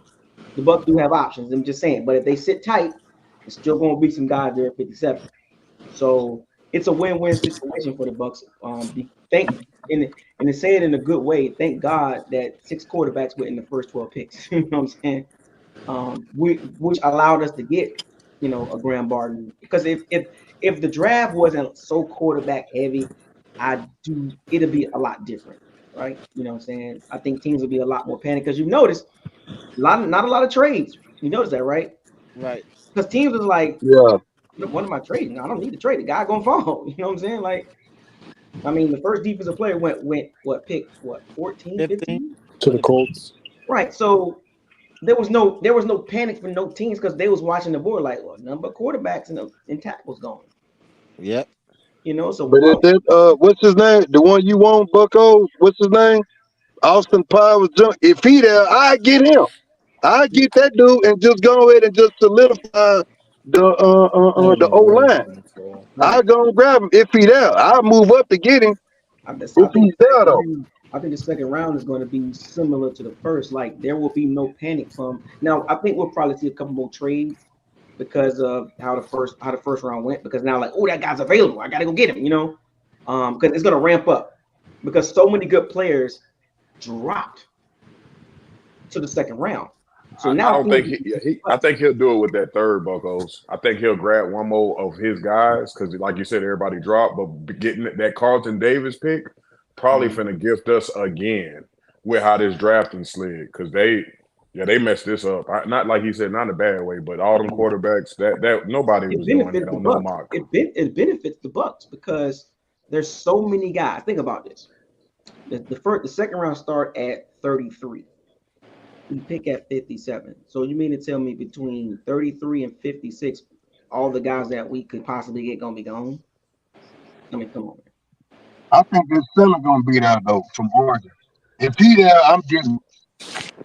That's me. I either get him or man, I'm gonna be real. Brayton Oh Fisk man, still I get available. Swift. Brayton Fisk still available. Newton still available. What was that? Marshawn Nealon's available. So it's guys that can come in and play right away on the D line for the Bucks, sitting there in the second round. Now, I don't know if those guys are going to be sitting there at 57. I do not believe Marshawn Nealon will be Newton and Nealon will be gone before 57. In my opinion, that's just my opinion. Now, as far if they grab Newton, right, boy, at 57, boy. So what about the linebacker from A&M? Man, screw that. I don't want no linebackers. I told you, go get a veteran. Go get a vet. This can go perfect because if somehow, some way, one of those three, Fisk, Nealon, or Newton, find their way to 57. Oh, I forgot about Fisk. He does still too. Yeah, from Florida State, big boy. That'll be back A pluses right there. Or I'm gonna give the first 8, and then you come back with one of those 3, which I don't think. I think one of them might be available at 57, but I don't see 2 or 3 being like I don't see a scenario in my opinion where all 3 are there at 57. Newton still on the board? Yes, sir. I was looking for the big guy from Florida State. What's his name? Fitz. Man, there's some guys left, but he was already projected a second, and that's what we're saying. There's a possibility he could slide to the 3rd. There's 3 of them. There's Nealon, Brayton Fisk, and Newton. I'm explaining how it could work. If all 3, which is not a high probability, if all 3 are available at 37, which I don't think it's going to at 57. If all 3 are available at 57, that'd be a God sent gift for us. But I do not believe all 3 will be available at 57. I believe Newton will be gone before 57, and Nealon will be gone before 57. I think Brayton Fisk might be there at 57. I grab him. But what about the receiver from Western Michigan or Eastern Michigan? It's like I said, it's gonna be a lot of good players at 57 available. The Bucks, and the thing about it, this pick, it should go D-line, but there's options there: receiver, cornerback.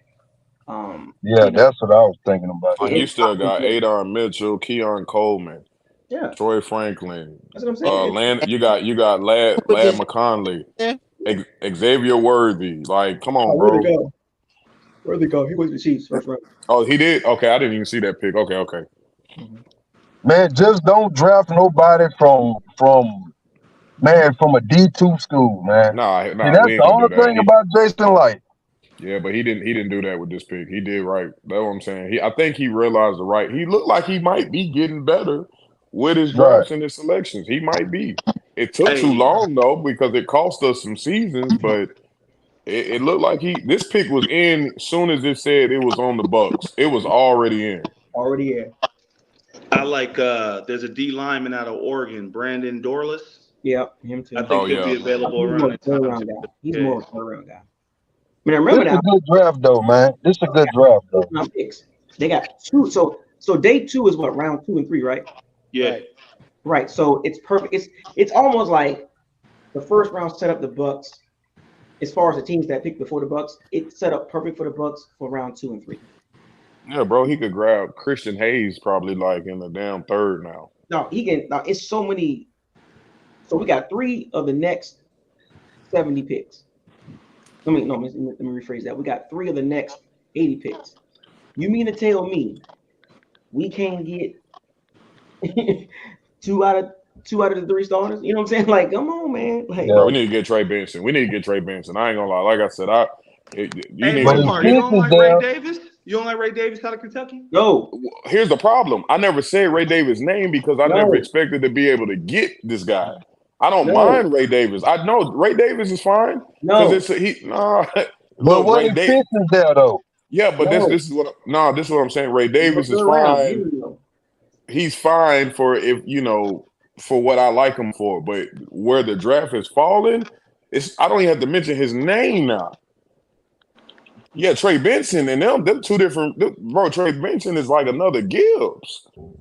No, we would not touch no Ray Davis in no third, second, or third. Yeah, I don't think we have to. I don't think we have to now. I don't think we have to at all now.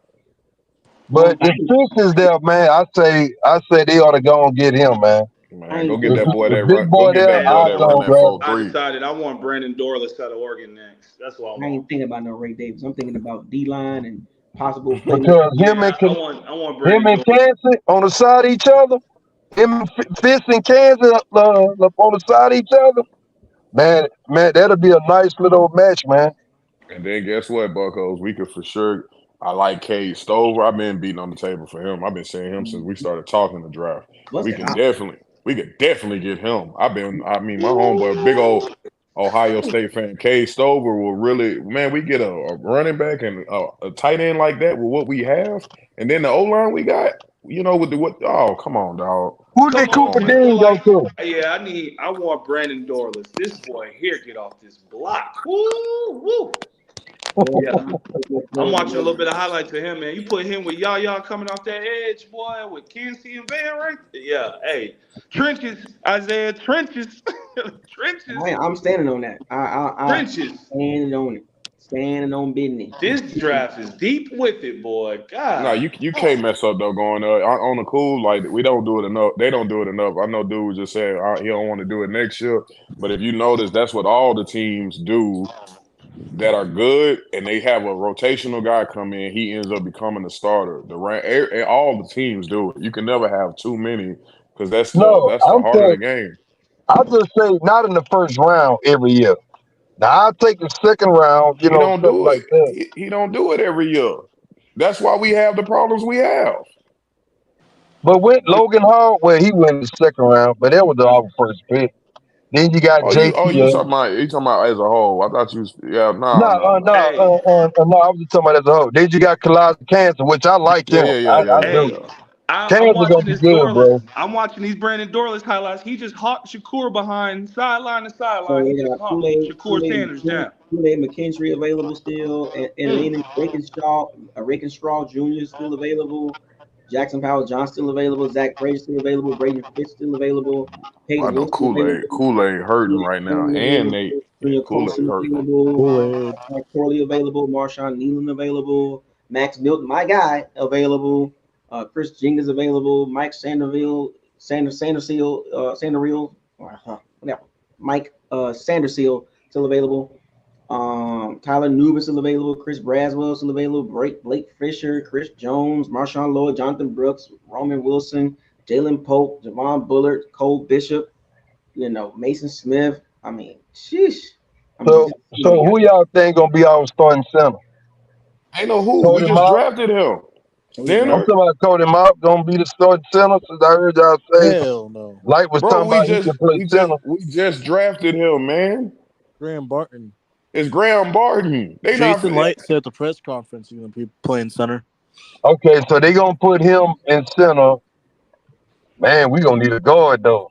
That is. I think we gonna need a guard. Yeah, but here's the problem. We don't need no guards. They could get one if they want to add for depth. But all the Opeta and the other dude, and then I think we grabbed another dude. They're gonna make them beat it out. I'm gonna give Jason Light. Them two. I'm gonna give him his okay flowers. He be looking ugly at first, but he do draft multitask O lineman, and he'll play. That's one area he's okay in, I guess. So I'll let him handle that. That's fine. But to go out and get the actual need. So let me ask you something. What is what did Barton actually play? What was his real position at Duke? He played guard, but he could play center. He played tackle. He played his freshman year. He played all three. I'm sorry, he played all three. His freshman year, he played center, and then he started playing guard, and he played tackle. But let me say this, and I'm gonna leave it alone about the quarterback. That dude Riley Leonard from Duke. I already said that, bro. You finna repeat what I already said. Yeah, he got him killed a few times. No. They was comparing that dude to Josh Allen until when he got hurt. Now he ended up going to Notre Dame. You know what I'm saying? So that's why I ain't just tripping. But I'm just like, if Fitz is there, that D tackle is there. That's from Florida State. I think I'll go and grab him, man. And then plus, Henderson asked for a trade about Cincinnati. You talking about tomorrow though? You talking about tomorrow? Yeah, tomorrow. There's a high Yeah. possibility the Bucks double dip on the O lines. There's a possibility. I think they could because I think if that'd they be can. smart. Yeah, because you're finna make people compete for the guard. But now if you got a projected guard coming in better than all of them off the rip, which it is, yeah, bro. Now you solidify your starters and your depth. You know what's And so you're crazy? fine. You know what's so crazy about drafting Graham Barton and Jason Light saying he's gonna play center? That means you still have a guard problem. You still have a guard problem. He said what? If Graham Barton is going to be the starting center, so Jason Light saying we drafted him to That's be guard position. we still gonna have a problem with guard. Yeah, I think that's where the competition come in. What I've been saying though. But who's gonna be in a competition? Because it'll be left guard, right? Yep. Yeah. Yeah, left guard. So Who who's we gonna got be? in left guard now? Cody Monch? No, he right guard. No, he right guard. He right. They're not gonna move him, but you got I don't know what all that the dude we got from who? The Chargers, the Giants, and I would From think we Philly. took somebody else. One of them came from Philadelphia. Yeah, so that's 3 of them we got. Plus you got, I mean, can Ainsley play different? Nah, he gonna be just back up the center. So he'll be back up for that. Yeah, and then I'm missing somebody right now. I'm missing somebody. Yeah, I think it'll be a competition, but he is right. We don't have an actual left guard at the That's moment. what I was thinking about, that left guard. But let's say if Jackson, what's his name, Powers Jenkins is there, or Jones, whatever his name is. Jackson Powers, he's a straight up center though, if I'm not But mistaken. let's say like if we able to get him, I'd say the Bucks they ought to move up to grab him, and then move Barton on guard and let Gordon play. Boy, but that's I ain't gonna dreaming lie. though, huh? I mean, yeah, but the way this drafting fell, I mean, he's sitting there, and here's the problem. I mean, he's a luxury pick at this point for most teams. Man, I think that dude gonna be good, man. Cause I'm gonna tell you, because like them centers, they don't care for them centers to be 6'5" and 6'4" anymore. You know what I mean? Man, that dude, that is the perfect size to me. And then he's short, so that means low man win in football. Low man win in them trenches. Yeah. So that's why I say, man, if he down, man, that'll solidify our offensive line right there, man. Yeah, but I think like I said, I think the issue, the medical scared everybody off. What is wrong with him? Concussions. Concussions then popped up, and I believe he pulled a hamstring at the Senior Bowl. Oh man, them concussions, especially playing center. Yeah, he got a history of them. It popped up on his medical file. They dropped him down to like 47. Who was that? Kiefer?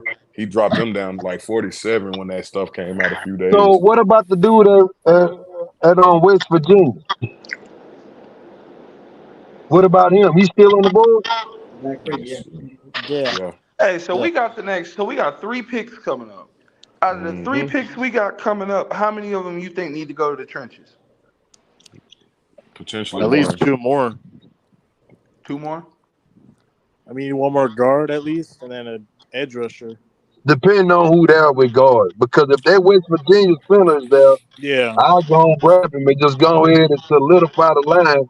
Then that way we ain't got to talk about the offensive line next year. Yeah. I'm be honest, bro. Y'all talking about edge corner? rush. What about the position of corner? How y'all feel about I was gonna say that's what I'm saying. Y'all saying edge rush. I told y'all like we need a corner. By us doing what we did. Yes, I wanted Latu, but signing that old dude, Randy Gregory, you know he's starting. I forgot about Gregory. You know he's starting. Yeah, he's Y'all know how Jason Light is. Y'all know how Jason Light is, man. Then he popular, so yeah, bro. He got a That little man, name on him. yeah, he think he found a diamond in the rough with that. I ain't, do I agree? No, but you know how he is with them veterans, man. So but that's Elijah Chance, man. Shit. But that Elijah Clint, man, I can't wait to see him play though. I'm Man, gonna we be need a real. I can't receiver wait to or a see that corner. dude play. Then you We need still a got White. corner. You still got White. You still got but they may be looking at the corner like we got guys that's finna compete. We got the guy from Houston. We got the guy from the Jets, and then whoever else then we still got McCollum. Man, Dean gonna be hurt week 2. I know, but You I can't mean, trust Dean I gonna him. be just hurt week 2.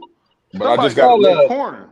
I just got to look at Hey, the real. I got to look at it though and be honest and but and then whatever we got on practice squad, just got to be honest right now. Y'all know how Jason Light is. No, hold you on, right, time but out. bro, Dean gonna be hurt week Who, 2 running out who, the tunnel. He gonna hurt who, running out the He's gonna tunnel. miss at least 4 to 5 games, like who, guaranteed. who said that the other night that every time a man he get burnt, he always end up hurting on the I sideline said that. holding his I leg. Every said that. time. I said that. I told you. I said, yeah, bro. He gonna hold them 2 fingers up because the people that get the blue tint, the people that get the blue tint, he got a blue tint with his name on it. Like he But I But honestly think getting rid of Carlton Davis actually might get some straightening out of him. Like them boys weren't expecting that. Hey, you We right, not playing. Mopar. You right. You right. Because what's that going? That's going to allow the trainer to work more on Dean than he could Carlton Come Davis. Because on, this man. joker Come here, on. man, boy, he need Dean a. got, you know what? Dean got all that height and all that speed, man. For Put Yeah, him what in but a though? bubble guess suit. what? In And he 3 can't seasons, catch. but guess what? In what 3 Brother, what you seasons do? they combined for what 6 or 7 picks? Him and Davis combined. Put I that will boy in never a forget, bubble man. He suit, dropped that bro. pick in the playoff game. Like, Yes, they combined for 6 or 7 picks, bro. You blow on that man, he get hurt. God, dog, boy. hands made of stone. He, Terrible. he So knocked me real bad too. in summary, so we are everybody's in pretty much it seems like everybody's in agreement as far as what the Bucks are, what they're starting out with the interior O line, and in particular the center, because I'm so sick of Robert Haynes. So we got that problem solved Man, going into the season. We got that problem addressed. Hopefully, right? Hopefully, Graham Barton turns out to be what he's supposed to be. 10-year starter. We got that. So I'm just so sick of Robert Hainsley getting ragdolled. oh man. And Nah, bro. If y'all want to get angry, pull up his all 22.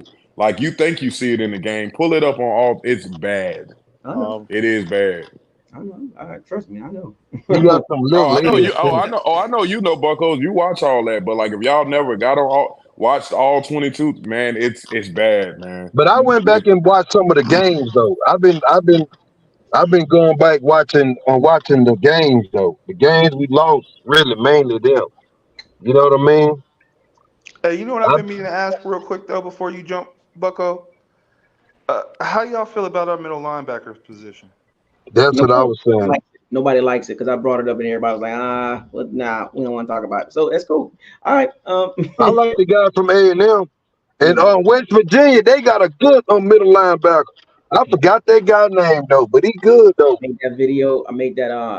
I came on Tuesday evening talking about it, and I was like, y'all don't want to talk about linebacker? I was like, no. I was like, all right, cool. Yeah, because I just sat here and thought about something. Devin White is definitely not here anymore. But what's the bigger need though?